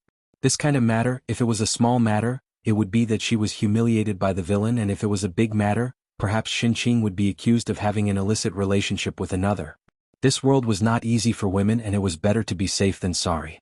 Once a rumor started, it would be very difficult to extinguish it. Shin Miao smiled gently. Second Shin, I think that there are many points of doubt in this matter.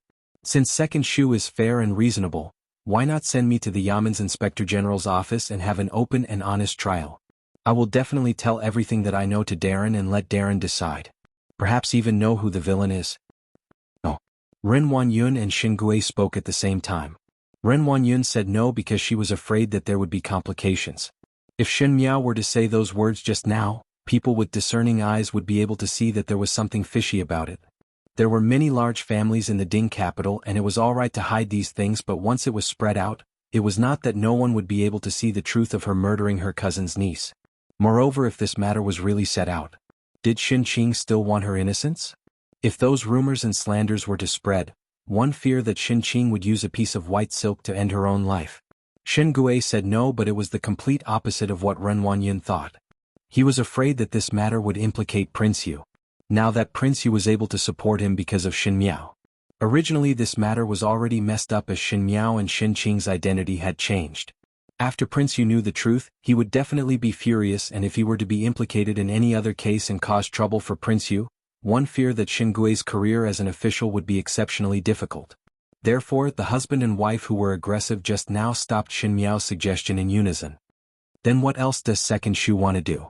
Shin Miao's eyes swept over the long horse whip in Shin Gui's hands and casually asked, "Still want a request for the family law?" The people in the room were silent for a moment as Shin Yu stared at Shin Miao incredulously. Even Shin Yu could see that she was threatening. As if to reflect the surprise in everyone's heart, Shin Miao laughed softly. "If Second Shu were to request for the family law, there is no way, but I have always had a stubborn temperament.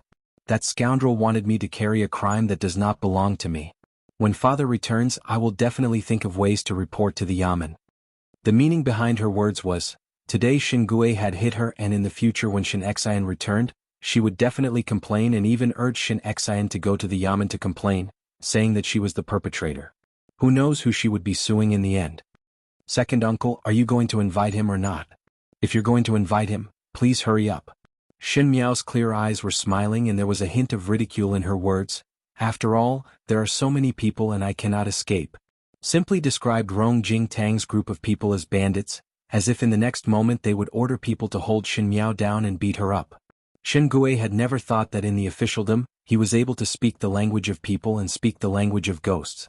He thought that he would be able to deal with any situation like a fish in water, but he did not expect that he would be threatened by his own niece. It was not that he could not think of a way to deal with it, but Shin Miao did not give him a chance to react from the beginning to the end. It was Shin Miao who was speaking, and the more it went on, the sharper and more aggressive her words made one unable to avoid it. There was a flash of surprise in Shin Wan's eyes. This second older brother of his was a wily old fox in the court, and even those political enemies had not forced him into such a difficult situation before. And the one who forced him into such a situation was just a 14-year-old young lady. Was the first household really so indestructible? Shin Wan's eyes darkened.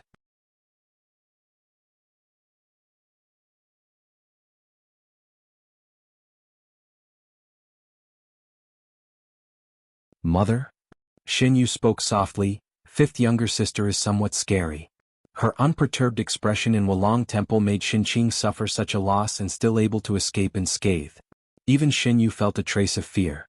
She did not know when that good-to-talk and stupid Tang younger sister had such ability.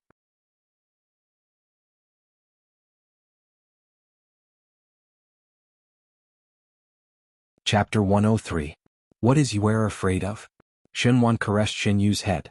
It was clearly a loving expression, but the words that came out were gloomy, just a little girl who does not know the immensity of heaven and earth. Sooner or later she will pay the price. Shen Miao really entered the Shen family's ancestral hall as old Shen Foreign had arranged. The Shen family was a military family, and the ancestral hall was dedicated to their ancestors. These ancestors had laid down such a prosperous family business for the Shen family on horseback. Unfortunately, in this generation the Shen family was also united in appearance, but divided in heart and was not far from decline. Old General Shen's branch was initially very prosperous.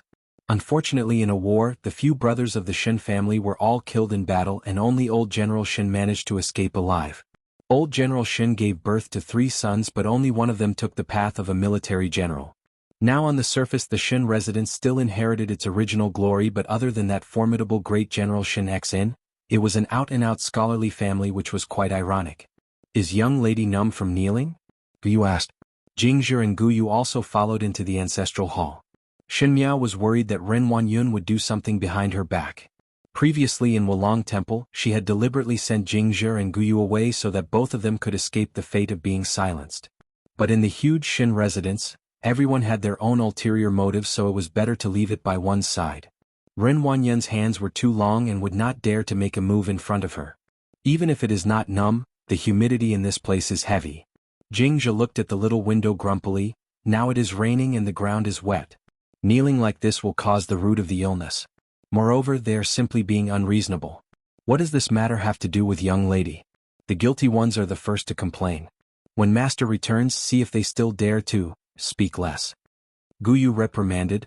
If it is discovered by others, the one to suffer would be young lady. Shen Miao smiled and did not care. Jingzhi thought about it and asked again, but today was considered unexpected. So many of them went to Rong Jing Tang, but there was not a single person by young lady's side and came out unscathed. Even though kneeling in the ancestral hall is terrible, it is much better than what this servant thought. Before entering Rong Jing Tang to denounce, Shen Miao did not bring her maids in. Thus Shen Miao's maids did not know what was happening inside. Young lady must have convinced the entire house of people, Guyu said with admiration. Not afraid even when facing so many people, young lady is now more and more like master's demeanor. So many people? Shen Miao could not help but laugh in her heart. It was just a small Shen residence and just a bunch of clowns that could not be seen in public. At the beginning, when Fu Xiuyi wanted to change the crown prince, all the officials stood on the side of Mei Foren and Fu Sheng. Her Fu Ming was almost under house arrest at that time, and she wore the Empress court dress and faced the officials in the throne room, arguing with them, and every word she said was filled with tears of blood. How weak was the power of one person. She was the noblest woman in the world, and she had married the noblest man in the world, but she couldn't even protect what her son deserved.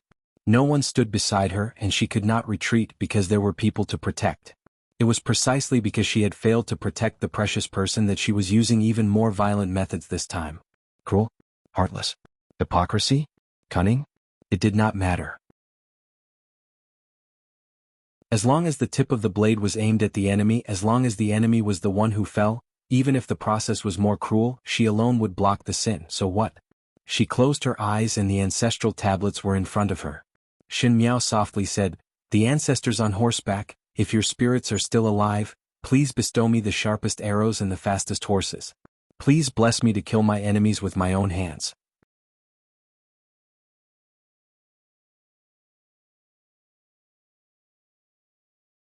Chapter 104. When she finished reading, she opened her eyes and saw Jingzhi looking at her with blinking eyes. She took out a packet of snacks from her bosom and smiled.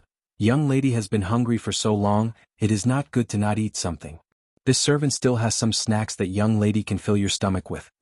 Shen Miao would not really fast just because of old Shen Foren's orders. She took the paper bag and opened it to take a look and could not help but be surprised. This is what this servant found in young lady's room in Wulong Temple. Jingzhi scratched her head and said embarrassedly, "At that time young lady bestowed the snacks to this servant, and after this servant tasted one piece, this servant had never eaten such delicious snacks before and could not bear to finish it. After returning to the residence and young lady went to the ancestral hall, one did not have time to take food from outside and only these were left." Shen Miao looked at the exquisite snacks that were left behind when Xie Jingxing talked with her at night. Thinking of this, it was as if she could see that youth's handsome face in the rain and that mysterious identity. Xie Jingxing. Shen Miao muttered to herself, what kind of person was he? In Kai Yin Yuan. The physician had just left and Xin Qing, who had drunk the tranquilizer, had already fallen asleep. Even after seeing it several times, Ren Huanyun could not help but feel as if a knife was twisting in her heart every time she saw the scars on Xin Qing's body. That physician was one of their own, so naturally he would not say it out, and he also clearly told Ren Huanyun that Xin Qing's injuries were too serious and her mind was not clear, so one would need to recuperate for a few days. As for why she was not conscious, naturally it was because she was scared to this state. Ren Huanyun dared not think about what kind of torture Xin Qing had suffered that night. That night she stayed next to Xin Qing and even heard Xin Qing's cry for help, but she thought that it was Shen Miao and did not move forward. In the end, her daughter was defiled. Just thinking of these, Ren Huanyun's heart and intestines would move. Shen Gui glanced at Xin Qing, who was lying on the bed and seemed to feel a headache before turning to leave. Stop. Ren Huanyun called out to him, Qing'er has now become like this. Do you still want to go to those vixens' courtyard? Shen Gui was lustful and had several concubines in the room, each of them were beautiful and gentle. Ren Huanyun was powerful and managed to tame these concubines. Even though Shen Gui was lustful, he knew that only Ren Huanyun could make his official path smoother and things would not happen, so Ren Huanyun was too lazy to care about him. Men were all the same. A concubine was just a plaything, so why should she bother with a plaything? But today she was behaving strangely. Can you not be so unreasonable? Shen Gui was somewhat irritated. Today he was rendered speechless by his own niece and he did not know what would happen on Prince Yu's side in the future. Would he vent his anger on him? Thinking of these, Shen Gui was extremely vexed, and at this time when he saw Xin Qing, it added fuel to the fire. His tone was a little impatient. It's useless for me to stay here. Why don't you let me have some peace and think about what to do next? Think. Ren Huanyun changed from her usual character of looking at the big picture and screamed, You only know how to think. What is Qing'er in your eyes? She has now become like this, but you as a father are indifferent and do not care about anything. In your heart, one fear that there is no Qing'er this daughter. How can there be such a vicious father like you in this world? When the words were spoken, Ren Huanyun's two personal maids, Xianglan and Kaiju, were stunned. Normally Ren Huanyun was able to remain calm and composed.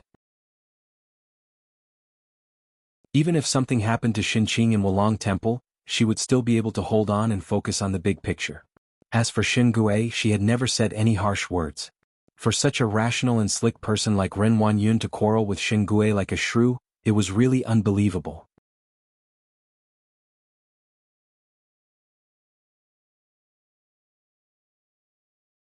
Chapter 105. Ren Huanyun also did not know why she was like this.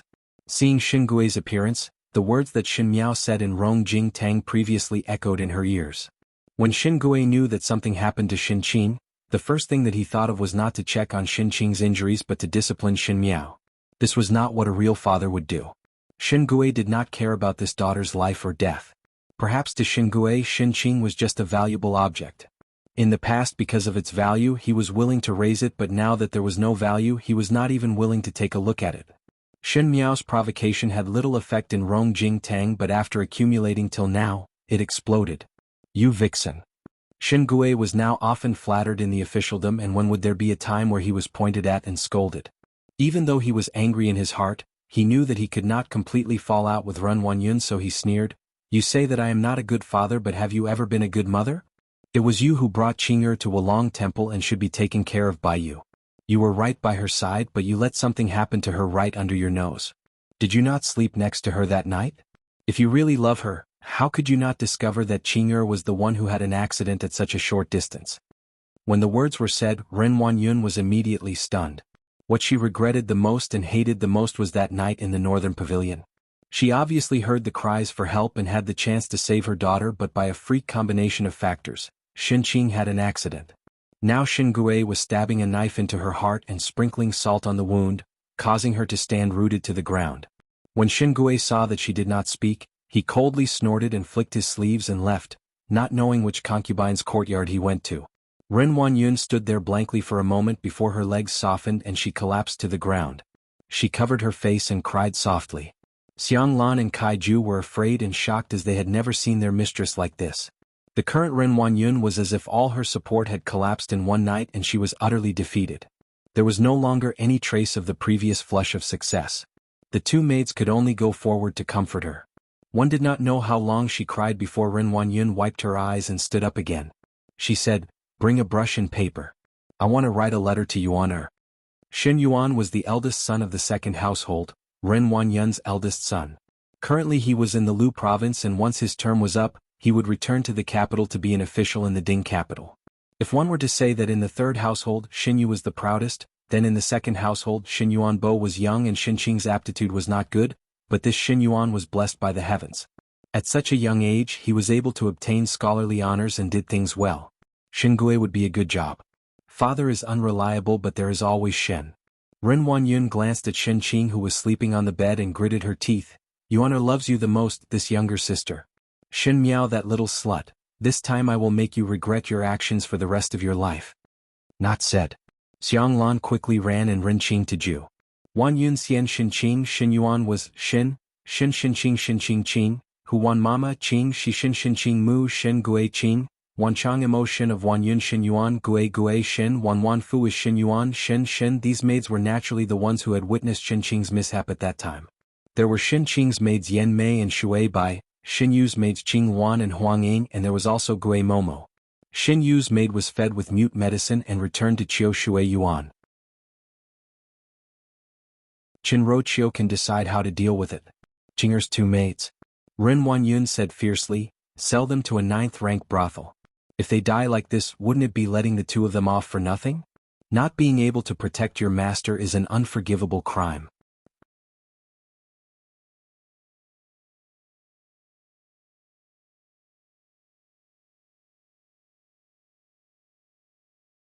After that he left without looking back.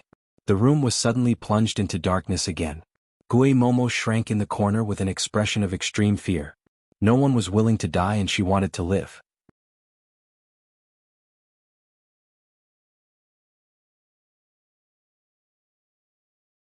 Chapter 107. In the gloomy woodshed, there were occasional sounds of mice crawling in the darkness, as if they were gnawing on the firewood. Coupled with the movements in the night, it made one's heart feel cold. Gui Momo was alone in the corner. Even though she was only a Momo for so many years, but because she had face in front of Xin Miao, the second and third household were willing to give her some face, so she was considered to be doing well in the Xin residence. Sometimes Gui Momo's life was more comfortable than those commoners and wealthy families. It was easy to go from frugality to extravagance, but difficult to go from extravagance to frugality. She was not used to hard days, not to mention being locked up in the woodshed like those lowly maids. Her thin clothes were unable to withstand the cold of the night, but what was colder than her body was her heart. Gui Momo's heart was very fearful of the 4 maids that were locked up together. Xin Yu's maids were given mute drugs and one did not know if they could survive. Xin Qing's maids were directly sold to a 9th-rank brothel. Ren Wanyun's methods were so ruthless that she could not help but worry about her own fate. Gui Momo did not think that Ren Wanyun would let her off easily. Because she not only witnessed Xin Qing's scandal, but also played an important role in this matter. The one who should have been harmed was Xin Miao, but in the end it was Xin Qing who was defiled. How would Ren Wanyun let her off so easily? Duh. Just as she was thinking, there was a sudden sound of footsteps coming from outside, and it was especially clear in the night. Gui Momo's body stiffened, and in the darkness she looked fearfully at the direction of the door. It seemed to be hope and also despair. What was behind the door? Was it the person that Ren Wanyun sent to silence her? Or perhaps she still had a trace of life. The footsteps were not fast nor slow, but it was like a death warrant that struck Gui Momo's heart. Her plump body had long turned into a pile of mud, and her forehead was sweating profusely, and her body seemed to be swaying. Jia, the door was pushed open. The person who came was carrying a green lantern. The color of the lantern was somewhat strange, and in this place, it was like a demon demanding for one's life. Gui Momo tremblingly raised her head and saw a person in a white cloak standing at the door. She walked in and slowly closed the door. There was only the green lantern in the room, emitting a ghostly light. The person who came finally loosened her cloak, revealing a delicate and fair face. It was Xin Miao. The young girl's figure was slender, and her round and gentle facial features were illuminated by the green light, making her look even more strange. It was precisely because of the carefree expression on his face that made him seem even more like a soul-reaping emissary who had walked out of hell, causing people to actually not dare to look directly at him. Gui Momo was stunned for a moment before suddenly calling out in surprise, "Young lady!" Shin Miao placed the lantern on the ground and walked unhurriedly to Gue Momo before squatting down and smiled gently. Is Momo all right? Miss, you're here. This old servant knew that Miss would definitely come to save this old servant. Miss has always been kind-hearted and will definitely not sit idly by and ignore this old servant. It was as if Gue Momo had grabbed onto a life-saving straw as she desperately grabbed onto the corner of Shin Miao's skirt. Tears flowed down her aged face as if she had suffered 120 grievances and Shin Miao was her most trusted relative. Shin Miao swept a glance at Gue Momo's hand that was tightly grabbing onto the corner of her skirt and smiled gently. It seems that Gue Momo had suffered a lot of hardships here. Gue Momo was startled for a moment before carefully looking at Shin Miao's expression. Shin Miao's smile was gentle and her appearance was considered calm, but there was no ripple at all in the face of Gue Momo's words. Gue Momo was shocked to discover that this young lady whom she had accompanied for so many years could not see what Shin Miao was thinking at all. She said, "This old servant has served young lady all my life and is loyal to young lady. On that day in Wulong Temple, this old servant accidentally saw it. Young lady, this old servant is innocent."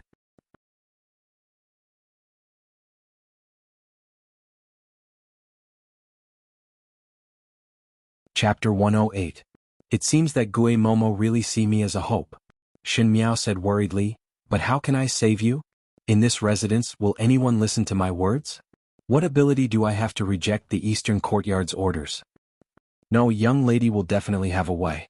Gue Momo became anxious when she heard it. Even though she knew that what Shin Miao said was reasonable in the entire Shin residence, the second and third household only had a good relationship with the first household on the surface. Shin Xian and wife were not in the Ding capital all year round, so it was impossible for Shin Miao to be of any use by herself. But everyone had a desire to live and Gue Momo could only grab hold of Shin Miao, so she was not willing to give up. She said, "Young lady can go and beg old foreign. If it is really not possible, young lady can write a letter to master and let master reply to the residents. They will not disobey master's words." Seemingly feeling that she had found an excellent way, Gue Momo's eyes lit up and looked at Shin Miao with hope. But she saw Shin Miao chuckling softly and shaking her head. Looking at her, she slowly said, "Father's words can indeed save you, but on what basis?" Gue Momo was stunned. "On what basis do I have to spend so much effort running around here and there for a servant?" Her voice seemed to contain a touch of ridicule and under the sparkling lights, it was as if she did not put the person in front of her in her eyes at all. Gue Momo suddenly panicked. She did not expect that Shin Miao would actually say such words. She watched Shin Miao grow up and the reason why she was cold to her in the past few days was because of a child's temper. Gue Momo knew that Shin Miao was soft-hearted and that day in Wulong Temple, she even had a heart-to-heart talk with her. It was obvious that she wanted to put her in an important position again. Why did she change her face now? Could it be that someone said something in front of Shin Miao? Gue Momo's heart moved. It must be those two maids, Guyu and Jingzhe, who said it. They had always liked to go against her and now that she was in prison, those two maids would definitely hit her when she was down and say something in front of Shin Miao. She panicked and said, "Miss, I've been with you for so long. I've watched you grow up since you were born. It's been so many years but master and madam are often not around. It's only me and you who depend on each other."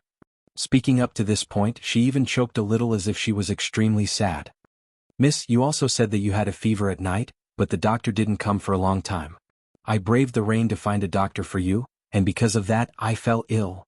His every word was recounting the friendship of the past. As Gue Momo spoke, her eyes glanced at Shin Miao.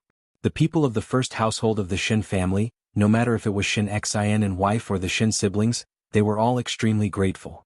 Perhaps this was the inheritance of a military family, to know how to repay kindness. Now Gue Momo was also using kindness to seek repayment, hoping that it would move Shin Miao. However, in the light, the girl lowered her head and smiled faintly. She did not look moved at all, as if she was listening to an interesting story. She softly said, "Gue Momo originally treated me well. Then how do I, the first household of the Shin family, treat Gue Momo?"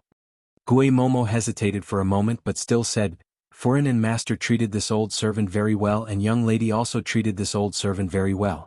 Both inside and outside gave this old servant enough face and the monthly allowance was also very generous. Towards this old servant was not scolded at all.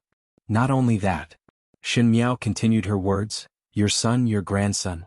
Whatever that can be helped, I have helped. In the entire Western Courtyard, you are the biggest, I did not treat you as my own Momo but treated you as a relative. I trust you, get close to you and think of you in everything. Do you not agree? Yes. Gui Momo said. Indeed, because Xin Miao was young and easy to coax, she was able to coax Xin Miao until she was obedient. Whatever she said, Xin Miao would believe it. In the western courtyard, she could almost be considered as half a master.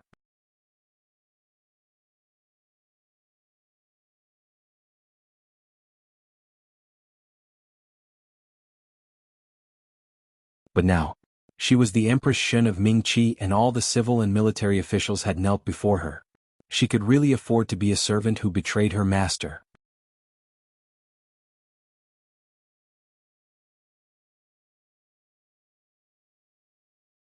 Chapter 110.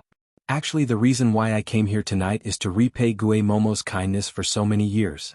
Xin Miao suddenly said. When Gui Momo heard it, she was overjoyed and said loudly, "This old servant knew that young lady is a kind person and is so sentimental and righteous.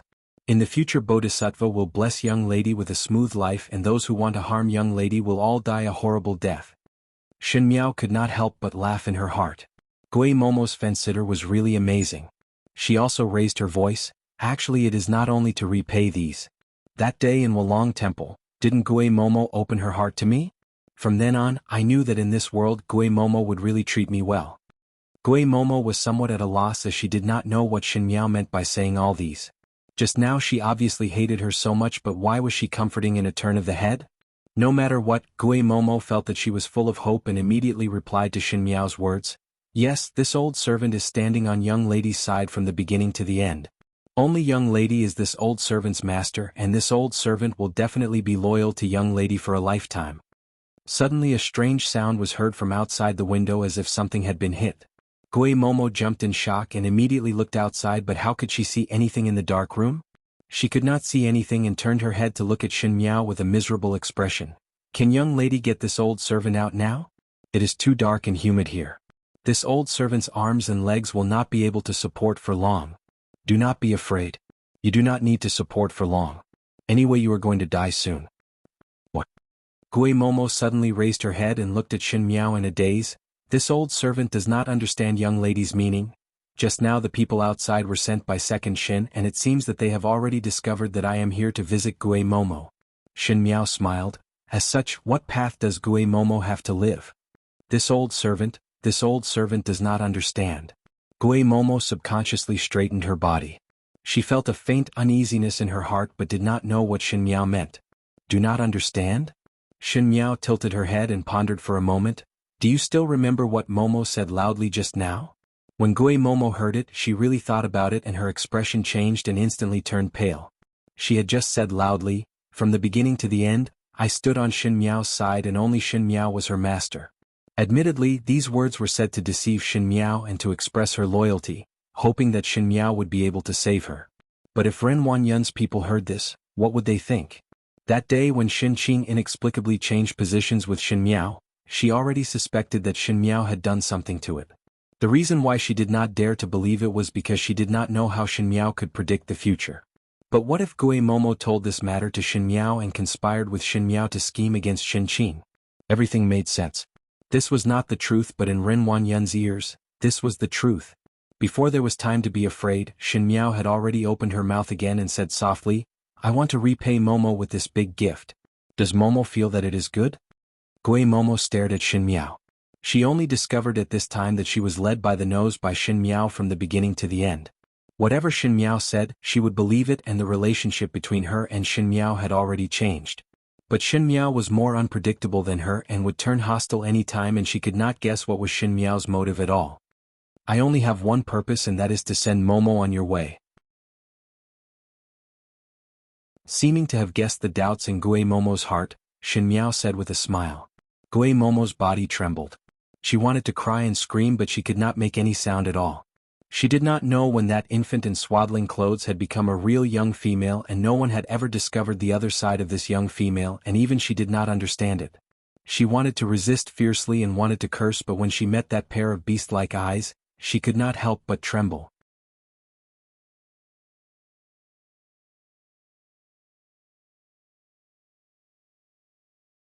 Chapter 111. My Shin family does not raise treacherous people. Even if Momo reaches the Yellow Springs Road and turns into a malicious spirit to seek revenge on me, I will not be afraid and perhaps fight with Momo again. Her words were colder than her smile. It is not that I have betrayed Momo, but Momo betrayed me. It is a pity for Momo's grandson and son. Second Shin has always been ruthless and perhaps Momo will be reunited with them soon. No. Gue Momo's body trembled and her tears and snot had already flowed together as she cried pitifully, I beg you, save them. I have already said that a servant who betrays their master is not worthy of my concern. Shin Miao's words were cruel and cold. Watching from the sidelines is my greatest kindness. She slowly leaned forward as if she was whispering to Gue Momo when she was young and lightly said, because of the 10 over years of master and servant relationship, I came to see Gue Momo for the last time. Gue Momo, have a safe journey. A moving smile bloomed on her bright and clean little face. It was originally a cute and delicate little face, but it was so cruel that it made one's heart palpitate. Gue Momo still wanted to say something, but she saw Shin Miao standing up and putting on her cloak again. The corner of the cloak drew a pale white light in the darkness, as if the white paper money was fluttering on the coffin. That jade lantern was carried out of the room, and the moment the door was closed, everything fell back into darkness and despair flooded in from all directions. Outside, when Bai Lu and Shuangjiang saw Shin Miao coming out, they then sighed in relief and supported Shin Miao to leave. After they left, a female figure appeared in the flowering shrubs and looked at Shin Miao's back view before looking at the tightly closed door of the woodshed, revealing a look of resentment. After a few rounds of autumn rain, the sky finally cleared up. Everything in the general residence seemed to have returned to its usual calmness, but the medicinal fragrance that came out from the eastern courtyard from time to time reminded the Shin residents of the turmoil that happened in the past few days. Shin Qing's consciousness seemed to be gradually recovering and at least was not as crazy as before when she saw people. It was just that Ren Wanyun was afraid that she would be stimulated again, so these days she had been locked up in Kai Yun Yuan and did not allow her to come out. She was even more afraid that Shin Qing would commit suicide, so she was always guarding her. As such, all the matters in the residence were handed over to Qin Roqiu to manage. Ren Wanyun rarely left the courtyard and it gave Shin Miao a rare few days of peace. However, this did not mean that nothing had happened. A few days later, Gue Momo was finally executed by someone. He was charged with colluding with criminals and plotting to murder Shin Qing. Now in the Shin residence, there was no one who brought up Shin Qing's matter in front of Shin Miao. It was not because the matter had been settled, but because of Shin Miao's words in Rong Jing Tang that day. It made these people refrain from shooting at the rat for fear of breaking the vases, and did not dare to easily take action. He did not dare to touch Shin Miao, but he still dared to touch Gue Momo, the wet nurse by Shin Miao's side. According to the residence's laws, Gue Momo would be beaten to death with a rod. Generally speaking, servants who committed crimes would be executed. The bigger ones would be beaten to death with a rod and the more ordinary ones would be downed with a bottle of medicine. In short, the slave contract was in the hands of the master, and no one cared whether he lived or died. But Gue Momo's death was really miserable, as her 4 limbs seemed to be broken by someone. There was not an inch of good bones in her entire body and her 7 orifices were bleeding, looking extremely horrifying. Even the manservant who carried the corpse did not dare to look at the corpse's appearance, but Ren Wanyun still called Shin Miao to collect the corpse. Ren Wanyun's maid, Xiang Lan, came over and said, Furin said that even though Gue Momo committed a mistake and was executed, but she was after all 5th young lady's servant. So 5th young lady would still need to arrange for the matter of collecting the corpse. Thus Gue Momo's corpse was placed in the western courtyard. 5th young lady, quickly go and take a look.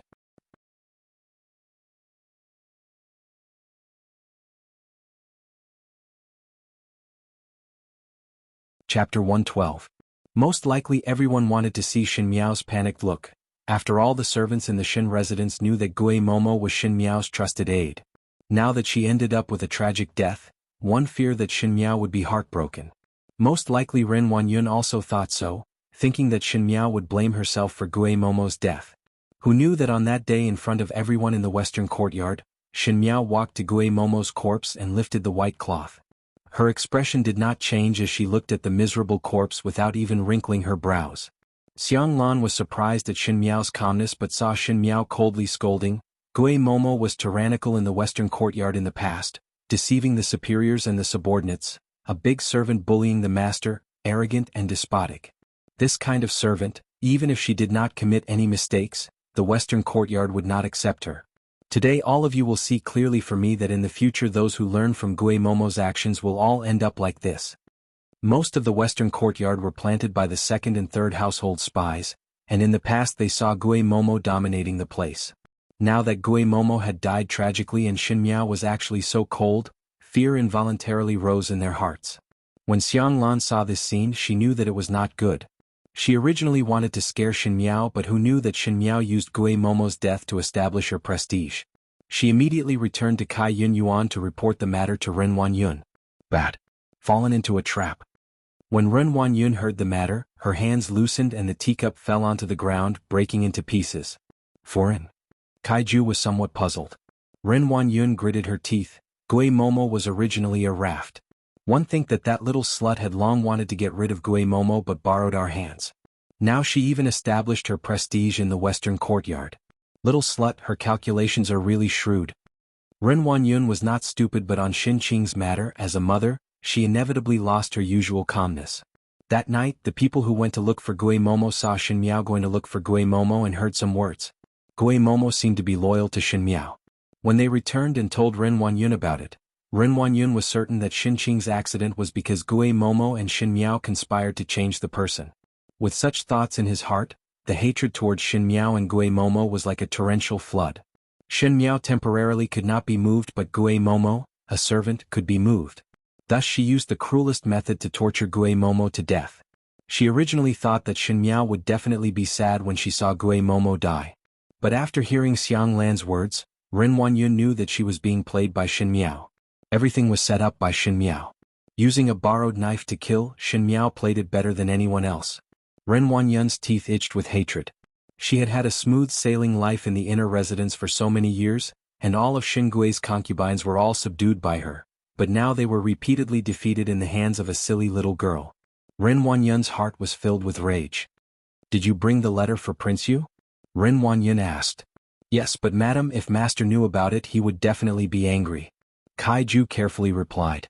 Now with Xin Qing's matter, Xin Gui tried every possible way to hide it from Prince Yu for a while, hoping that Prince Yu would not discover it. But Ren Wanyun could not wait for Prince Yu to discover it immediately, because with Prince Yu's temperament, if someone dared to play tricks under his eyelids, that person would definitely die a horrible death. Even if she quarreled with Xin Gui, she would take revenge for Xin Qing. Since Xin Miao dared to threaten the entire Xin family, then did she dare to threaten Prince Yu? I want her to die without a burial ground. Ren Wanyun gritted her teeth. Young lady is playing chess again. Bai Lu shook her head and was somewhat puzzled. What is the meaning of playing chess alone?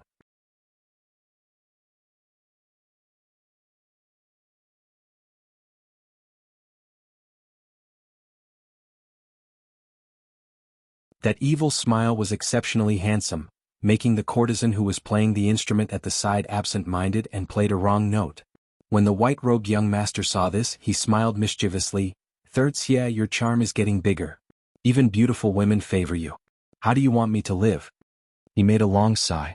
In fact, this white-robed young master was also very handsome, but compared to the purple-clad youth, he lacked that lazy noble air. That youth's expression was lazy, but his pair of eyes were very sharp, like the scorching sun in the sky, naturally dazzling and eye-catching. Standing beside him, the light was naturally covered up.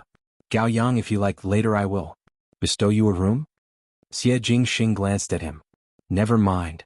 The white-robed young master quickly waved his hands and smiled bitterly. "Beauties can be seen from afar and not played with. I do not have that much energy. But you," he drank a mouthful of wine, "it is the time when youths are unrestrained and unrestrained. How can one not have a female confidant by one's side? If you want to in Ming Qi, there will be a large group of people advancing wave after wave." Female confidant. Xie Jingxing smiled. "How would one know that it is not a pink skeleton? Don't make it so scary." Gao Yang pointed to the brothel opposite. "Look at how cute the young ladies upstairs are. What skeletons? Boring." Xie Jingxing followed his gaze and suddenly paused. His black eyes flashed with a trace of surprise. "Why is it him?"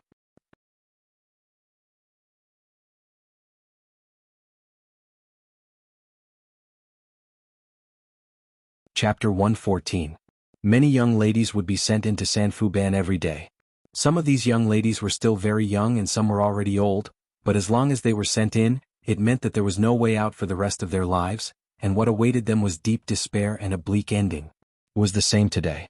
2 lively little maids were thrown in, and among the group of haggard and withered females, they were like 2 tender spring onions, giving off a sense of being out of place. From what I see, there is no need to be fixed. The fierce-looking mother looked at the 2 of them critically. Good-looking and tender skin. One just do not know how long they can last. Never mind, bring them into the tea room. The 2 little maids were already trembling in fear. These 2 were not others but Yen Mei and Shui Bai, who were ordered by Ren Wanyun to be sold to the 9th-ranked brothel. Yen Mei and Shui Bai had served Xin Qing since young and were considered as the most reputable among the maids and had never suffered any hardships before. Now that they had seen the scene of purgatory on earth, they were so scared that their tears would not fall. And that mother's words had shattered their only hope. She said, "Watch them carefully and do not let them seek death. If they could not seek death, then they could only be like those lowly prostitutes and receive customers every day." Thinking of this, Yen Mei and Shui Bai could not help but feel that the world was spinning. Outside of San Fu Ban, a young male was walking in at this moment. This male's appearance looked rather young and his bearing did not seem like a laborer. The young lady at the door said, "Did this young brother walk the wrong way? This is San Fu Ban and above are the lofts and pavilions." The implication was that with this young man's identity, he would not come to this place even if he wanted to seek pleasure. This was a place where only the poorest people would come to. What is the meaning of those? The young man lowered his voice. "Do you have any new young ladies here?" The female at the door was surprised for a moment before understanding in her heart. Most likely this person had never come to such a lowly class before and wanted to find something fresh. This was nothing new. Wealthy families would always have a variety of ways to play, and to play in San Fu Ban, the price was not expensive and anyone could afford to play. She smiled and said, "This little brother has come to the right place. Today there are 2 new maidservants. They are the maidservants of an official who committed a mistake. They used to follow the young miss of an official's family. They are beautiful but their price is slightly higher." "Show me," said the man. The woman leading the way brought the young man into the tea room.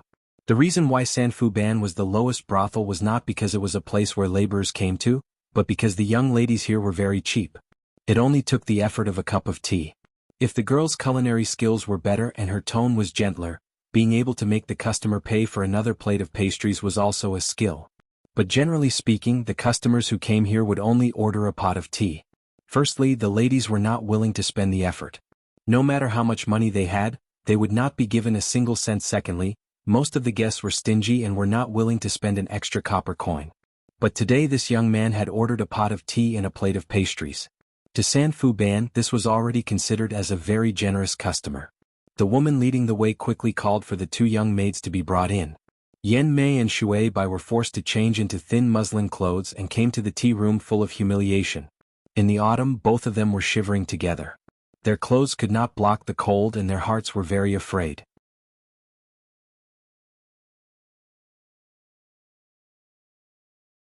When the woman leading the way saw that the people were brought in, she said to the young man in a flattering manner, "Little brother, please slowly enjoy the tea. This servant will withdraw first." When she passed by Yen Mei and Shui Bai, she said in a threatening tone, "Serve this sir well."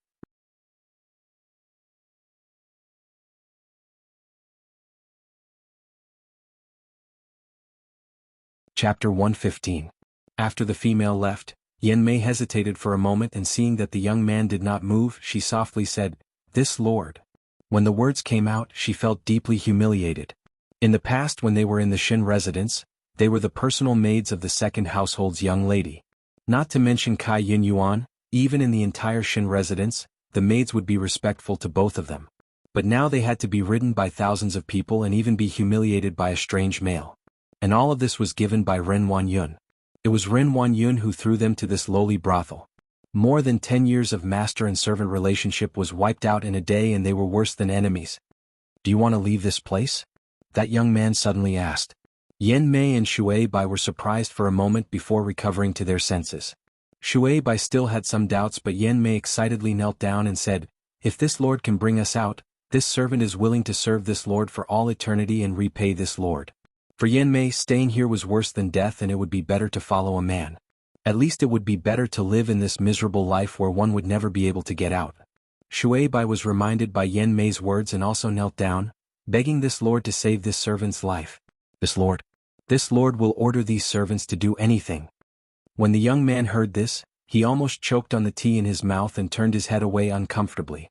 This person was not someone else but the outer courtyard guard of the Shin residence, Mo Qing. Today he came to Sanfu Ban under Shin Miao's orders. Even though he did not understand how an unmarried young female like Shin Miao would have such understanding of the brothels in the capital, but today he still had an important matter, and even though it was somewhat awkward, he still did as she said. "I can buy your slave contracts and you do not need to follow me and be free," he said. When Yan Mei and Shui Bai heard it, they stared at Mo Qing in disbelief. They did not understand how there would be such a person, as the males that came here were naturally looking for pleasure. The young man in front of them did not look like he was a coolie. Yan Mei was naturally more alert as she asked, "What does this lord want these two servants to do?" "Simple." Mo Qing said, "One heard that both of you were the personal maids of the young lady of the general residence's second household. How did you end up in such a situation?"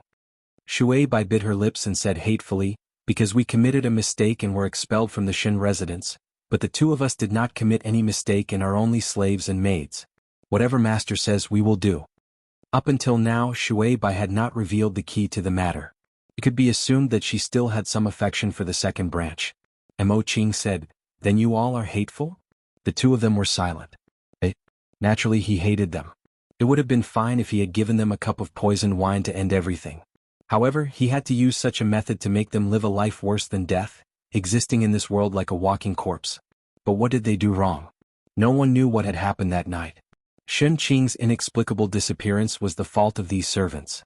Although he was heartbroken that something had happened to his young mistress, only a saint would be able to push all the blame onto the two of them. Thinking about it, you also hate. Yan Mei, I heard that you have a younger sister who is a second-ranked maid in the Shin family's second household's courtyard. Shui Bai, you have a lot of face in the Shin residence and there are many sisters around. Yan Mei and Shui Bai were startled in their hearts. This person had actually told them everything about their origins. Yes, when Yan Mei and Shui Bai were bought into the Shin residence, they initially said that they were orphans, but that was deliberately concealed in order to select them. Yan Mei's biological younger sister was a second-ranked maid in Ren Wanyun's courtyard. Because Shui Bai had a lively temperament, there were many good sisters in Kai Yun Yuan. There is no free trade in this world. I will bring you all away and you all think of a way to tell me about the second household of the Shin residence. You're tuning in to the Han Li's Wuxia Adventures YouTube channel. We're so grateful for your support, and don't forget to subscribe to join us on this incredible journey through captivating stories. Your generosity through donations truly makes a world of difference, as it's the primary source of revenue that allows me to expand and enhance this channel for you. Thank you from the bottom of my heart for being a part of this adventure.